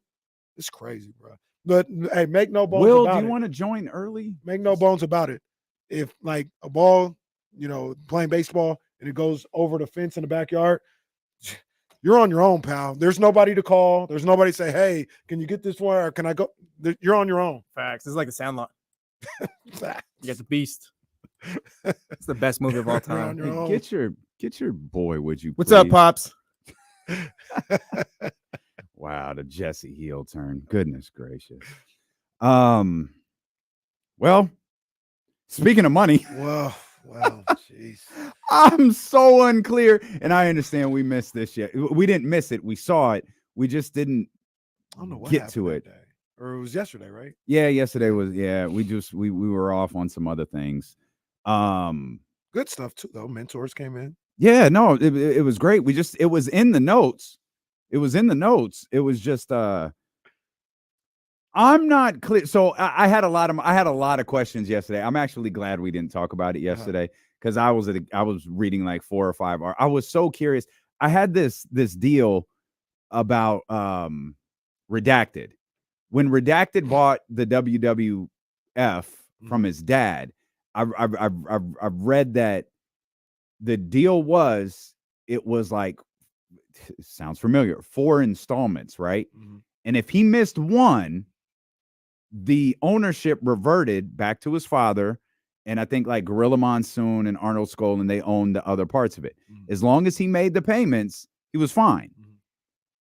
But if he missed one, the ownership went back to the his dad, and the money was just gone.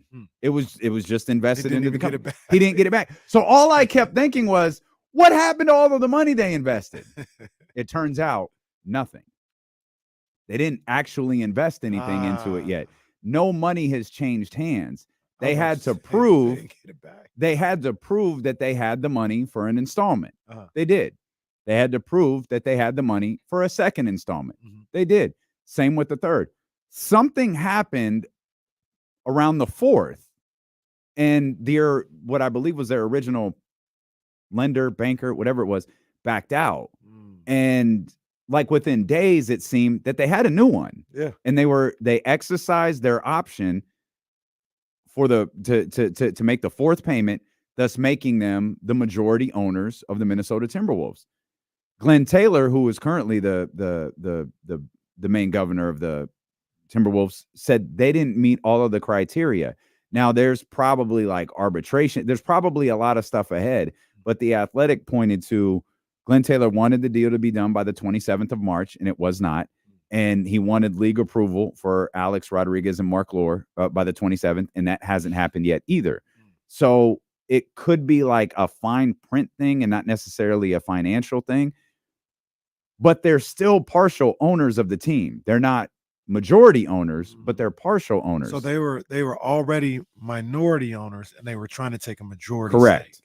Correct. So now they just go back to minority. So, but my question, if no money has changed hands, and again, according to this, nothing has changed hands yet, do they move on to something else and they're not even like minority owners anymore? Do they just get completely out? Minority. Well, because that's what they are right now. It's tough to just go back to minority. It's like they're 40% owners, I guess, at this point. That's crazy. That is crazy. It's such a weird story. And then how you going? If I'm A-Rod and them, how you going to penalize me because they didn't vote yet? Yeah, I'm not sure. This thing their shot at ownership could not be completely over, but like the league hasn't said anything. I don't even know that the league has to say anything on this. But the lawyers for Mark Lore and Alex Rodriguez said, they're obviously upset and they think this is nothing more than seller's remorse. So they'd have to prove that. They'd have to prove that they met every guideline that Glenn Taylor and that group put in front of them. And then it could get interesting after that. But if they can't, and to the best of at least public knowledge, no votes have taken place, no approval has been done. So if that date is correct, I don't know that Alex Rodriguez and Mark Lore have a leg to stand on. I mean, it's as simple as, did you meet the contract requirements? If the answer is no, I don't think there's a discussion. But so with one of them, what was the other thing that needed to happen by the 27th? Owner approval and I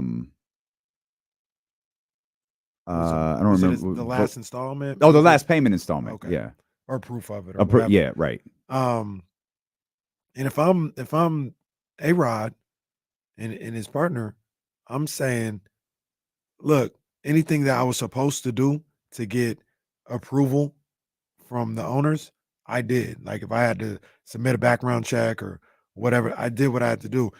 You can't take this away from me because they haven't voted yet. I did what I was supposed to do. I submitted what I needed to with enough time for them to give me approval or vote on my approval or however the process is. Don't take this away from me because they didn't vote. Hell, if we're saying it's seller's remorse, you might have told them just drag your feet on it. So it doesn't go through. Could be. Yeah. Yeah, I don't know how you. Yeah, you'd have to prove that. I guess the weird thing is, like, at what point do the owners vote or approve? Like, and who initiates that? Right? Does Glenn Taylor have to initiate it? Does Adam Silver have to initiate it? Like, you've probably purchased a sports franchise back in the day. No, I haven't actually. Yeah, I don't know how that works. I don't know.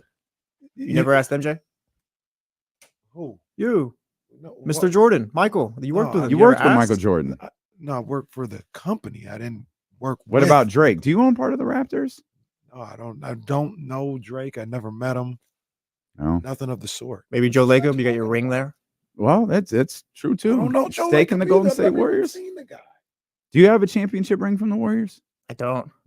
I don't either. KC, do you? Reese does. I don't. Put it on the kid. Why don't you? Man, boy. Well, nobody throw more heat on the kid than you do. Hey, man, the thing that I'm tripping off of is, I know it's buying a team, but look, A-Rod got it. Let's go. Wait, A-Rod got what? He got the money. Let's go. You want the Republic or we getting the A's? Oh, I thought you were talking about buying. Oh, okay. Oh, I'm about to go back to back. You want to talk about Drake? I'm about to go back to back. Man, look at this. Let's dude. go. I'll be kind of sick if I win this A-Rod one though. I'm against that face turn. Didn't understand why you were winking at me. I was like, this is weird. I don't know. I thought he wanted A-Rod to buy the A's or something. I do not know what my man's trying to tell me here, and normally I can pick up on this stuff. I thought everyone was building a stadium in the rail yards or boy. something. This will be good. Alex Rodriguez, the former #1 overall pick We don't even know what that means. of the 1993 Major League Baseball draft. Jesus. This one gonna get crazy. 24 seasons? That's a lot. I don't know. Well, see, they probably he didn't go straight to the league, right? Did he go to the minors? He was drafted in. So yeah, so we're gonna go with 24. We're gonna so that way we can factor in all of the money. 24 seasons, the highest single grossing year. Woo. Hold on, let me find it. The highest single grossing year from Alex Rodriguez is 2009 and 2010. Both years, Alex Rodriguez earned $33 million. The 2009 and 2010 seasons, Alex Rodriguez earned $33 million. 24 seasons to account for. Alex Rodriguez career earnings on the Major League Baseball diamond are what? Am I going first since I lost yesterday? Well, Kenny Caraway's the winner, so he gets to call it. What you want to do? I mean, I went first the other day and I won, so. Go ahead. Go ahead. 494 million. Jesse's going $494 million. Kenny Caraway looking for what I believe will be the first time ever he has won back-to-back pocket watching segments. Would be fitting in the Drake jacket. 24 Major League Baseball seasons, his highest earning years, $33 million in the 2009 and the 2010 season. Kenny Caraway, for your second straight victory, Alex Rodriguez career earnings are what? I'm gonna say $471 million. $471 million. Ladies and gentlemen, there is a win streak happening. I'm about to go back to back. Alex Rodriguez. I'm about to go back to back. 455,159,552 in his career. Jesse, it's over for you. It's over for you, brother. Hey, I clinched the 1 seed like 2 weeks ago. hold on, man. I'm gonna put this on my stories like Terry Eason did. I lost to the Hawks twice this week. That's all it is. I'm telling him right now, man. Lost to the Hawks twice. So, I'm telling him right now. Look, let me get the video ready. I can't lie. I hate losing this game too. This game gets me going. No, I Hey, understand. Jesse. He's Watch out, big dog. You know what I'm saying? Tari. Watch out, big dog. Tari Eason hasn't played in 2 months either, by the way. No, I'm doing my video, man. Hey, Kenny now has a watch out, big dog. 5-12, I think. I'm sorry. Watch out, big dog. Sorry You to coming, interrupt big dog. this You know what I mean? video. Casey now has a record of 6-12 in pocket I watching. believe that's 4-12 against me. That though. is correct. Why He we is- always got to bring that up? I'm You got to just- keep context in there. So he is- when Last we 10. talk about the Kings record, do we say their conference record is this and that? No, we just say their record. Well, we know what the rivalry is here. 4-12 versus Jesse.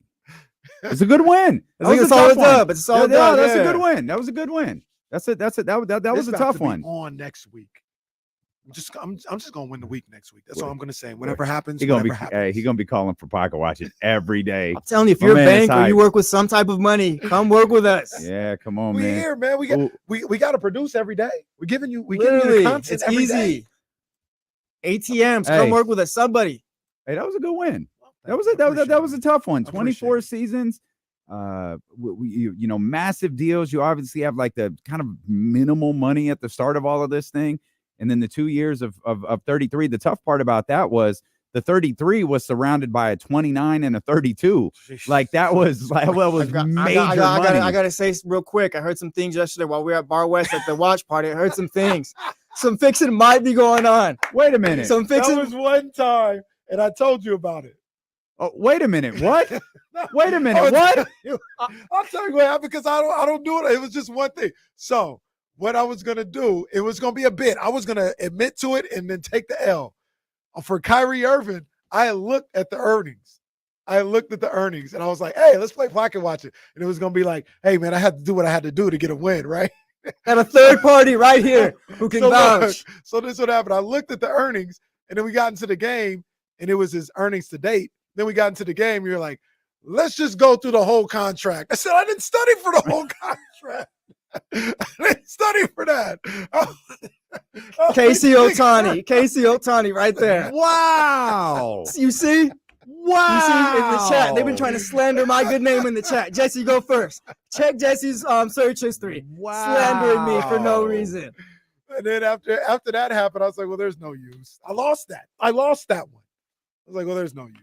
And Sir, you might be suspended for the remainder of the season. I did it unknowingly. I love this guy, but you're looking David Ortiz. Did not test positive, but hey, made the Mitchell report. Wow. How do you explain this to Reese? It doesn't always pay off. I lost the game. So you cheat. You're a bad cheater. You cheated and lost. Jonte Porter. Modern day Jonte Porter. Wow. So hey, look, the funny thing is, I think you gave the option. You were like, hey, do we want to go up till now or go to the duration of the contract? And Jesse was like, duration of the contract. I was like, I guess. Yeah, we could do that. Wow. Unbelievable.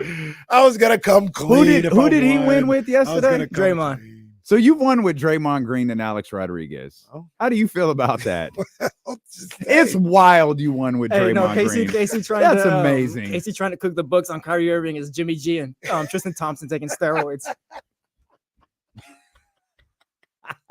Yeah, that's pretty crazy. Tristan Thompson really was suspended for 50. Oh, they put up his stats after this. Yeah, he's averaging 2.2 points per game and a rebound. Wow. That's hilarious, man. Hey, but this one, I was gonna go over. I was gonna go into the 500s. I was like, hey, Rod, he didn't make $500 million. I would have heard. I wasn't sure like how much, like, because the way Damon was talking about, I was like, oh, he might have $500 million. I wasn't sure like baseball money was back then. Still, I feel like I would have heard about that if he made $500 million, and I had never heard about that. So I was like, nah. Has anyone made $500 million? Baseball player? Not that I could think of. We'll show it. Well, Jesus. Well, in 10 years. What was Trout? Trout was 4. He was like 450. Shohei's the first to go over 5, I think. Shohei, wait. Oh, Trout was what? 450? 450 around there. One of our favorite bits, real quick. Shout out Ben. Take with the goat, take the goat sig jacket, Casey. What up, man? He literally just started the show. That's the best. Yo, Ben is the best for that. Ben is that dude, man. That's my hilarious. boy. That's absolutely hilarious. Oh man, they're calling for your wins, like Reggie Bush's Heisman. I will say, I will speak up. We will not take any of KC's wins away. He did not. Like, it's just like I said, it's Jimmy Garoppolo. He lost. I took steroids and lost. That's terrible. Man, that's absolutely the only one I've terrible. heard about $500 million is Patrick Mahomes. That's why I went under. Okay. Do you think he gets there? To the $500 million? Not that contract, but I think he gets to $500 million. He's not doing it through yeah, I do. He's not doing it through this contract. No. Like they're not going to pay him. What was the number? Like $67 million in a year? He's never seeing that. I already think he reworked some of his contract too. Yeah, I'm looking at it right now. He absolutely did. I'm not sure if he gets to $500 million. Because they're just gonna keep doing that. He might get like, but it's gonna. 4. But as long as I feel like they'll add years. He's earned. How old is Patrick? 28. He has earned at this point 136.2. Yeah, I don't think he's getting there. Yeah, he ain't getting there. He ain't getting to $500 million. He's earned 136.2 million so far. He's earned 100. Yeah, he's earned 136.2 million so far. Tobias Harris thinks that's a joke. Hey, let's do real. Patrick Mahomes. Okay. So, Take it easy, pal. All right. You can only do so many doubleheaders in a week. Boy got the cream and clear over there, and he's feeling, man. Dude's out here look at this injecting guy. deer antler spray. Hey, Unknowingly. unbelievable. We'll come back. Will Z joins us. Oh, Will Z's updating the graphic right now. Another smiling Kenny Caraway on the way. Oh boy, I'm cooking. Everybody retweet it. Retweet it. Salute. 2 straight dubs for Kenny Caraway and it was a historic day. You know, these are like Caitlin Clark of look down, look, South Carolina's on. This game about to be over. Yeah, it really is. Maybe we can hold Kenny's attention for a little bit longer when this lead gets to double digits in about 40 seconds. Will Z joins us next here on Sacramento Sports Leader ESPN 1320. I'll pull up then. They call. I don't know. It's in our veins. Who they playing if they win this one? Oh, they playing Oregon State.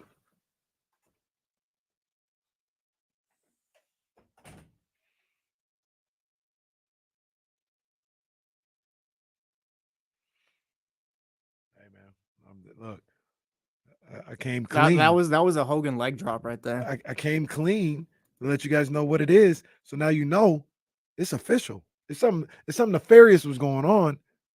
I'd say it ain't nothing nefarious going on, man. It's all in here. It's all in here. And now I got home court advantage back down too. Oh yeah. See, that's just part of the game, Julian. You got to pick up a dub, otherwise you're just at a disadvantage the next day.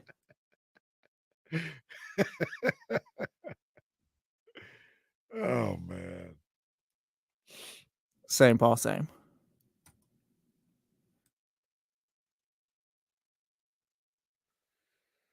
Oh, brother. A little bit more. Woj wrote on Kevin Huerter.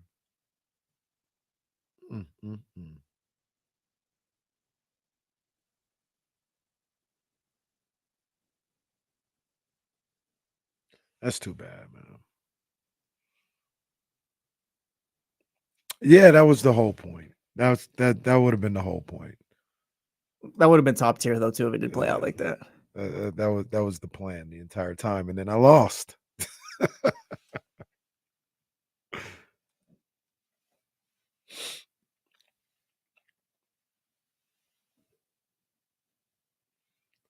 I need to see a better view of these De'Aaron shoes.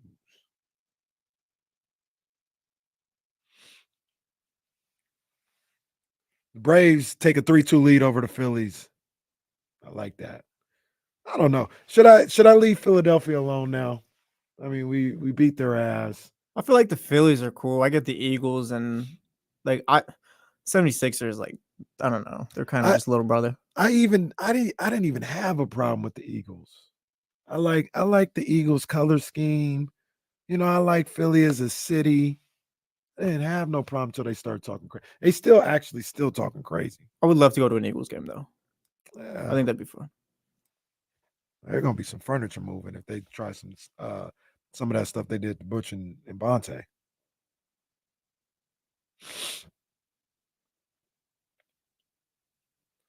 Shout out Joe Brazil. Big ups to him. Just doing what he does.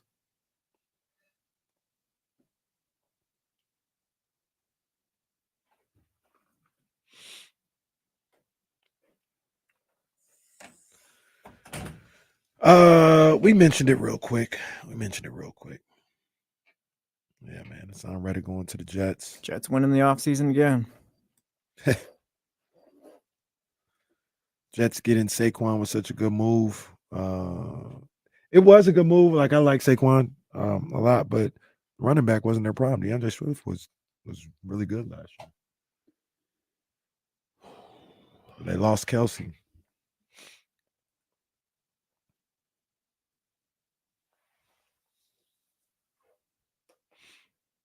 Going where? Where we going?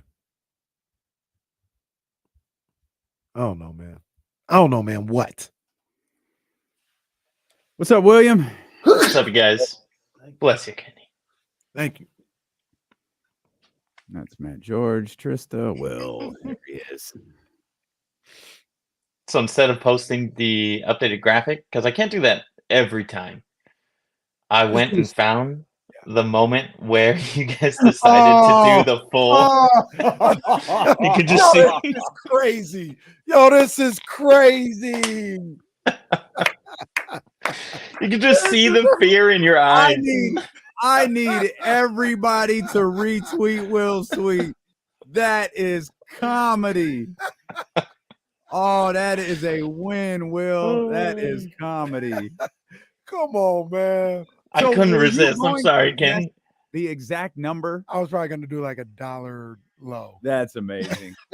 That is so amazing. And somebody asked, was I going to come clean? Yeah, that was the whole part of the bit. I was going to come clean and say if I would have won. And then it just went sideways. That's hilarious. Oh, it's incredible. Oh, no. Oh, Mark Wong. Come on, man. Oh, I love you guys. That is tremendous. Amazing. Yeah, everybody go. Hang on, Will. Yeah. Yeah, if you're following Will Z, you've got to retweet his latest tweet. Pocket Watchers is low-key the NBA now. No, The drama, you never know what you're going to get night in and night out. Oh, there's scandals. Sleepless nights. Trista's going to do a reel on you, Kenny. What'd you say, Will? Trista's going to get a reel going. Yeah. He's going to hit the main, national media. We got to get post-game interviews going on, too. Got to get a sideline reporter in here. Get Kim to come in and be the sideline reporter. Oh, incredible. See if we can get Morgan to come in and do a sit-down interview with you like you're Tomas from the league. Yeah, Drapes could do it, too. Well, I don't think he can. Oh, well, yeah. I was going to say it could be for the Kings, but it ain't for the Kings. Say there could be some problems with that. Our man Will Z with us. Will, appreciate you coming out last night, man. Always great to spend time with you. How long were y'all up there, man? Y'all watch the UNC game up there? No, we it was through the start of that one. We really got glued to the Hawks Celtics. Yeah. And watched the end of that, and then the other game was underway. And shout out to our people that pulled up, man. Yeah, I was mad at you early. Yeah, it was fun. Well, you got. I mean, the jacket don't pay for itself, man. You had to go to work at CBS 13. You ever seen a jacket like that, Will? Yes, I have not. Yes, yeah, crazy. It's not. He got it from Drake. Nice jacket. No, I did not. Yeah, he got it directly from Drake. It's just a jacket. Drake been making people's dreams come true all through this tour, man. He's been doing this for KC for years, I guess. Jacket. Don't listen to me. Sure. Just trying to stay warm. Will, I haven't got a chance to check out the Zcast since you posted it, man. What? There's not much to take from Tuesday night's game, so yeah. What are we doing tonight?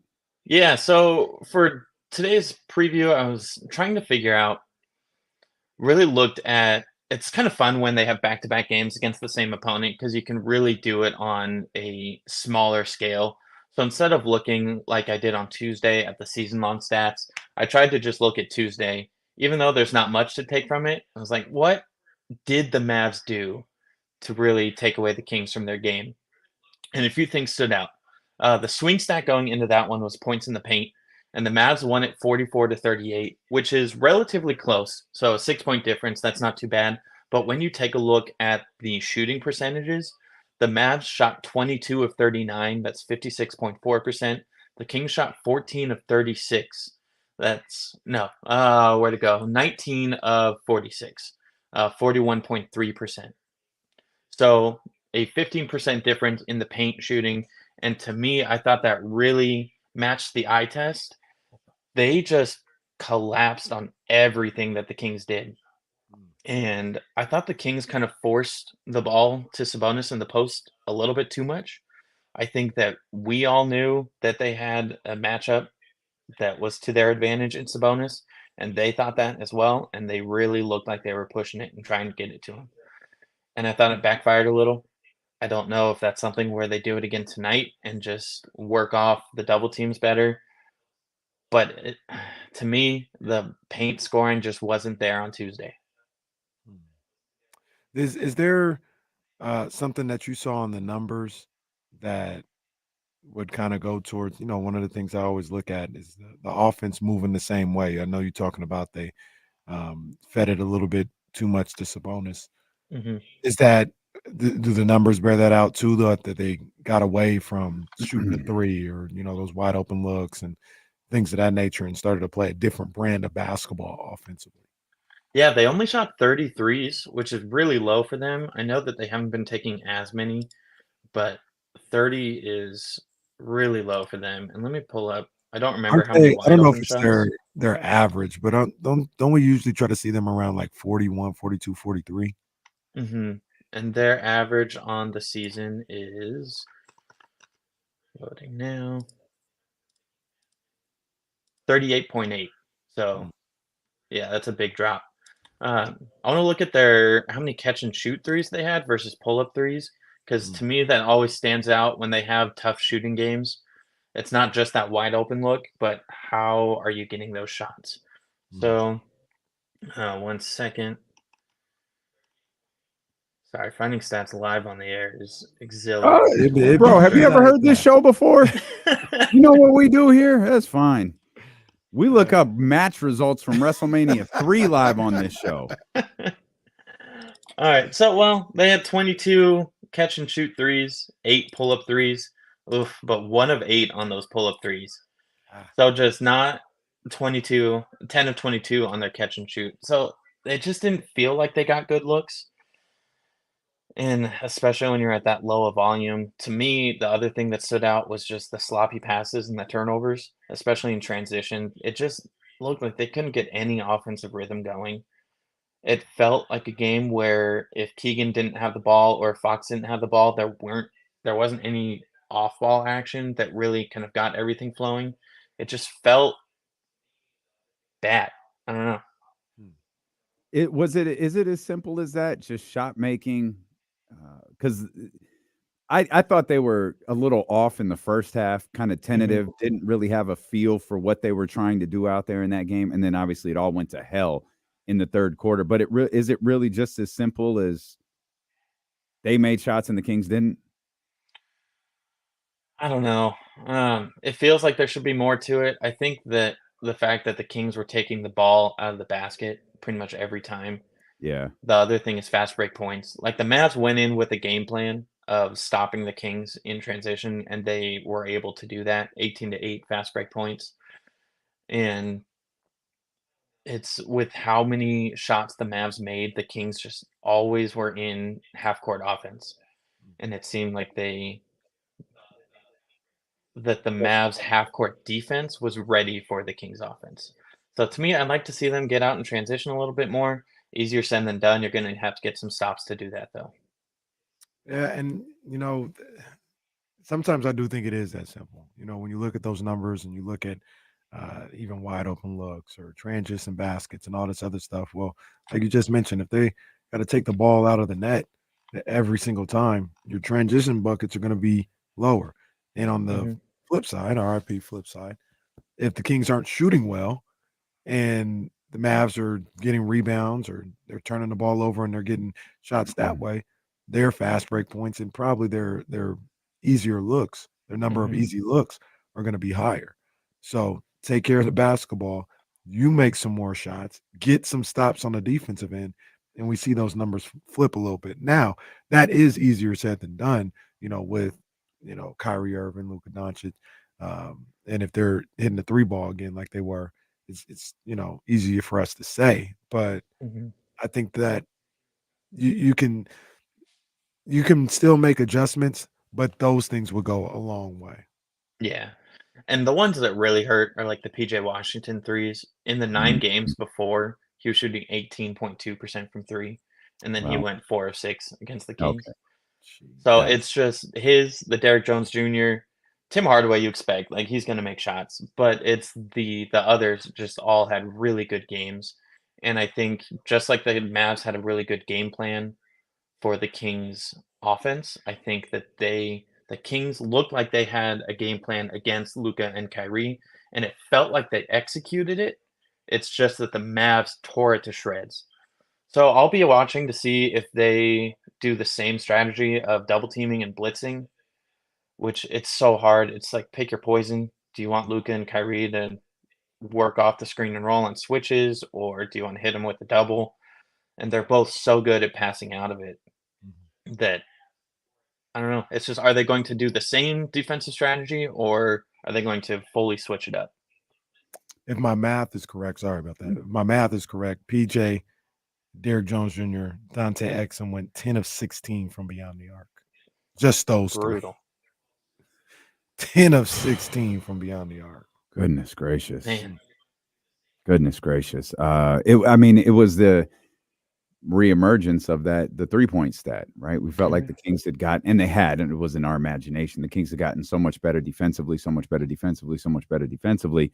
And then all of a sudden you had, well, they shot 56% from 3. That is absolutely insane. Hell, you throw Absolutely Markieff Morris in insane. there, and it was 11 of 17. He went 1 of 1 from beyond the arc. Salute, Mark. As Kyle said when it happened, hey, good for you. Or as Kenny would say, tip your cap. There's really nothing else you could do with that. Just an absurd number. You guys were talking about defense. I go back to something Jesse brought up. We were talking about earlier. Well, and this isn't a numbers-based question. It's just an opinion-based question. What do you think about Keegan on Kyrie? A taller guy, maybe doesn't move the same way Keon does, but a taller guy who might be able to frustrate Kyrie a little bit, if that's possible. Yeah, I like the concept of it. Doesn't hurt to try. I think that I'd rather have him on Luka, but if there are any minutes where Keegan's out there and Luka isn't and Kyrie is, so like you have the option to throw him on Kyrie but not have Luka out there as well, that might as well give it a shot. I think it still comes down, they run so many pick and rolls that I think it still comes down to the pick and roll coverage more than the singular defender coverage. But again, if you just get that longer wingspan in there, maybe that'll be enough to help. Or you just go with whoever's having the hot hand, if that's who Keegan guards. Or you pray. Yeah. You do that too.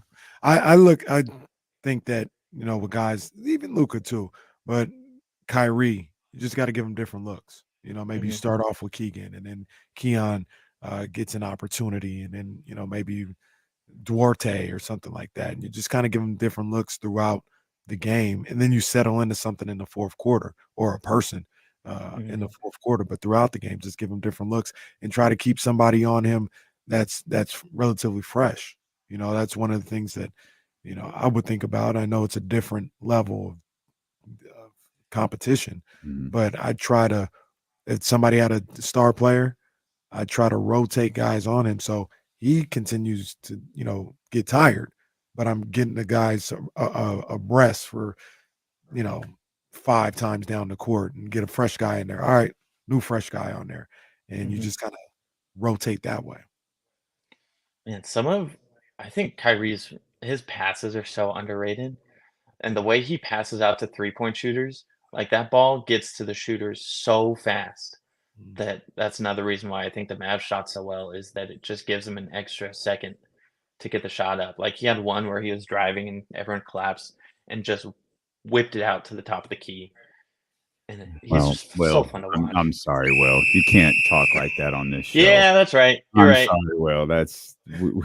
We are not it. I was editing, so I'm just gonna go off of my second referee. I'm gonna go off of my second referee. I was editing. I will go with the second official's call. With the flag. All right, we're meeting. Jesse, check the monitor. Jesse, check the monitor. It's okay. At least you didn't try to cheat during pocket watching. That's true. I would never. That was crazy though. Yeah, no, well, can't do that, Will. Yeah. It's always funny when we hit the guest with the flag. Oh, it's always good. I think that's my first one, like a first official flag. Yeah, that's it. Been a long while. Yeah. Long while. Yeah. welcome to this. You're welcome to the league moment. Your swing stat last Tuesday, was it fast break points? What was it? Points in the paint. Oh, points in the paint. Yeah. Okay, points in the paint. That was because for some reason fast break points was sticking out of my head. I was like, God, Will really nailed this one. Kings, they don't have any. Yeah, they didn't exist. I think Slauson wound up getting the only fast break points they had. That's how bad the game was there at the end. Shout out Jalen. What are we doing? Are we running it back? What are we doing tonight? We're switching it over to fast break points. The Kings are 28-8 when they score at least 15 fast break points, compared to 14-22. That's a 778 winning percentage versus a 389 winning percentage. So, clearly they are better when they're getting those fast break point looks. Hard part, again, the Mavs really planned for that, just picking Fox up as soon as he gets the ball. So it might be another thing where it's easier said than done. Maybe some other players will have to be the ones to push the pace. Monk, Sabonis, get it and go. Keegan, get it and go. We haven't seen that in a while, it feels like. So fast break points will be the one for tonight. Get those stops too, man. Yeah. Get the stops. Get the stops. And Dallas makes it tough, man, because they're really good on the offensive end, and you got two dynamic players like Kyrie and Luka. They make it tough, but you got to find a way to get these stops. I think I'm gonna see if PJ and those guys can do it again. They can. Yeah. I don't think there's anything wrong with that. Yeah, I don't think there's anything wrong with that because Will just laid out they haven't done that before. They weren't doing that leading into the game. So, and if they do, sign them. Yeah. Clearly, there's something about Sacramento that they like. So get their asses over here. Though we've liked PJ Washington for a while. Yeah, PJ's moved on. He's moved on very nicely. He has. Yeah, shout out to PJ. Multiple fronts. He's doing just fine. Big ups to him. Will, great stuff, man. Thank you as always. We'll be locked into the account over the weekend. Of course, got games on Sunday. So we appreciate you, my man. Thank you as always. Thanks, guys. Appreciate it. Have a good one. All right. It's our man, Will Z, right there. Make sure you're following Will across the social media platforms. You can check out the Zcast. It's his new game preview that he does. He does it on Instagram, TikTok, and of course, he posted on Twitter as well. Great work there from our man, Will Z, leading into the big game tonight. At the Golden One Center, the Sacramento Kings, the Dallas Mavericks, second of this two-game set. The idea was always to split, and that is still very much within reach of Sacramento. How much does the conversation shift if they lose tonight? Because playoffs, top six. Yeah. For some, it'll feel like it's over. I wouldn't feel that way, but there'll be people out there that feel like it ain't gonna happen at this point. So math wise, it's obviously not over. Like you're not of that camp. Okay, I'll rephrase this differently. Are you still confident they can get top six if they drop tonight? Yes, not as confident though. I'm not gonna lie and be like, oh, it didn't matter at all. Like that'd be a little bit of a gut punch. Yeah, but I do think they'd be able to get there. I think if they lose tonight, you're gonna need the Mavs to kind of falter these last two games then, because if you lose the season series here, you're essentially already a game behind, even if you have the same records, just because you're gonna have to make that up. You would tie. I don't know. Well, the second tiebreaker. We think it's the conference records, right? And it goes to Dallas, doesn't it? Goes to Dallas right now. Right now, it would be Dallas. Dallas would be 22-14. I'm sorry, that's wrong. I feel like Dallas would be 28-19 if they won tonight. Sacramento would be 24-21. Well, if they get the season series and just finish with the same record, isn't that just enough of a tiebreaker right there? Dallas, but they won't have the season series. It'll be 2-2. Oh, 2-2. I forget. They didn't play five times. Never mind. I think Dallas has nothing but Western Conference games left. See, and that's such a huge. Not take that back. They got like 3 or 4 Eastern Conference games. They have. What's funny about Dallas? I might have these teams mixed up. I've been looking at the damn schedule so much. What's funny about Dallas is Dallas. If they win tonight, they're really in control of the 6th. I think they're in control of the 10th too, because don't they have 2 with Golden State and 2 with Houston? Yep. Yeah. Wow. The Western Conference playoffs run through the Dallas Mavericks right now, whether you like it or not. They run through the Dallas Mavericks right now. They're about to tonight. Will start a stretch where they play a lot of basketball in the next week. I think they play every other day all week, and then a back-to-back on Thursday and Friday, and then day off play on Sunday. Man, wow. They don't have many days off left. They play on the 29th, the 31st, the 2nd, the 4th, the 5th, the 7th, the 9th, the 10th, the 12th, the 14th. My goodness. Yeah. This little vacation, season's almost over. This little Sacramento vacation they just had. That was it. That's it. Man. Hate to see it. Well, or do you? Luka in good shape. Luka in good enough shape. That's people say that every year. Luka's just fine. Flipping that question around, what if the Kings win tonight? Like, are we just Kings back in control? Like, are we just more Kings, like sigh of relief? Sigh of relief for sure. But the Kings have the series now, so that's the difference between Dallas winning and the Kings winning. Is good point. The Kings have the series if they win. Yeah. And so they have that tiebreaker. And right now, everything is pointing to all of these teams being really, really close record-wise.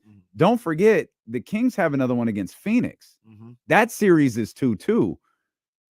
Boy, thinking back to that fourth quarter really hurts right now. Well, you win those two games, that probably essentially just locks up top six for you, know? It doesn't. You've got games. Well, it to doesn't win, lock it up, but it's man, just those teams are going to lose. Like, you're all about the same, you know? It's good business because they got to finish the game ahead of you. That's it. You got the game, the one-on-one, but you got the tiebreaker against two teams you're obviously in direct competition with. Yeah, this is big time. Yeah, it's huge. Like it's big. Pause. It's a big game tonight. Sorry. Yeah, get up. But I said pause. You think because you throw your hands up in the air, the ref's not going to throw a flag? Oh, it's like, look, I was walking the other direction. You didn't have to. I knew I was walking back 5 yards. Pal, you've been in the league a long time. You've been in the league a long time to be committing rookie fouls like that. It was the cadence, though. Yeah. It was the cadence. That was. It was deliberate or whatever. It was call not it. deliberate. It was deliberate. I said. It's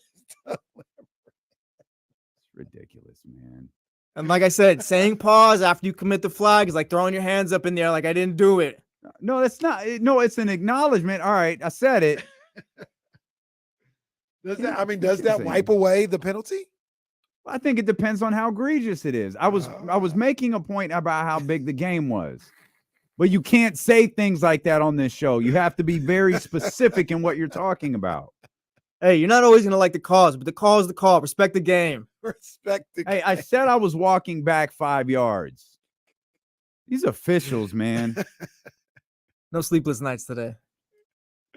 Officials are on it today. They're on it. They're on their game. I'm just trying to do what I can, go play to play. Who's Phoenix tonight? Thunder? Thunder. Yeah, Phoenix 40.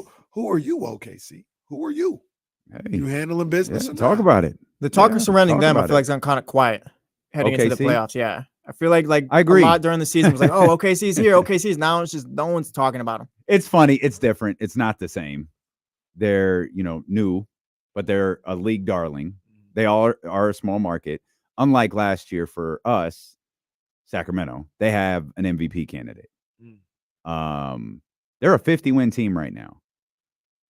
I still feel like everyone's talking about Denver. They have virtually the same record as Denver. They're even paying more attention to Minnesota. Probably. I will say I do not believe in OKC come playoff time. Believe in them how? Can they win a series? They can, but they're a second round ceiling. I think they're year two. They have to. I don't know, it's narratives and all that. But I think they have to hit that spot where they lose. Like they're too early. Like they haven't been there yet. You're gonna play a team like Denver, maybe. Like I think the Kings can get them out of there in the first round. I don't. Yeah, I agree with you in one sense. But it's more like I just don't think they're there yet in terms of like they're this is weird. They're good, but we're talking about advancing in the playoffs. Like I'd probably take Denver to advance. I'd probably take Minnesota to advance. I'd probably take the Clippers to advance. I've maintained my unsureness about the Pelicans. If it was Dallas, I don't really know about that one. I'll take the Kings in 7 in that series. Okay. Boy, these Clippers really messing everything up because there's no can't have any confidence in these guys. They might lose tonight. They got Orlando, or Orlando might score 27 points in that game. Boy, listen to this real quick. Denver in their last 10. 8 wins. Minnesota 7. Oklahoma City 7. New Orleans 7. Dallas 9. Phoenix 6. Sacramento 6. Los Angeles 7. The Clippers 4. 4 and 6 in their last 10.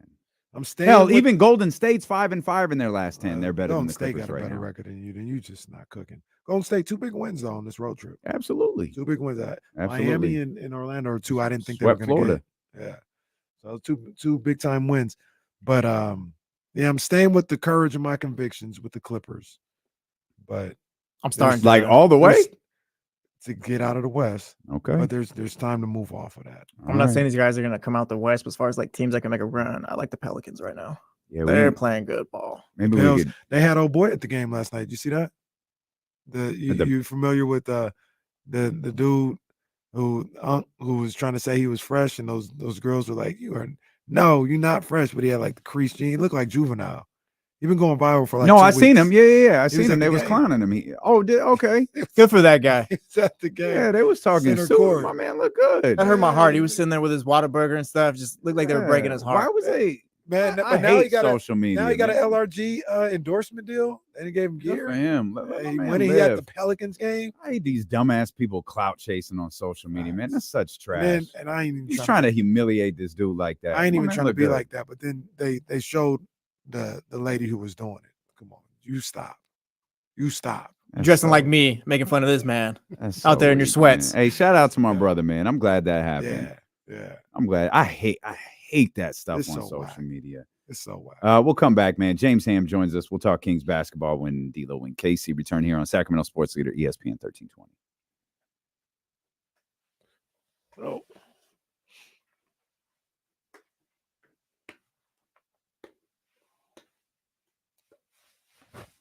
Creases in the jeans, a little old school, but ain't nothing wrong with that.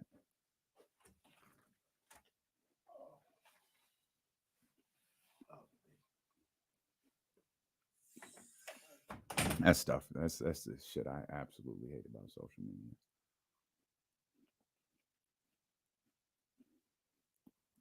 Is Mitch cooking on social media or on Twitter? I mean, Hammer.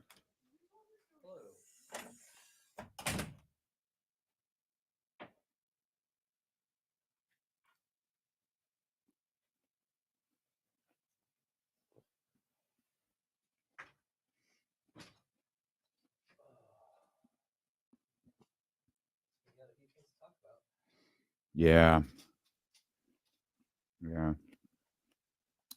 Thanks, Russell. DLOandKC.com. We can talk about it, Steven, but things go the wrong way today. Man. They're only just the Hey, game ahead of the Lakers, I think. That's a shoot. That is a shoot right there.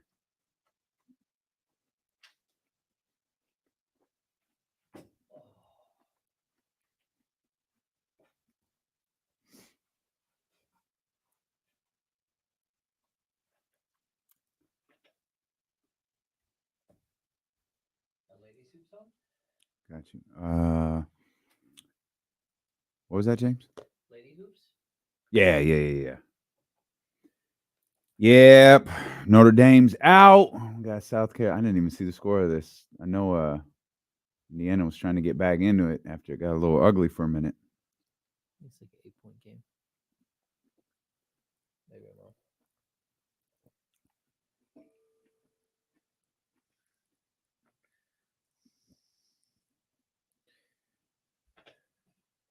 Chester. Anyone going to the game on Sunday? Easter Sunday? Easter Sunday basketball. Kings hate mothers and they hate Easter. That's right. Oh shit! They have a game on Mother's Day. No. Oh, They fired Luke Walton on Mother's Day, remember? Oh, that's right. That's right. Oh, yeah. So the joke was always they hate mothers. Can you imagine going like, "Hey, happy Mother's Day, Ma. I got fired." I think they fired Paul That's on not funny. I didn't mean to Christmas laugh at Eve. that. Oh, geez. Right around Christmas Eve. That's terrible.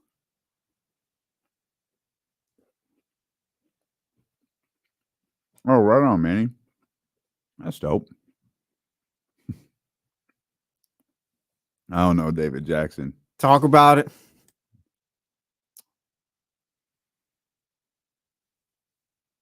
Well, all right, Chester. Al Davis fired a coach on Christmas. That's pretty funny. That's an Al Davis move. Who's the greatest owner in the history of sports? Huh. Like Al kind of Greatest lost it at the owner in end, the but I history feel like the way they talk about him impacted a lot. I mean, I don't know if it is Al Davis, but that's yeah. that No, I question got me mean, like, thinking. bro fights the league. Like, he's probably up there. That's a good one. Yeah, that's a good question. That's a good one. I want to say like the Steelers. Would Dr. That's Buss a be up good there? suggestion. Yeah. That's the Rooneys. Yeah, the Rooneys. I mean, not only that, but they fought for the Rooney Rule. Well, I mean, they're trying. I to mean, I start get it. You're somewhere. right. Yeah, you're right. I mean, they got the Steelers culture there too. I mean, Dr. Buss has got to be up there, right? Yeah, he changed the league a bit, huh? But aren't they on their fourth head coach? The Steelers are on their fourth head coach ever. Since like 1972. Well, I yeah, think. not That's ever, but it's in like the last 40 years or 50 years. or something like that. Yeah. Yeah, it's something pretty crazy. Celtics won the title in June. We'll have more material for winning time. I don't know if I'd put Mark Cuban up there. I don't think he's a bad owner. I just don't know if I'd label him as like one of the greatest owners in sports. Yeah. Mark Cuban gets that Shark Tank rep. Like how the Dallas Cowboys. It props him up a bit. Mm-hmm. I mean, got to show a little respect to Robert Kraft. I don't know. After that Belichick hit piece documentary. No.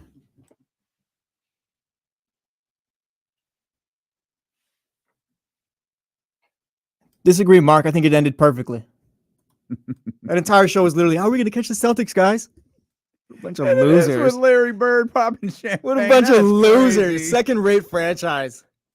Netflix, get in here. That's crazy. Well, Chester's got a point.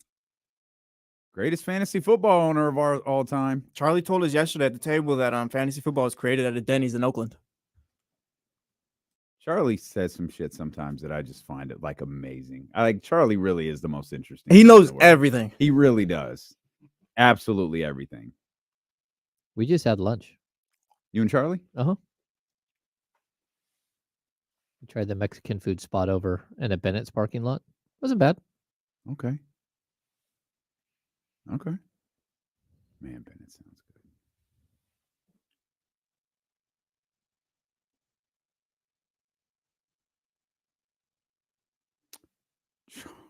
Charlie did what? Yeah. He did? Oh no.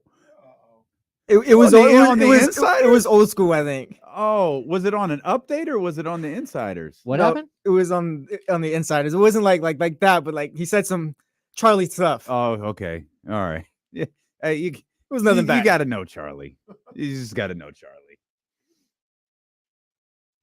All right, we're back here. Our man James Ham joining us early here to talk Kings basketball as we get ready for the second round of the Sacramento Kings and the Dallas Mavericks tonight at G1C. I'm scrolling IG. Mm-hmm. You know, Did the pocket watching segment make it to Instagram? No. Oh. I'm just saying I need a new hoodie. I need a new hoodie, man. You see what Coach K had on at the press conference today? Oh, I didn't. I didn't. Is that on her? Yeah, Dukes. Okay. Because I follow Duke. I don't even follow South Carolina. Wow. Sure you don't. I don't. Yeah, but when you talk about South Carolina, you don't ask for a hoodie. No, I need this hoodie though. Oh yeah, that's fire. Yeah, I got you. That's fire.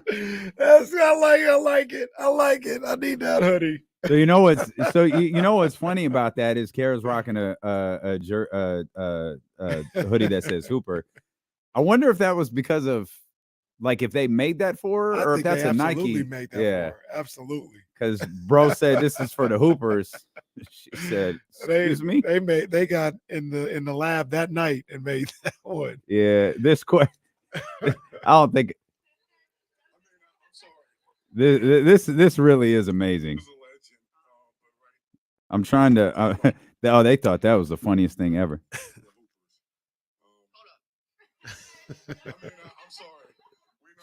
He got a look too. My man got a talking to when this was over. As he should have. I'm sorry, bro. Let's hit the floor right now. I'll show you all about it. Wow, that's good stuff. Good luck with that hoodie, buddy. I don't know what to tell you. That's a 1-of-1. It's on the way with your book ones, I guess. Hammer, some unfortunate news made official. I think some people had kind of been bracing for this, but official that Kevin Huerter's season is in fact over. His representatives told Adrian Wojnarowski they expect him to be ready. He will be ready for the beginning of the 2024-2025 season. Just a really, really tough season for Kevin Huerter and a brutal ending for him. Yeah, I mean, he really struggled all year long, right? And I think he had a couple of bright spots here and there, but overall, we're talking about a guy who, went from being your third leading scorer last year at over 15 a game to barely over 10. He's had some really rough stretches throughout the season. And, now he's looking at 4 to 6 months worth of rehab. Yeah. I mean, this is a substantial injury. And really the only real way to get through this was to go in and have surgery. If not, he would have ran the risk of having his shoulder pop out of the socket, down the road multiple times. And, it kind of gets worse every time. So I think this is the right thing for him. It's the right thing for the Kings, but he'll be ready. Whether it's training camp in Sacramento or it's training camp somewhere else, he'll be back in plenty of time for next season. And I would be surprised if this was a huge impediment to his career moving forward. Any information or even just a educated guess on, why it took, what was this, a couple of weeks, about a week and a half before they made this determination? Was he trying to hold out hope maybe for this year? Yeah, I mean, I think what we're looking at is you've got to go through the process with multiple opinions. This isn't like you can try to play with some of these injuries, but you're just running the risk. And I think we needed to know, like, we still don't know what grade of labrum tear it was. And that probably, he got multiple opinions and most of them probably said, hey, look, for you to get 100% healthy and for you to avoid having like a long-term, sort of career threatening thing happening here where you won't be able to trust your shoulder from popping out of the socket. It's probably best that you do this. And, we talked to Dr. P me and Kyle did like last week, maybe a little bit longer ago. And he said it's about not really the shooting motion, but it might be about his ability to play defense, like reaching out and trying to stop somebody, his ability to go vertical and try to grab a rebound. That's where you could have an issue of him like just literally just popping his shoulder out of the socket again. And then every time you're talking about an extended time away from the game, you're talking about potential to tear the rotator cuff and do more damage. So, yeah, a bummer for Kevin, but this is the NBA. This is what happens. Yeah, it's tough. And now, of course, it's sports. So, we immediately talk, okay, like what's next? Because we thought maybe Huerter might be a guy that Monty and this group look to maybe see what the market looked like for him. And while that's certainly a possibility moving forward, it's probably a little bit less of a possibility given shoulder rehabs are difficult. Shoulder rehabs are normally long. And sight unseen is tough. Coming off of a shoulder injury, or coming off any injury, sight unseen is tough. How much do you think this impacts? Again, not saying Kevin Huerter was being traded this offseason, but how much do you think this impacts whether Kevin Huerter is back with Sacramento at the beginning of next year or not? I don't know that it does all that much. I mean, like, look, there's going to be teams out there that are interested in him. And then there are going to be deals that, maybe you're taking on a contract that someone isn't in love with anymore. And in order to match salary, you have to take on a player, whether they're injured or not. I don't think this is going to be something that really causes a bunch of problems for him down the road. And, again, this was kind of a freak accident. Remember, like Chris Webber popped his shoulder out and had problems, and when he was with the Bullets before he came to Sacramento, and that was pretty specific. He like went up and hung on the rim with one hand and ripped his shoulder out. That's not sort of Kevin Huerter's game.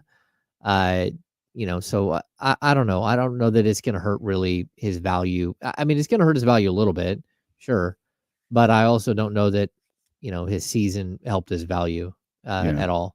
And so, like, he's looked at, as far as I can tell, as more of a contract and matching salary than he is as like a frontline starter or something at this point. And and so you're going to get some value for him, but you probably won't get the ultimate value that you were hoping to get. Frontline starter or not, sorry, he's still a really good basketball player. Like, I think so. Whether it's a quality role player, like, and that's what I would love for him to be for Sacramento. There might be a mental hurdle there with being a quality role player for Sacramento. Yeah, I mean, like, look, there's a possibility that he's back. Like, I wouldn't say that he's not going to be here, and really, like, not having him it's gonna damage their depth considerably. You're lacking 1 6'8" guy, 1 6'7" guy, and 1 6'9" guy right now. We have no idea when any of the three are coming back. We now know that one of them is not coming back, but really the Kings don't have that size player. And Mike even alluded to the fact that, look, they don't have a true natural power forward right now. Like, their only true natural power forwards are Trey Lyles and Sasha Vezenkov. And everyone else, like even Keegan Murray and Harrison Barnes, they can play the position, but they're playing out of position. And, Domas playing over at the power forward position. Again, he's playing out of position. So there isn't really a ton of options here. And the Kings, when they go small, it's kind of a hidden factor. They're going really small. And they've got to figure out ways to get around it. Even having, if you got to go small and you're going to go with like a 6'8" Keegan Murray at with your bench unit at the power forward spot, you'd feel a lot more comfortable if you had a 6'7" Kevin Huerter at the 3 than if you're going with like a 6'3" like Malik Monk. If you're going to go with your small ball lineups, and so this does hurt, and Kings are going to have to figure out a way to get through it.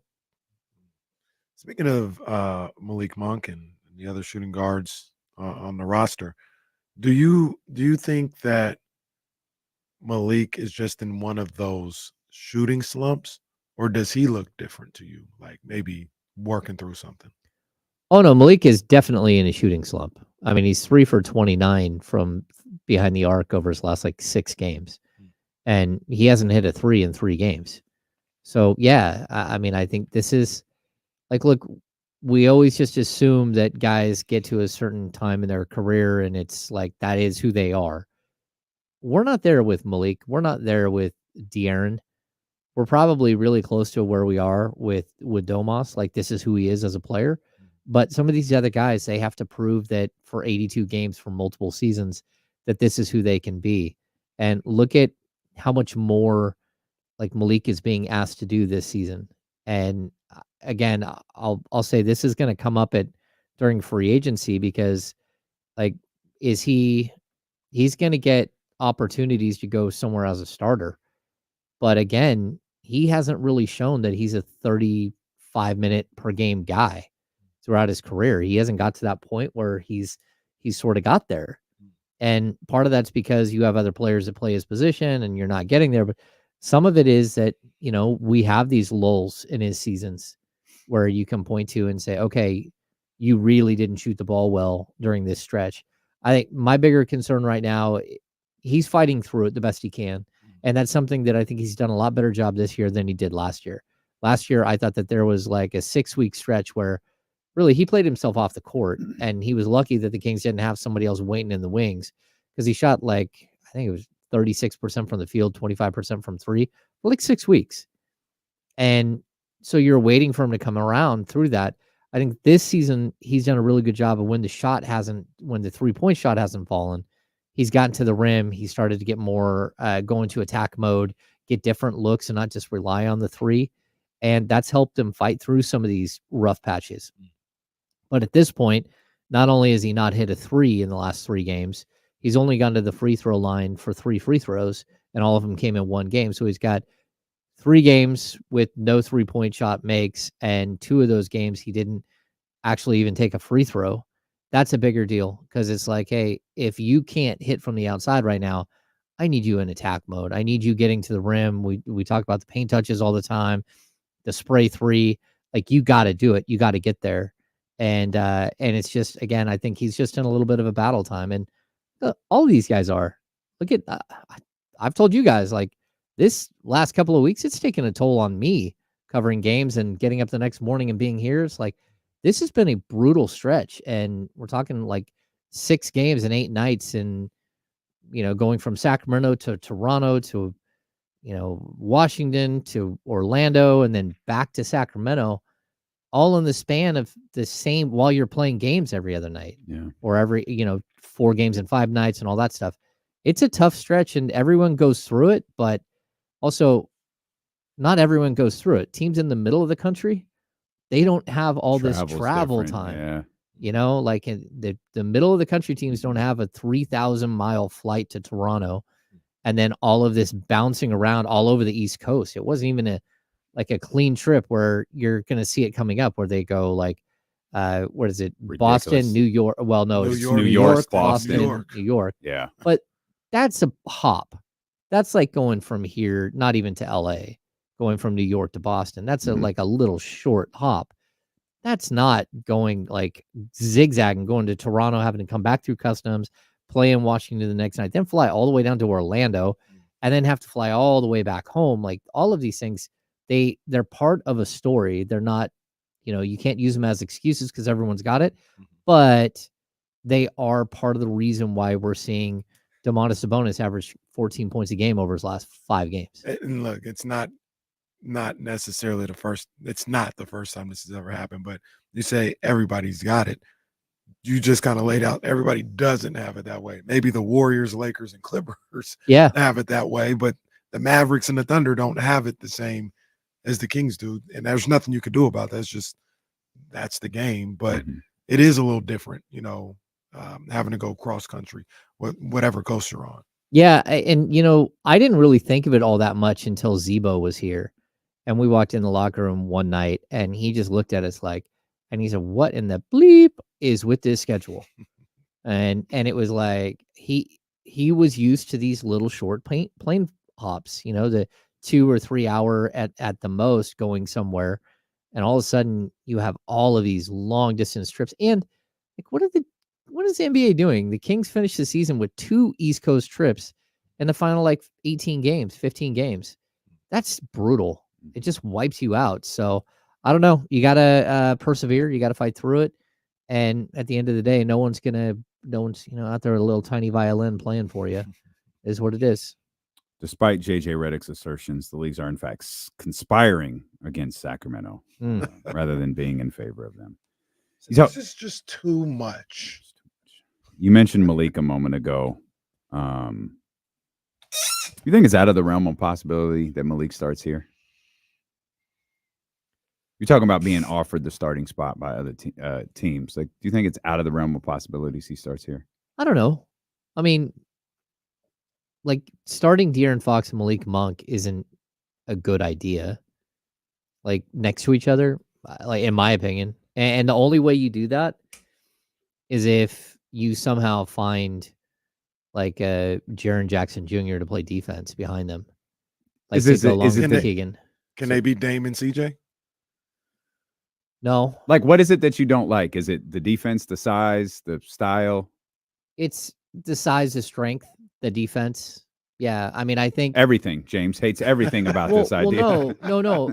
It's not that, because I think people who talk about Dame and CJ, you're missing the fact that like Dame and CJ are both, even though their numbers don't always show it, they're both elite shooters. They're like 5-star 3-point shooters.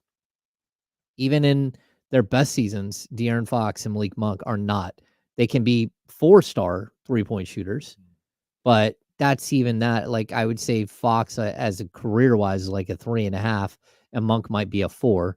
Those two guys can play off each other really well, or did play off each other really well, because one of them was always acting as a set shooter to stretch the defense. And that's not kind of who these guys are. And they both love to dribble. They both love to attack. I mean, you can play them for long stretches together. I just don't know that it, like, again, having 2 6'2", 6'3" lightweight guys as your starting backcourt. But maybe I'm wrong. Maybe they come back and this is something that they do next season. But I kind of like the Keon Ellis aspect. I think Keon is not only earned the rest of this season, but I think that there's a good chance he's going to continue to earn that this might be who he is moving forward for this team. And, again, he gives you better length, better, defensive acumen than the other two guys. Well, I don't know than Fox, but like just his natural instincts as a defender are elite. He's long, he's super quick, and he's focused on the defensive end, where Malik is not focused on he can play defense, but he's not focused on the defensive end. And De'Aaron has moments where he's focused, highly focused on the defensive end, but it's not a 36-minute per game thing where he's focused on the defensive end. Well, it's like you once said, I like playing defense. Yeah. Still one of the most amazing things ever uttered by a Sacramento King after a game. I like playing defense. It's Keon. He 1-on-1, man. Yeah. He is 1 of 1. You do not have to play the game. Guess that soundbite. That was Keon Ellis right there. Keon Ellis obviously going to factor into tonight's game. Kyrie Irving was his primary assignment last week. Do you think that should switch? We talked earlier about, would it be disruptive for Kyrie if they put Keegan on him? I don't know. But who's going to guard Luka? I mean, Kenny. Yeah. Well, that's the no, problem that you have. Throw right? Harrison Barnes on him. Okay. And put Keon on Derek Jones. Yeah. I mean, I'm not wasting Keon Ellis on Derek Jones. I think he's too good of a defender. And Derek Jones just isn't an offensive player. You can try Keon on Luka. No, why would that be bad? Keon on Luka? Yeah. Luka just so much, the size. Yeah, weighs him by like 70 pounds. Well, that's not necessary. And he'll go to the, no, I mean, the post. Well, it might be accurate. I don't think I'm off. No, I mean, I think Luka's a good 235. Sounds about right. And I have a tough time believing that Keon is more than 165. That's 70 pounds. Yeah. But I mean, it depends on what you do. It could be like a Jedi mind trick of keep Luka on the block and off the perimeter. Because I think Keon has the quickness to bother him on the perimeter. Luka would just try to back him down. But if Luka's just backing him down, he might not be spraying out to the 3-point shooters. Mm-hmm. Yeah, I think what we need to see is a lot more of like the running a second guy at Luka, because Luka made a lot of mistakes when you did that. Where he killed the Kings was when you ran a second shooter and PJ Washington was in the pick and roll with him and he slid to the outside and just hit all those shots. Number one, PJ Washington is like a 31% 3-point shooter. He shouldn't have hit all of those shots. And yeah, they were wide open, but I think the Kings need to do a better job of rotating to that shooter, especially like PJ isn't much of a passer at all. So I would like send a defender at PJ Washington the whole time in rotations. But when they went to the pick and roll with Luka and a big man, the Kings just ate them alive. Like they kept turning the ball over when they were trying to find Lively or they're trying to find who's the other kid at their other center. Anyway, I thought they did a really good job of like causing problems.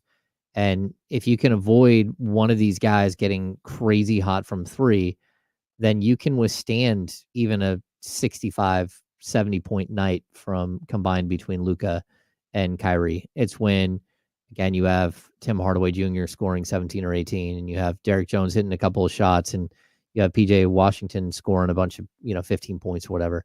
That's where you can't survive.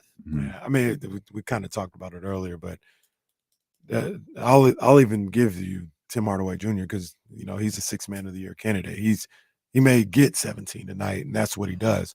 But when you have Derek Jones Jr., Dante Exum, PJ Washington, and throw Markieff in there for dramatic effect, going 11 of 17 from beyond the arc, what you gonna do? Ball game. What you gonna do? And that's what they did on Tuesday. They were 11 of 17 from 3. Those 4. Yeah, I mean, this game really did feel like the Suns game earlier this season, where you did a really good job of kind of containing everything, and then all of a sudden you had a bunch of randos hitting threes, right? So we had the game where Royce O'Neal and Nasir Little and Josh Okogie started raining threes. And it's like, look, you can only do so much at the NBA level to try to slow down and like contain a Kevin Durant or Luka Doncic or Kyrie or Devin Booker. If the other guys start to get hot, you're in trouble. Like, you can't leave Grayson Allen in the corner to shoot like 8 threes. But what you can leave these other guys, or you have to leave these other guys. And it's whether they hit it or not. And the first time on earlier in the week, they all hit their shots. I don't know that that's going to be the case tonight. Maybe it will. I mean, again, the sight lines in Golden One Center are clearly some of the best in the league, but everyone loves to shoot here. And you got to figure out a way to try to limit those guys, but also hope that they miss, because their track record tells you they're not going to hit all those shots. That's just not who they are as players. Put some of that Sutter Health Park lighting in Golden One Center. That's not up to standard. Put some of that in there. There we go. Hell, whatever it takes at this point, do that. Yeah. Do that. Do you still have hope for a top 6 if the Kings drop one tonight? I think that's really tough because you're talking about 9 games left in the season. And I mean, I think you could be 7, because I don't think the Suns are going to win a whole bunch of games here. I don't We think keep saying that. We keep saying that, but yeah, they keep doing it. Well, I mean, and I think that's where the Kings need to find that. Like, where can they be that team that just keeps winning, regardless of the schedule? And that's, again, it's kind of who they have to be at this point. Well, that's the funny thing. That's who they've been. It is. They're all winning at the same clip. It's just the last time we saw them several days ago, they got their ass kicked by 30-something on national TV. We all wanted the split, but it felt differently to lose the first one. It'd have been like, you talk about terms that I hate. House money. It'd have been like, hey, won the series. We've already guaranteed a split. So whatever happens tonight. But that's not what happened, right? You have, the concern about losing the conference tiebreaker if you even out at a 2-2 here. And then you have, it puts you in a tough spot with the Mavericks. You've already lost the Pelicans tiebreaker, and you've got that. Now you've got a Suns game looming, and you've got to stay in the vicinity of the Suns in case it winds up coming down to you two. Yeah, I mean, this is like a flat out sprint to the finish line. And it's a crazy sprint with a whole bunch of people fighting alongside you. The Dallas one is weird. I can't get over the Dallas. The fact that they got Golden State twice and Houston twice. Man, they control the league. They the do. Western Conference. They sure do. But two things there. Everybody, a lot of teams playing really good basketball, Kings included. It's not like they're falling off the wagon and struggling towards the end. I mean, 6-4 in their last 10 games. They were 7-3 before the other night. So they're playing well. But you also look at, the situation for what it is. You're going to have to play at that high level to have an opportunity to get to 6. And that means beating good teams. That's all it is. Like, not looking at the schedule and being like, oh man, like that ain't going to happen. Even with Boston, I don't think they'll beat Boston. But you're going to have to win some good games, beat some good teams to get there. Yeah, Boston is the one game that you just Boston and then New Orleans. You still have New Orleans. Mm-hmm. And those are the two games where it's just like, okay, well, you're probably not going to win those two games. Knicks are tough.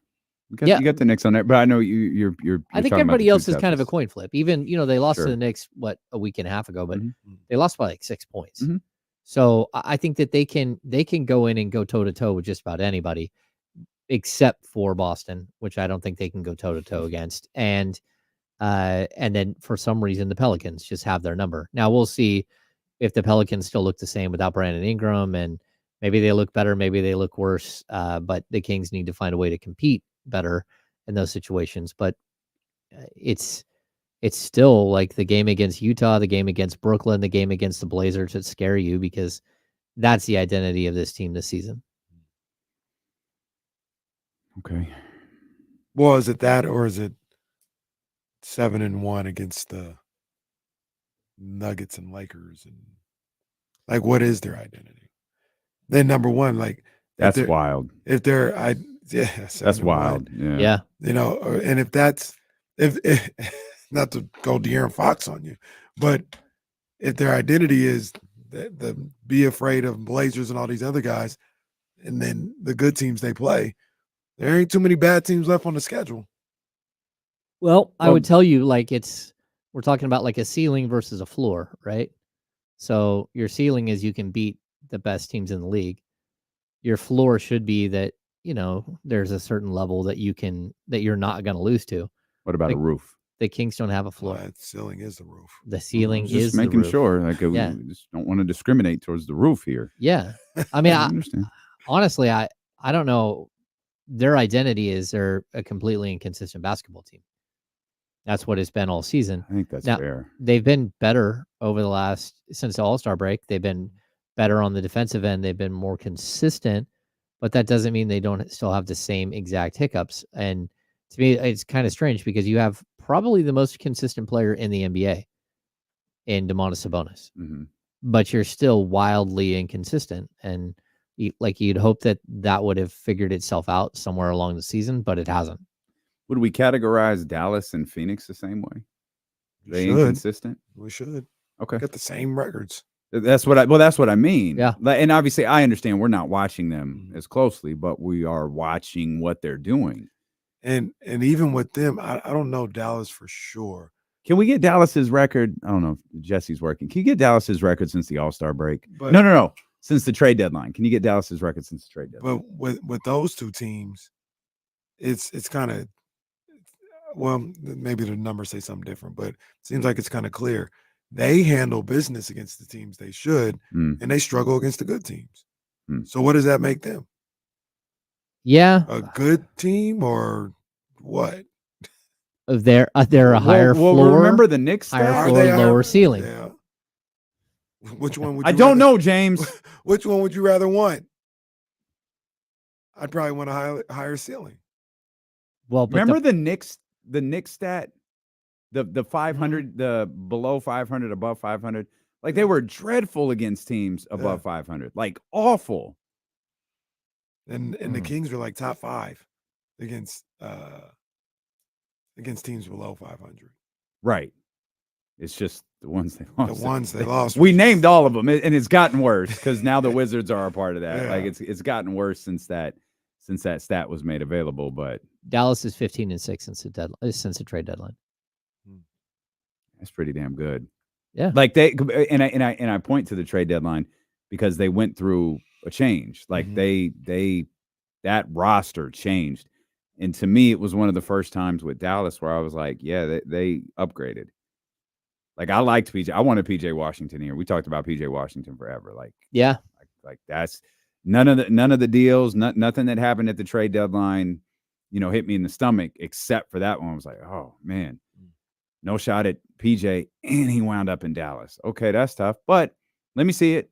They don't have a coach, so let's see what happens. And hey, salute. They're playing well. I've always felt that way too. Like I don't believe in Jason Kidd as a head coach. Like, oh no, he told us. He told us he's just watching like everybody else. No, it's true. That's what he said. It's like, okay, hey, my bad. Yeah, like if you need a drink spilled on the floor to stop a game, Well, that was he's very your guy. clever. Well, That was very clever.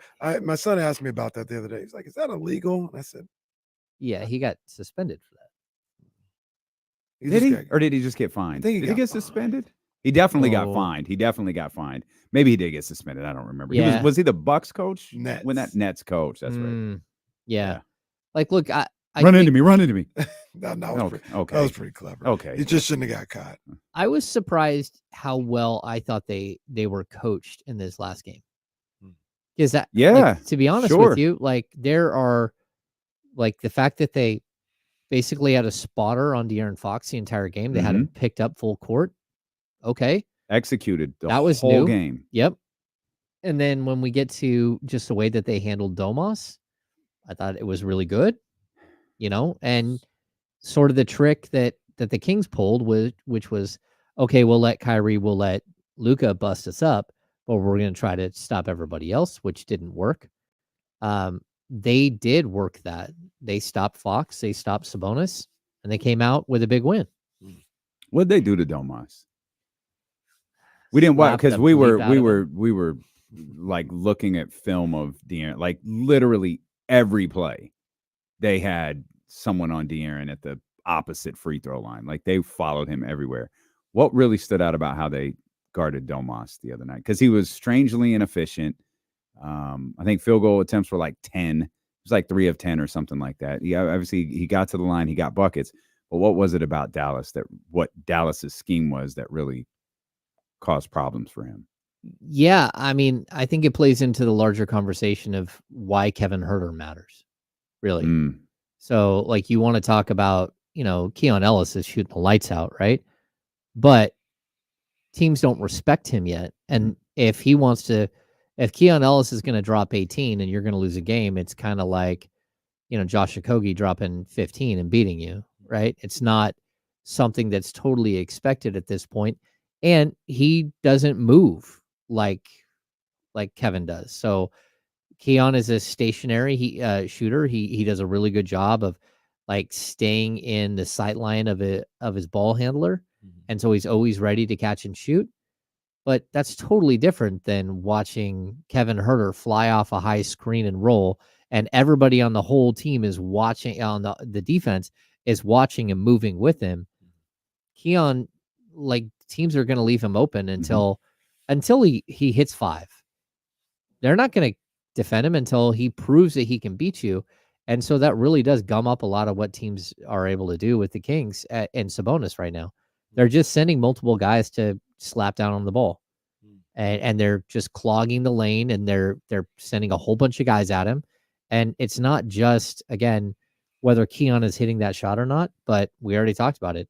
Malik Monk's not hitting that shot. And I don't think Harrison Barnes has hit at a high percentage over the last couple of games either.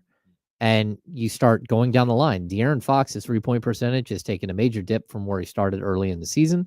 And so he's not the knockdown 3-point. So we're starting to get to that point where the Kings were supposed to be this great 3-point shooting team.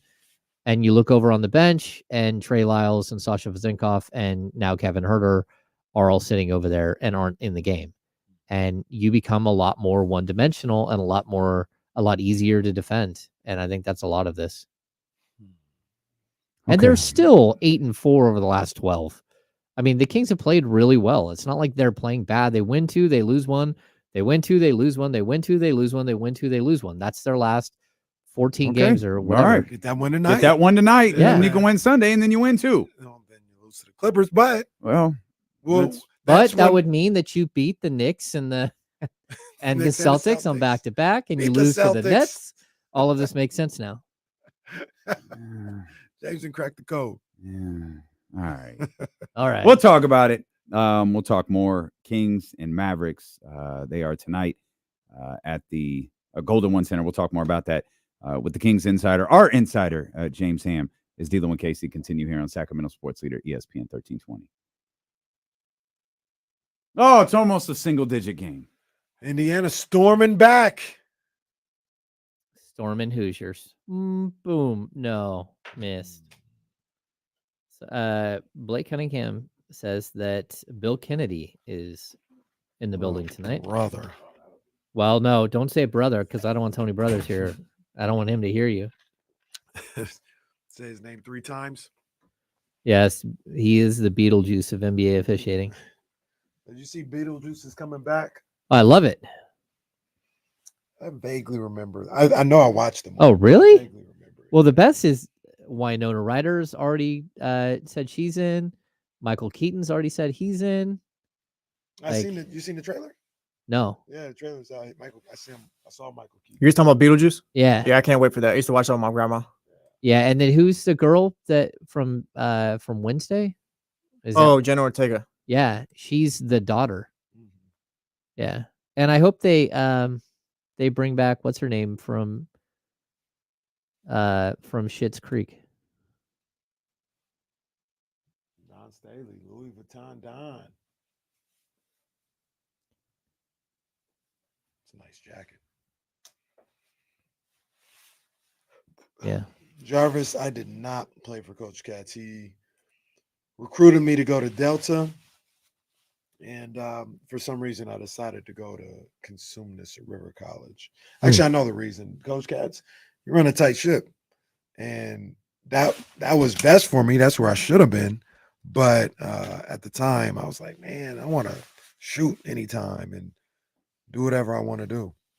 What did you average a game in high school? In high school, I only averaged 13. Hmm. We had a really good team. So thank you, Catherine O'Hara. Yeah, we had a really good team. So it wasn't, I think top scores were like 15, 14, 13, Yeah. 11. So then when I got to college, that's when I was getting 18 a night because I could shoot more. Mm. So I stayed around 18 for all of college.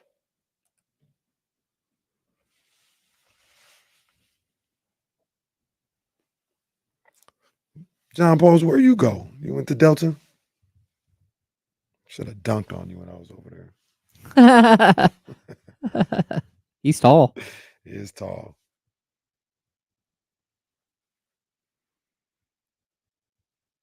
Yeah, I totally agree with this. She's incredible. That entire series.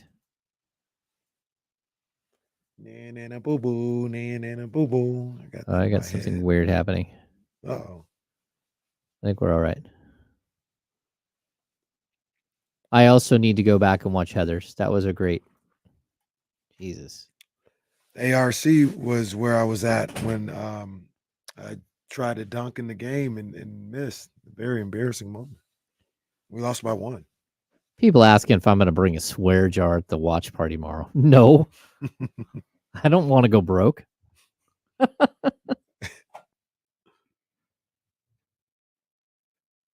The dad from Beetlejuice, isn't that Jeffrey James, who was Jeffrey Jones, who was the principal on Ferris Bueller's Day Off? Oh, really? Yeah. That's funny. The dad, and he was also, if you've ever seen the movie Ravenous, nope. That was spectacular. Robert Carlyle. I'm trying to remember his name. Who's that? Ferris Bueller's Day Off. Principal. Oh, man. Killer. Come on, man. Principal. I'm trying to think of when Jennifer Grey opens the door. Rooney. Yeah. She kicks him in the like 15 times. Yep. That one's got some great stuff in there. Mr. Rooney. Like Charlie Sheen. Charlie Sheen cameo, yeah. Yeah. Wasn't even a cameo, it was a role. I don't even know if Charlie Sheen was Charlie Sheen yet. Yeah. I watched the other day was Charlie Sheen and Emilio Estevez in Men at Work, where they're the garbage guys. Mm-hmm. Mm-hmm. Yeah. And they're what? Step brothers? No, they're full brothers. Brothers. Okay. Yeah. Not brothers, but yeah. Well, Martin Sheen. Martin Sheen's real name is Martin Estevez. Yeah, I was gonna say which one changed their name. Emilio changed his name. Yeah. No, Charlie did, because it's Emilio Estevez, right? Well, yeah, but his dad is Martin. Sheen is Martin Sheen. Oh, No. Their real name is Estevez. Right. Okay, that's what I meant. Yeah, They're- yeah. Okay. Yeah. And the dad and Charlie changed their. Yeah. Well, the dad changed his name, and then Charlie just Yeah. took on. Yeah. Aldridge J. I've never seen Dazed and Confused, which is weird. Howard the Duck is. I've seen Howard the Duck. It's underrated. I've seen Howard the Duck. Howard the Duck is a I've little seen it, I risque. don't You Ooh, go look back at- and watch it now. You're like, Got wait that a out of second. Kenny's Nah, closet. bro, that's fire. That Got that out of Kenny's closet. I saw that a little while ago Jeez. too. I said, "Wow." Yeah, see, Soren Smith and David Jackson both tell us that Charlie Sheen is Carlos Estevez. Mm-hmm. Estevez. Charlie Harper. That's who he is. Charlie Harper. What's his name in Major League again? Wild Thing. Vaughn. Vaughn. What is it? Is it Rick Ray- Vaughn? Rick Vaughn. That's good knowledge. Oh, yeah. Vaughn! I love the coach in that. It's like the most baseball coach guy ever. Yeah, totally. One more. The big mustache. That'll be a winning streak. I love that guy. Reese gets a kick out of the fact that we do that thing on the show where it goes, KD, Kyrie for 3. 7.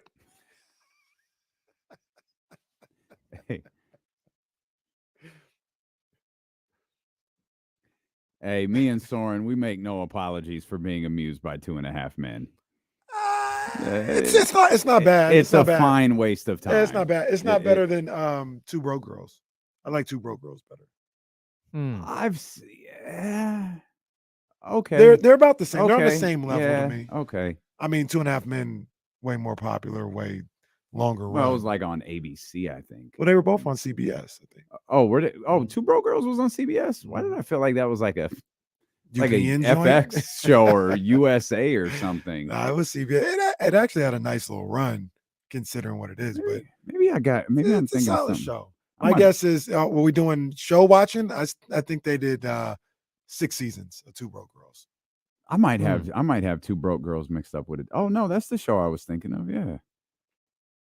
6 They seasons. ran, man. Wow, man. This doesn't count to anything for the record. Let me just make sure this is right. 2 Broke Girls. Again, this does not count. Very nice. Count it. No, Count it it. doesn't count. Hey. He didn't even register. Hey. He didn't even register. No, hey. I'm not gonna say it wouldn't be the first No. time the guy tried to cook the books. No. Did you hear the scandal? The pocket watching scandal? No. KC tried to cheat and it backfired. He tried to cheat at No. Kyrie Irving pocket watching and it backfired. How did that happen? How did you? Because I saw what he had made his earnings up into like right now, and I was like, cool, I got it. It was 266. And I was like, cool, got him. And they're like, yeah, we're just gonna count the whole length of the contract. I said I didn't study for the whole length of the contract. It was just right now. He had like 3 more years left on his contract. Got him. Damn. He fessed up. You know, we need a statement or something, bro. We need a Yeah. statement before the weekend. Yeah, Hold on. he's gonna make a statement, not Yeah. take any questions. Hold on, He's gonna talk let to me an learn interpreter. Japanese. Yeah, he's gonna talk to an interpreter. Man, Pocket watching. wow. The integrity of pocket watching is now in question moving forward. Highly questionable pocket watching. Unbelievable. Andy Donaghy. Unbelievable. Oh, man. Shout out to Broke Girls. Shout out to 2.5 Men. Yeah, I guess so. I guess Wow. so, man. Why not? Why not, man? A big swing game at the Golden One Center tonight. Rest of the schedule to keep an eye on. There are games to keep an eye on. Quite a few of them. Thunder and Suns tonight. Lakers and Pacers. No, Rich is saying no SGA. Yeah, no SGA. Yeah. Yeah. Why? Why? Because we need him to play. He didn't play against the Rockets either, though. I don't care. Play. Yeah. God damn it, get out on that court. Thank you. Thunder and Suns. Lakers and Pacers. It's not a singular Laker. It's all of them. Lakers and Pacers. Warriors and Hornets. Rockets and Jazz. I'm only chuckling because LeBron, now this isn't the first time he's been there, but going back to the scene of the crime, remember that's where he dragged the ref over to the court side. And so, Oh, that was the Pacers? right there. No, that's funny. Still LeBron James, the only person ever that they've left the monitor turned around. Every time, James, you've seen this 1,000 times live. They look at the monitor, they take their headphones off, they take the monitor and turn it around. With LeBron, they just left it. Just left it right there. LeBron's looking at it, doing a diagram. And who was it? Was it Tony Brothers? Tony was like, it's not me. I didn't make the call. It's the caucus. What you want from me? No one else except King James. It's just a different world for him. No Yeah, we're all Denise. just living in it. Like, look at my foot. I don't know. People What were me? concerned that Bill Kennedy's calling the game tonight. At least when Mike Brown challenges a call, we'll get a thorough and thoughtful explanation. Mike Brown been doing good enunciated. as of late. Yeah. He's Looked turned. It's directly. almost like pocket watching for him. He turned the season around. Well, yeah, except he's not cheating. Not I cheating think he's either. 500. 500 on his calls now. Well, that is not like pocket watching because Kenny is 4-12. 4-12. 4-12. We need to I have think a I'm 5 pocket and watch 12. right here. You're What- you're 6-12. Yeah, just call that record. Stop He's playing. 6-12 overall because he has a victory against me, which was whatever, and he has one against Jason It was on Jones, the- it where was on the Jason schedule. wasn't even sure what was happening, and he's It was on the 4-12 schedule. versus Jesse. It was on the schedule. Well, no, I know one time I won the pocket watching. Yeah, At least once. yeah. Maybe I think that twice. might have been before we were keeping score here. Though. But okay. yeah. No, we start. I have a whole separate Odyssey tablet. It's a new that season, has though. the We're score. looking for expansion teams, Ham. Yeah, August 1st. You got to pick your city. Yeah, pick your city. August 1st. I have it marked. The season ends August 1st. You can play here until you figure out exactly where you want to be. We've got the Vegas Barlings, the LA Joneses.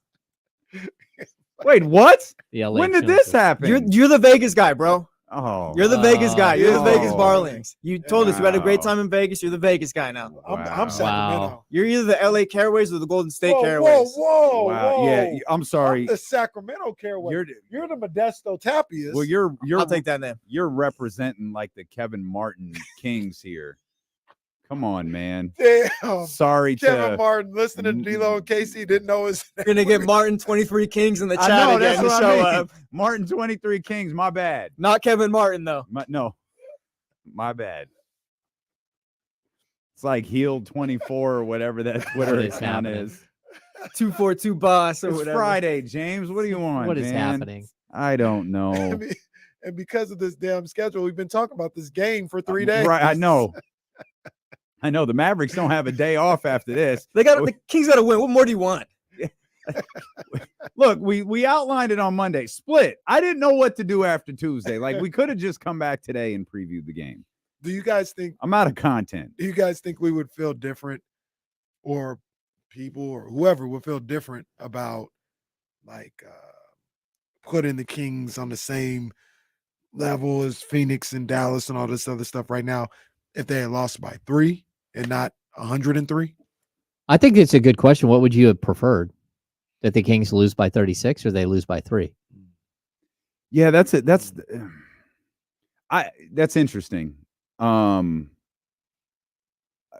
be straightforward, I don't care because you lost. Like there was no but I understand your point though, and to the integrity of the question. I think when you lose like that, and I said this on Wednesday, I think when you lose like that, you have a lot of film to get into, and I think there's a sense of hyper focus. It obviously doesn't always pan out.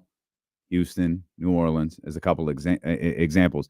Hell, with the Kings, the Lakers, right? Like, but I do think there's a sense of hyper focus. Given, we could, make the examples of the Lakers, Rockets, whatever. But this is a later part of the season. It's a critical juncture of the season. It's an incredibly critical game, and with the game going the way that it went, you have so much that you could draw back to. Hey guys, look at this. Let's do this, and you start making adjustments. When it's a 2-point game, a 3-point game, if Kyrie does something crazy at the end, Luka does something crazy at the end, what do you do in that situation if you're Mike Brown? You're probably more focused on the end of the game. Like if it's a back and forth game, a lot of games that the Kings have played in recent weeks, they haven't hit double. It's been, 8-point swings, 9-point swings. Like there hasn't been double-digit leads. Like they've been tightly contested games.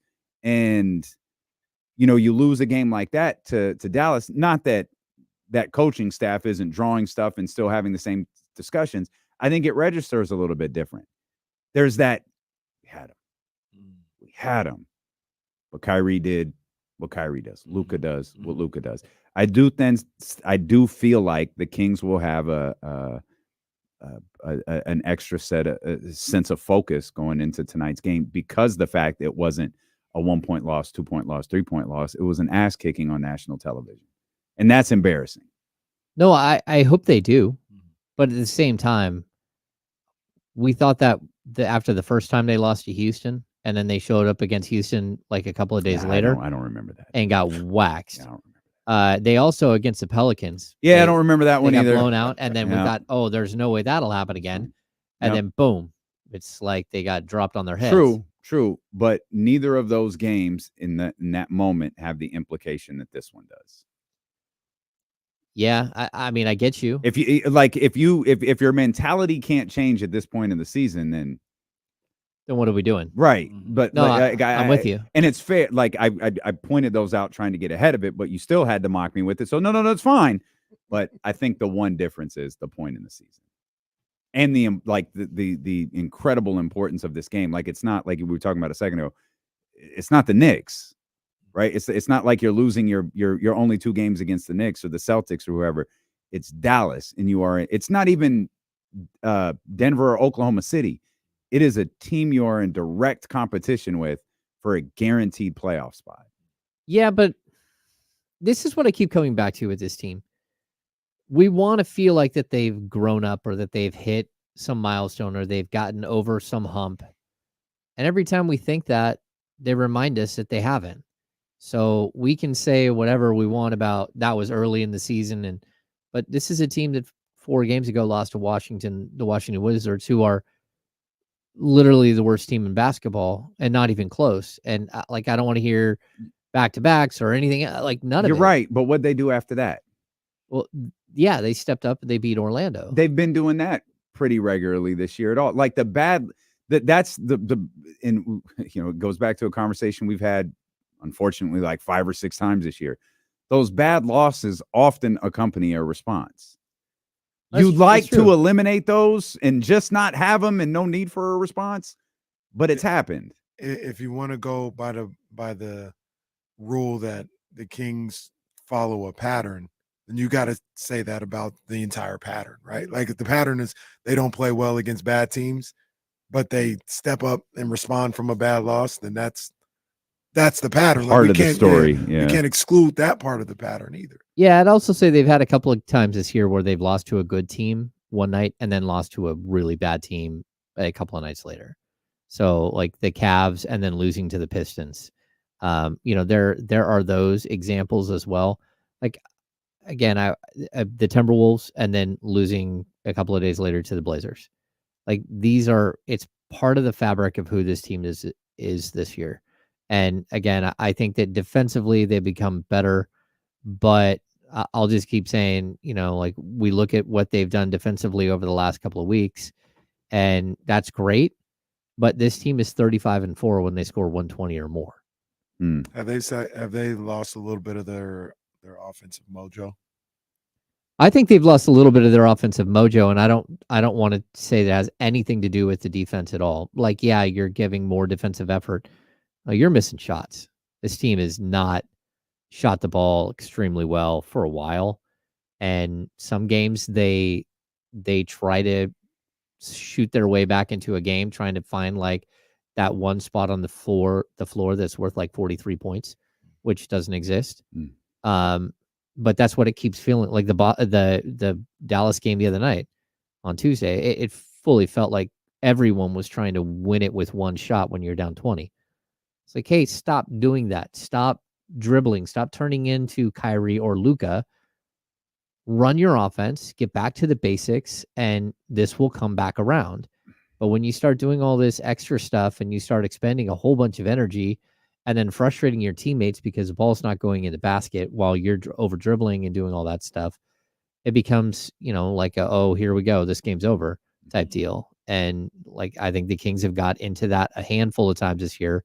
Not too many, but when you see them like let go of the rope, like what we saw in the third quarter, it's not that like they just quit. It's that they try to get it all back in one shot. When again, there's no 12-point shot in the league. You have to settle in. You've got to get defensive stops, and you've got to run your offense. And when this team runs their offense, they're almost unbeatable. When they don't run their offense, okay. I mean, again, 35-4. What's the opposite? When you don't score 120, it's not good at all. So we're talking about 7 wins and how many losses? 26, 7-26 when you don't score 120. That's a little bit of a swing, and that's even with them picking up a couple of wins in the last week to get to their 6th and 7th win, where they didn't score 120. And so look, I mean, there's a larger trend here, and they have to play better defense, but they look worn out on the offensive end. And when players are worn out on the offensive end, they usually sort of regress to who they are. And this team needs to rely on who they are as like an offensive scheme, not who they are as individuals, because that's not how you get out of it. Do you have any idea? You said 35-4. The number that stands out to me is 39. Do we know? Is that like? And I don't expect you to know this off the top of your head. Maybe you do. How many teams have scored 120 more times than that? Is it a lot given the nature of the league? No. Okay, it's not. Okay. And most of the teams that do aren't good. So, like one of the teams that has scored more 130, Atlanta. No, 120 is Atlanta, and one of the others is the Pacers. Yeah, I figured that. Where the Pacers just like, all right, we're just going to try to outscore everybody. I think the Kings have a happy medium, but that doesn't change the fact that they're a better team when they're sharing the ball, when everyone's getting involved, when they become almost like undefendable. It feels like there's been a little bit of and you, KC, kind of pointed this out earlier. It feels like there's a little bit of an identity crisis with this team, whereas what they did last year, obviously the rest of the league tried to take that on. Mike really wanted them to be better defensively, and it's been like a struggle as to what exactly they are. They have games, 39 of them, where they score 120. Our most recent conversation in the month of March is about how they've become a middle of the league defensive team. Yeah. And that's a weird juxtaposition to me. Like, what are you? I think it's tough because it appears they can't be both, because those offensive numbers, I mean, I could probably look here real quick how many times they've scored 120 or more this month. They beat the Bucks with 129. They beat the Lakers with 120. They beat the Lakers again, 130. The Spurs. A good thing. So I'm up to 4, maybe 5 times this year out of the not this year. I'm sorry, 5 times this month out of the 13 games. They haven't lost when scoring 120. This month. Yeah, that's correct. Yep. Yeah. And again, I think if you look at their shooting numbers over the last Raptors in there too. I'm sorry. Well, great. 20 Okay. games. Well, the number's getting up there. Sorry. Yeah. All right. Dump this. Dump. Yeah. Thank you. Yeah. Because the Grizzlies are too. I found 2 more 120 games. It's, hey. So James. The Grizzlies one was a little weird though, because they needed overtime, and I want to say they were at like 103 in regulation. They scored 16 in overtime. Yeah, I mean, 16 to 6. Or I think Malik scored 16 in overtime. I could be wrong, but I feel like that's really close.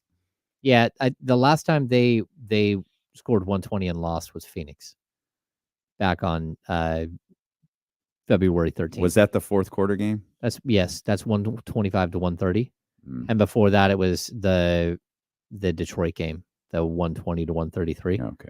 Yeah, so like, look, this team is really good offensively, and I'm not blaming Mike for, like, in order to win in the playoffs, you have to play defense. Yeah, I'm not trying to place blame on anyone. Yeah. It just feels like it's been a tug of war this season about who this team is going to be.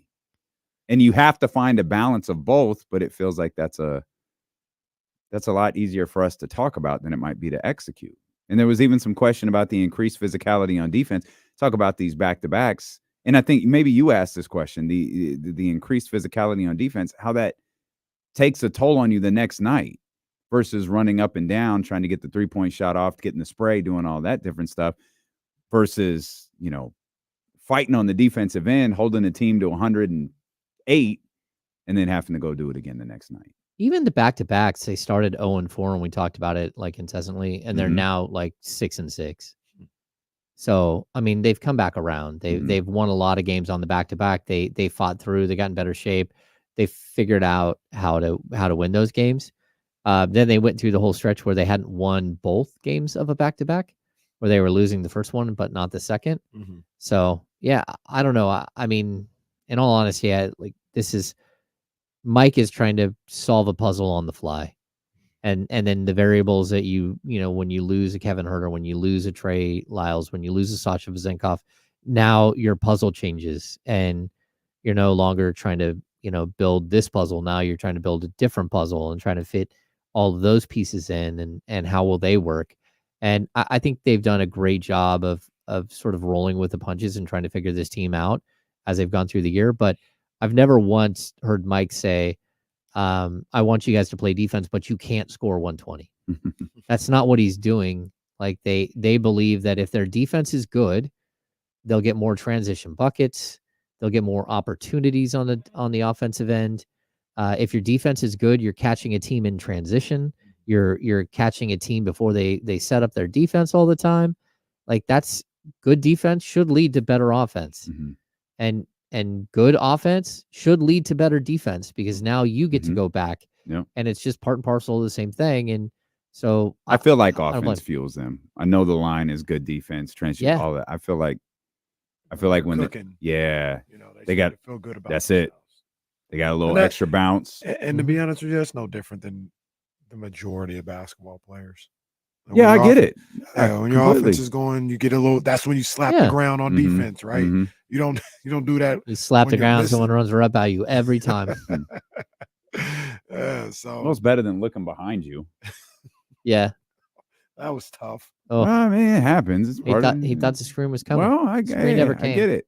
The Jalen, worst I is the actually- camera got him. Oh, that was the worst part. Like, oh no, they got Keon. I actually salute Jalen for that. He baited him into that. Mm-hmm. Tricked him. He said, "Look, Mm-hmm. Yeah, that's why I'm excited to see them play the Knicks again because the Knicks are good, but they're right on the same level as the Kings, and there's gonna be one night where the Knicks beat you, another night where you beat them. Like you're not gonna fall for that again if you're Keon Ellis. Kings gonna be ready to play tonight, baby. They're gonna be ready to play tonight. It's gonna be a good game. It's gonna be a good game. Are you and Drake sitting courtside together? Absolutely. No, I don't know Drake. I think you. Like, I don't know him. For those that don't James know, knows Drake more than I do. Well, James does know Drake. Hi, Drake. But the meet owl, him. for people who don't know the owl, like you can't buy the jacket Kenny's wearing. You It's absolutely can. I don't I think you bought can. the jacket. I don't think that happened. Where, Kenny? Where did you buy it? You can't even tell us where. Where can I add it to my Look, cart? we've got 20 seconds. Tell us where you bought the jacket and we'll drop it. Exactly. You can't tell us because Drake gave it to you. It's fine. Hey, what's Mark Jones always tell us? Where your blessings. That's right. Drake blessed you with a jacket. No, and you're Drake wearing did it to the not. game You have tonight. 5 seconds to explain yourself, Ken. Nope. Time's Vamos out. Kings like the bean. You heard him.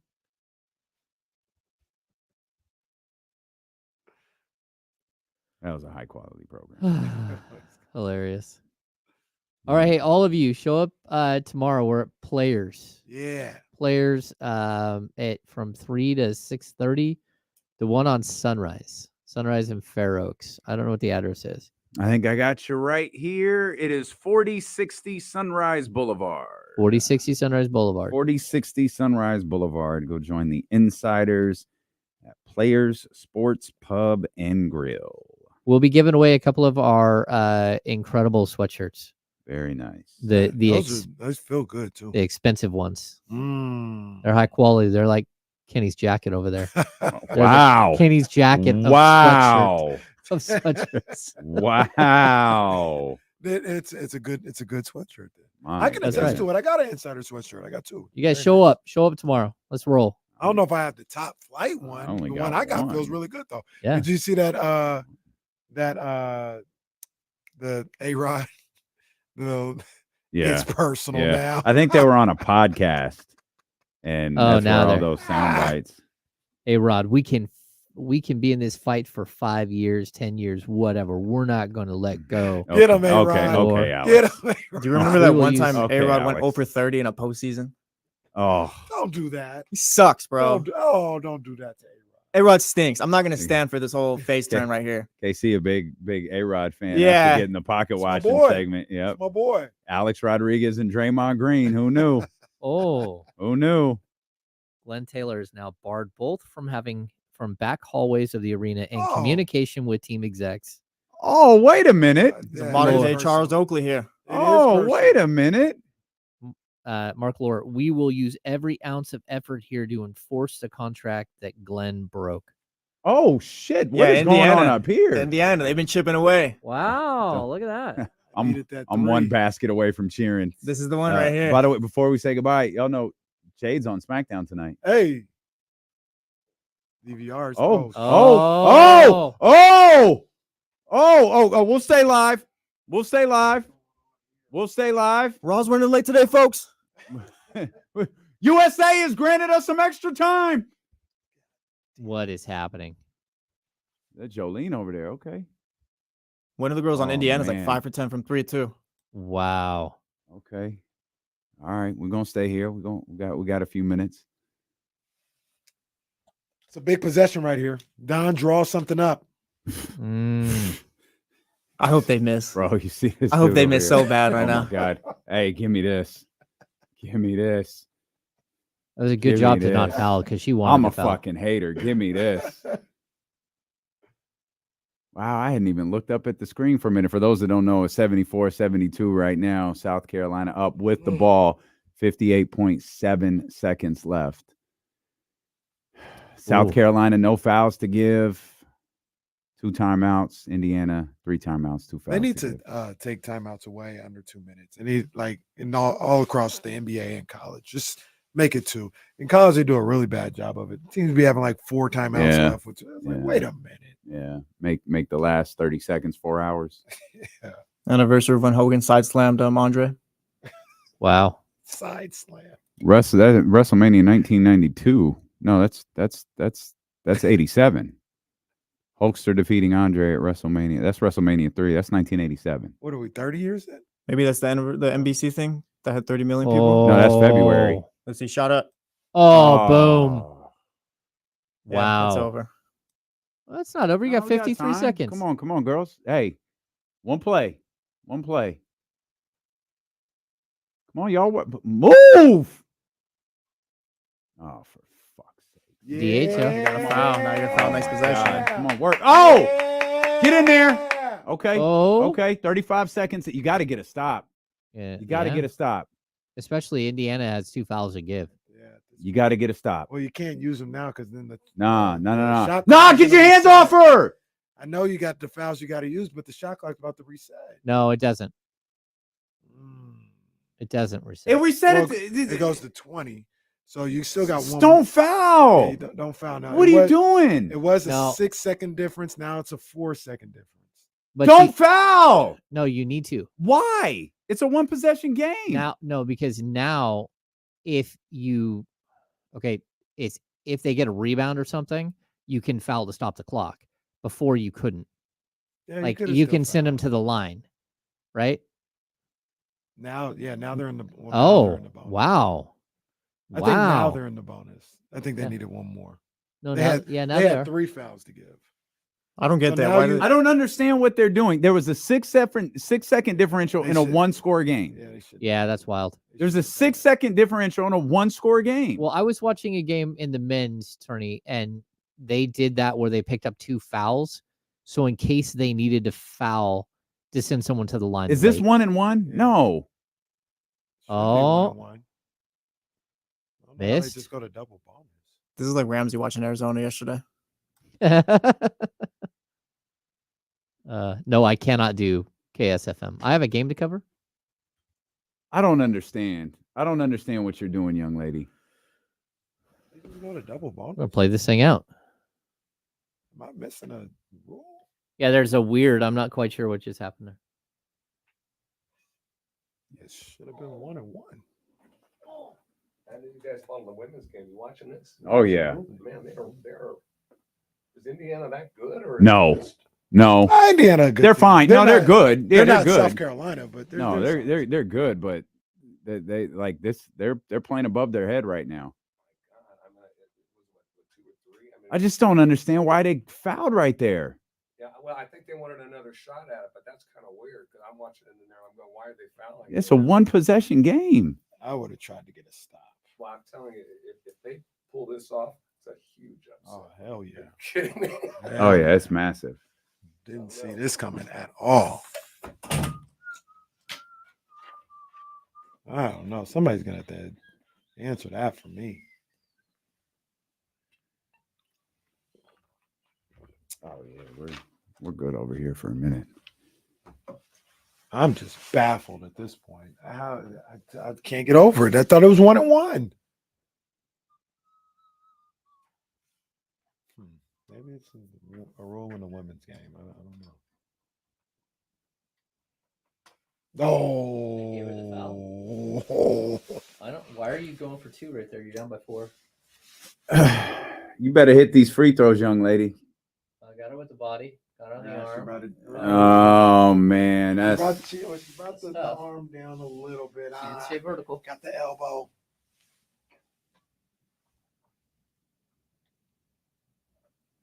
Yeah, but what's the plan here? hit 2 and foul again. It's not the. They just made 1 or 2, so maybe you can get them to make 1 and 2 again. No. Oh, man, you fucking saw that. Goodness gracious. All right, y'all. What was that? We're done. It's stupid. Yeah, That's terrible coaching. No, that was awful. I don't know what the strategy was. I don't know what. Sure, they're trying to explain what the strategy is. She's darting the ball at the rim, for God's sakes. Kenny, get your girl. All right, y'all. We got to go do another show. And I'm cranky. If you're coming up to the game, man, I'll be there. It's gonna be my first game in a little while, so pull up, man. Say what's up.